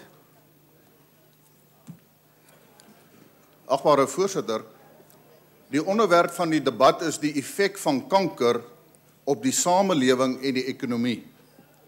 En ek dink die agbare lede sal saamstem dat met ons kollega die agbare Ambrosini in ons midde, sal dit daarom baie onpersoonlik wees om hier te praat oor die ekonomiese effek van kanker in Suid-Afrika. En wil ek spesifiek praat van die effek van kanker op die samelewing. Agbare voorsitter, ek dink daar's nie een enkele lid of bitter min agbare lede in hierdie raad wat nie op een of ander manier te doen en te make gehad het sy met vriende, het sy met geliefdes wat deur kanker geraak is nie. Dit is traumaties en dit is mos almal van ons wat dit weet dat as ons moet hoor dat iemand moet gaan vir toetse, die afwagting waarmee gepaard gaan. En dan die vreugde en die blydskap as 'n mens hoor dat die toetse negatief is. En ook die traumatiese ervarings as 'n mens moet hoor dat die toetse positief was. En daarom dink ek, agbare voorsitter, dat ons met reg kan sê, die effek van kanker op die samelewing en spesifiek op ons mense is dat dit traumaties is. Ja, ons weet, daar's ander siektes ook wat net so traumaties is. Maar as ons spesifiek praat oor die effek van kanker, dan dink ons, daar is meer mense wat daardeur geraak word. En kan ons almal vereenselwig met daardie pyn en die trauma wat daarmee gepaard gaan. En daarom, agbare voorsitter, kan ek nie dink dat enige persoon teen die beginsel sal wees dat daar navorsing gedoen moet word om hierdie aspek of hierdie siekte van kanker te kan probeer genees nie. Ons het die pleidooi gehoor van ons agbare kollega, die agbare Ambrosini. En dan is die standpunt ook van die Vryheidsfront Plus, voorsitter, dat ons steun wetenskaplike gekontroleerde navorsing om te kyk wat die effek kan wees as dagga ook gebruik word in terme van die genesing van kanker. En ek dink enigiemand kan daarteen wees nie. Maar dit is ongelukkig ook so, voorsitter, dat ons samelewing daar ook mense is wat misbruik maak van sulke tipe van navorsing. En is dit ons standpunt dat dit streng gecontroleerd moet wees en dat al die voordele en al die nadele opgeweeg moet word. En dan moet ons verseker dat die voordele werklik sal bydra tot die verligting van daardie trauma wat ek en u moet beleef as ons 'n vriend of 'n geliefde het wat daardeur getref is. Ek dank u. Thank you, Honourable Member. The next speaker is the Honourable Dudley. Thank you, Chair. According to the World Health Organization, more people die from cancer than from AIDS, malaria, and tuberculosis combined.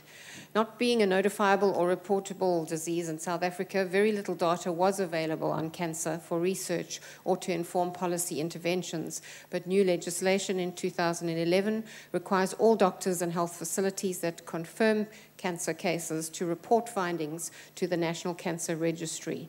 This is a welcome development which must not be neglected.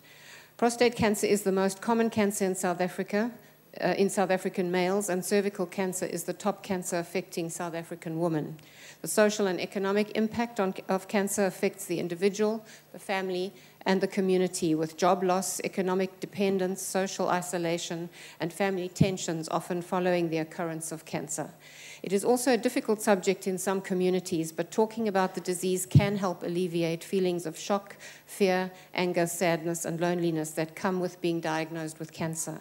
We must ensure primary healthcare workers are being equipped with knowledge and skills to recognize warning signs and symptoms of cancer, as early detection of the disease makes a significant difference.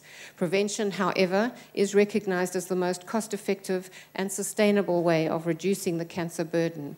Living a healthy lifestyle, eating a nutritious diet, exercising and not smoking or consuming alcohol can greatly decrease the chances of getting cancer. Obesity is a high predictor of certain types of cancers.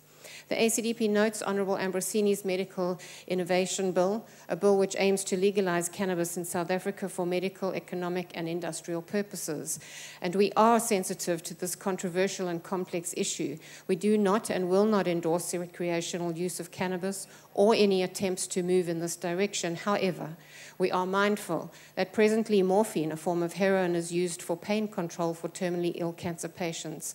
Morphine is toxic and lethal as it actively speeds up the death of the patients. The National Cancer Institute says substances in cannabis may be helpful for treating pain that is not relieved by conventional medicines, and recent research has shown cannabinoids to have the ability to reduce cancer cells as they have a good effect on the rebuilding of the immune system. The knee-jerk reaction that comes our way to legal use of cannabis is based on people's own experience and on many years of studies. Cannabis is known to impair learning capabilities and psychomotor performance in a wide variety of tasks for as long as 24 hours after smoking, as little as 20 milligrams of THC in cannabis. Prolonged use can lead to greater impairment, affecting daily life functions and causing cannabis dependence. Honourable Ambrosini, in principle, the ACDP supports calls for clinical trials which would either prove or disprove claims being made regarding any potential treatment for cancer patients. But we will be consulting widely, and we are praying for you. Thank you, Honourable Member. The next speaker is the Honourable Mfundisi.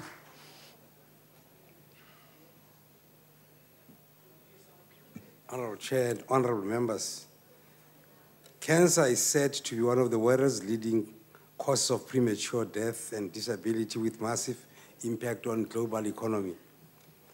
The American Cancer Association contends that the global economic impact of premature death and disability resulting from cancer is 1.5% of the world's gross domestic product.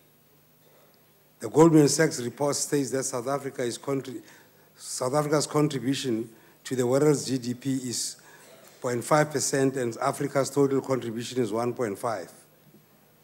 This paints a very bleak picture. In effect, South Africa's total contribution to the world's GDP is less than the American Cancer Association estimates as global loss due to cancer. We all know that early detection increases chances of survival.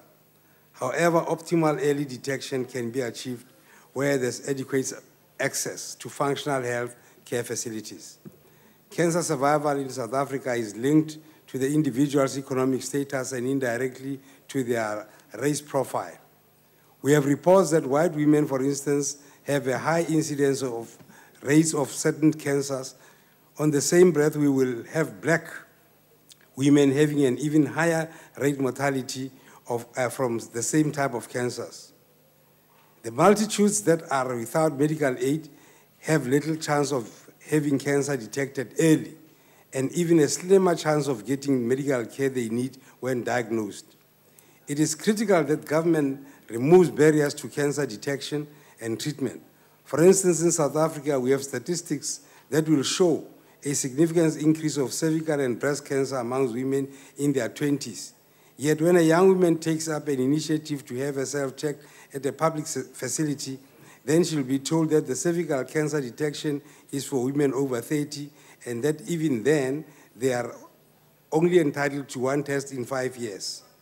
There are public messages that the incidence of prostate cancer is steadily on the rise in South Africa, but we hardly ever see public campaigns aimed at encouraging men to have themselves checked. If we are to curtail the impact of cancer in our economy and in our society, we need to exhibit commitment towards responding effectively. There are many studies published that contend that marijuana or dagga may be used in treating side effects of cancer treatment in treating cancer. We hope, therefore, the stance forwards, or rather towards, having marijuana legalized for medicinal purposes is but one of the government's responses to cancer impact. We in the UCDP support the view that doctors be permitted to innovate and alternate cancer treatment as different ways and means may assist to help and lead the nation. The UCDP supports that the other avenues be tried to save lives. I thank you. Thank you, Honourable Member. I now recognize the Honourable Bula.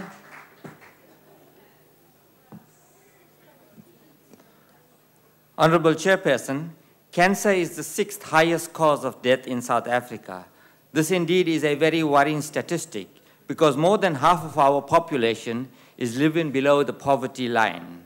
Thus, the access to quality healthcare can at times be limited and compromised. The healthcare fraternity must be friendly and must not undermine the quality of healthcare to the previously disadvantaged communities. And here we want to laud the efforts of the ANC for progressively delivering healthcare to the most deserving. There is a direct correlation between poverty and cancer. Early detection and ultimate treatment of the disease could save millions of lives. We need to make sure we are disseminating the relevant information to every sector of our society. Firstly, I would like to commend the Honourable Ambrosini for boldly sharing his personal appeal to the President in this House. Your conviction and passion is an inspiration. You served as a relevant reminder of the millions of people who suffer from this disease. Therefore, the MF says, we must take heed of the number of people who are affected. We urge the Department of Health to strengthen their resolve to enhance the prevention, the early detection, and ultimate the treatment of cancer, specifically in poor and destitute communities. Remember, poverty does not see face or race. It attacks almost anyone who comes in front of it, leading, yes, indeed, to the health complications like the challenges we are confronted with here. Let us not forget, Chairperson, it is these communities which suffer the hardest, and we must not allow them to be further marginalized simply because of their socio-economic status. Cervical cancer is one of the most common forms of cancers, and over 16 million women over the age of 15 are at risk. We therefore laud the Minister's announcement that government will provide free HPV vaccines to 9 to 10-year-old girls in the poorest 80% of schools in South Africa. This shows that government's commitment to the fight against cancer, and the MF treasures the hope of seeing massive improvements in the early detection of this disease. Minister, we must ensure that public awareness of this disease is our top priority, and that all the necessary funds and support are made available so that we can ultimately deliver as anticipated. The training of the additional social workers profoundly confirms government's commitment to deal with the negative impediments that might stagnate the rollout of good health program. The Minority Front calls on the Minister to set up a research panel to determine the medical value of marijuana for cancer patients. Based on that research, we believe a more just and accurate decision can be made in this regard. I thank you. Thank you, Honourable Member. The next speaker is the Honourable Rabi. Mr. Chairman, Honourable Minister, Honourable Deputy Ministers, and Honourable Members. I was diagnosed with prostate cancer in 2010.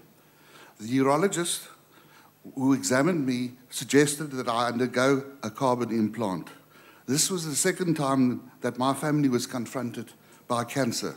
My wife was diagnosed with colon cancer in 2002 through surgery, chemotherapy, and radiation. Both of us is at present clean of cancer. Both of us are, Mr. Chairman, both of us are fortunate that our cancer could be cured. However, millions of others are not so fortunate. Cancer, like other diseases, does not only affect a specific individual, but a wide spectrum, namely parents, siblings, and friends. The following views are my own and do not reflect that of the Democratic Alliance or the Democratic Caucus in Parliament. It is my considered opinion that only medication with a sound scientific base and which is approved by the Medical Council should be administered to cancer patients. And we should put more resources into scientifically testing alternative remedies. Mr. Chairman, an individual has two milestones in his life, namely birth and death. Cancer today is responsible for the death of millions of people. My considered opinion is that an individual should be allowed to die with dignity, and it's the civic duty of society to alleviate pain as far as possible.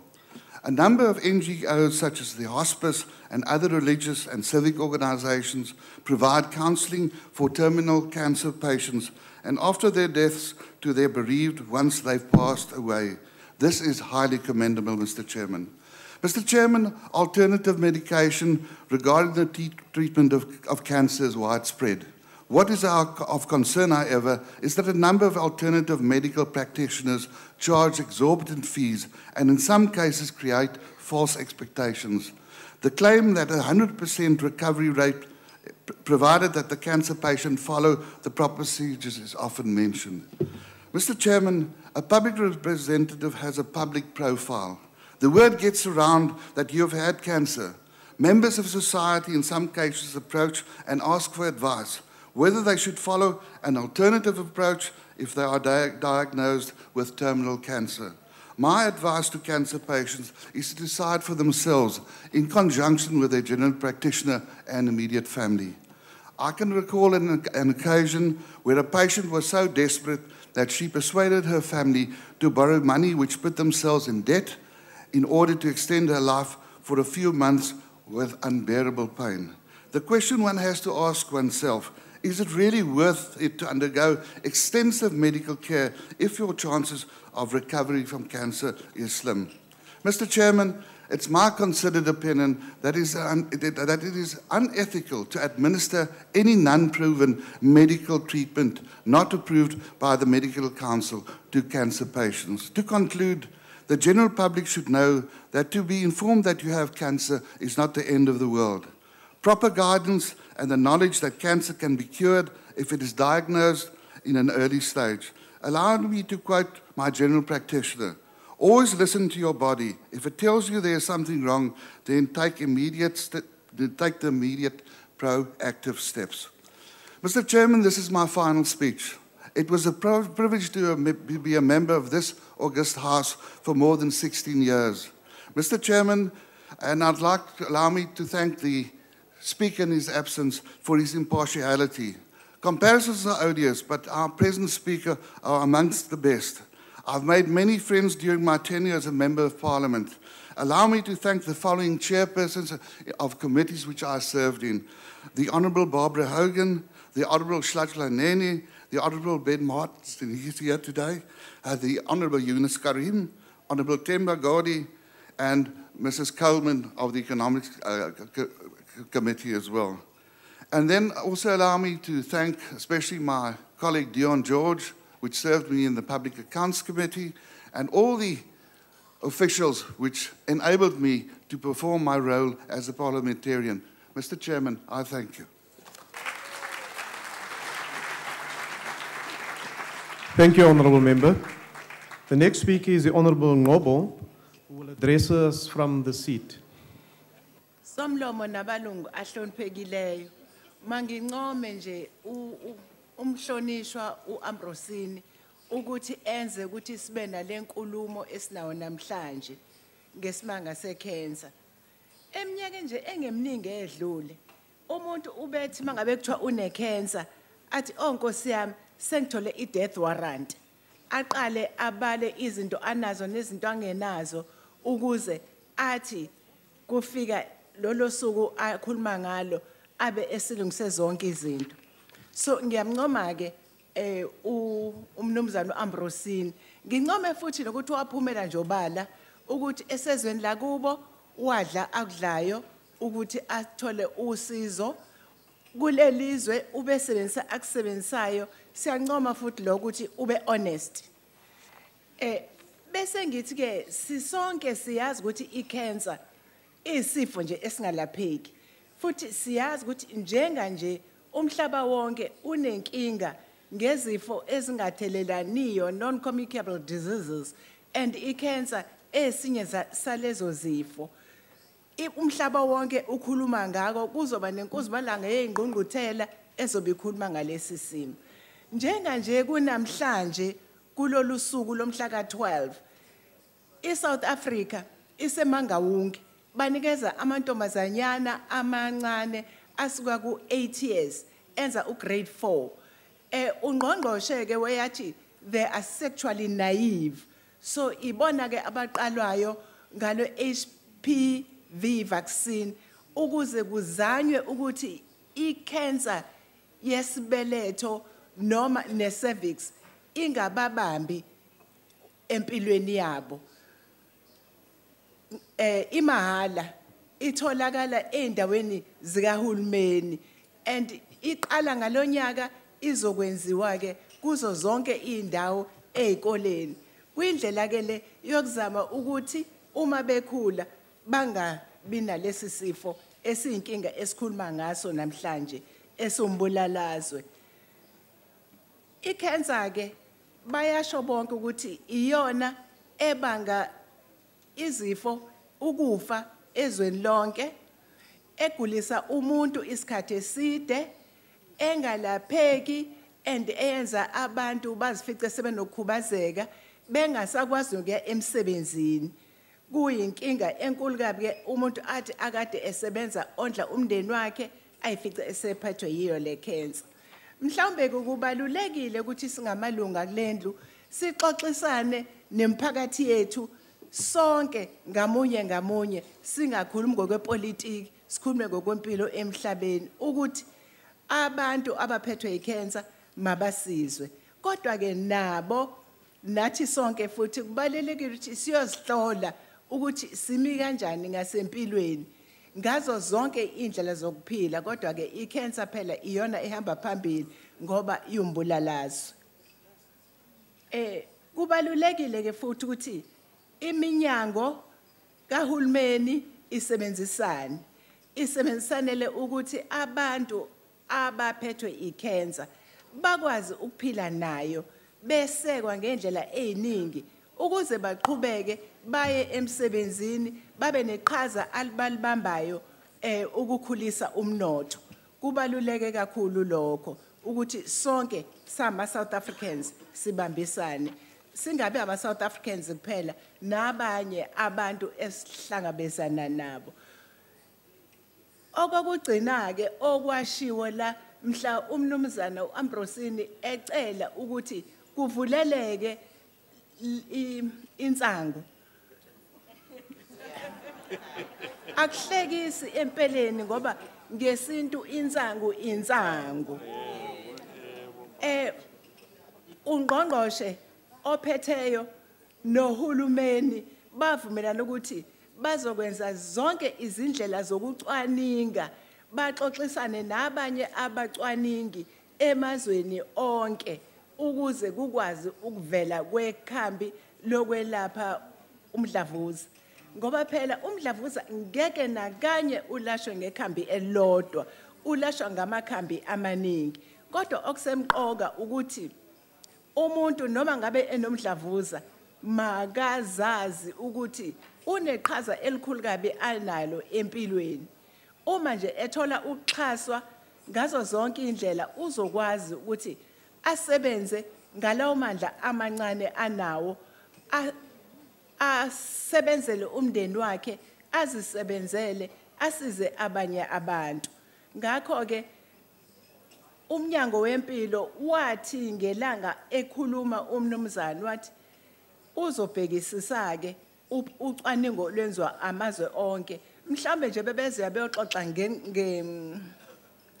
ngalesi sifo bazobe bekhuluma ngamaqhinga okubhekana nalesi sifo empeleni ke noma kuthiwa kuyisifo esingathelelani kuba khona ubudedengu kwesinye isikhathi kubantu esiphila nabo ukuthi baye baphuze kakhulu babheme kakhulu zonke lezo zinto ziyasiza ukuthi isifo secancer sidlondlobale sithi noma bebesilele kodwa bese siyavuka ngoba kwenzeka lezi zinto so kubalekile ukuziphatha okwamanje ke odokotela abantu mabexoxisana nodokotela babo nodokotela njenganje bayabanikeza abantu lezo zinto abayicelayo they motivate for what the patient requests ukuthi ke le mithi yonke iyabiza njenganje koma medical aid scheme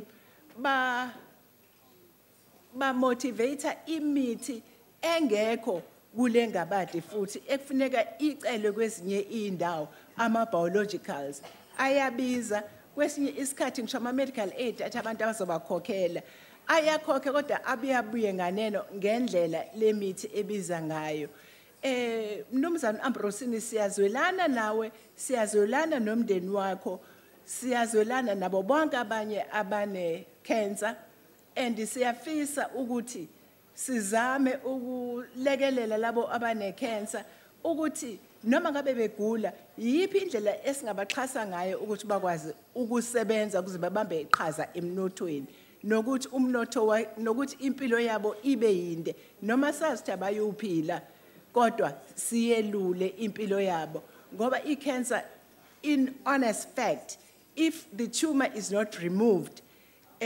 it's treated palliatively not necessarily the way Honorable Ambrosini was talking about but it is treated palliatively to keep the health of a person better and to help an individual live as long as possible. I thank you, Chairperson, and I thank you for allowing this discussion to talk about this scourge because it is a scourge. And in South Africa, it raised 50 emazweni omhlaba nge-cancer. Ngiyabonga. Thank you, Honourable Member. I now recognize the Honourable Oriani Ambrosini.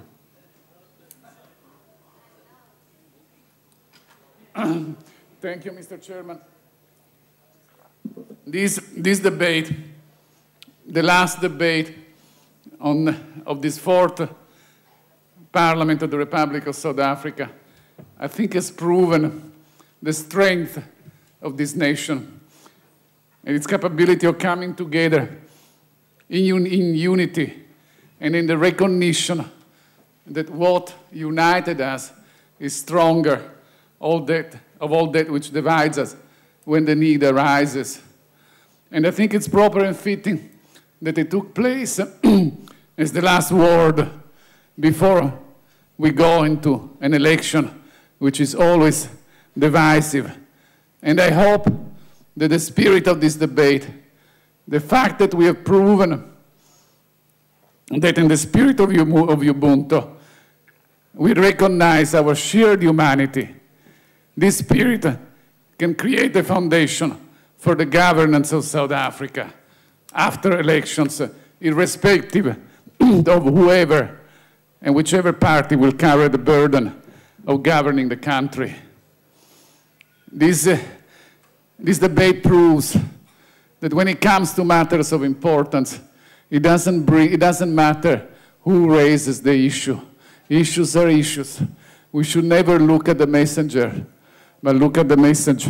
And the message that has been brought here today is that cancer is an emergency, which requires the coordinated, multifaceted efforts of all segments of society, not just the Minister of Health, not just one therapy, all therapies, all communities, all families. It's an educational problem, it's a scientific problem, it's first and foremost a societal problem. And I think that this debate has lived up to the expectations that many placed in this Parliament on these and on other occasions. Thank you, Mr. Chairman.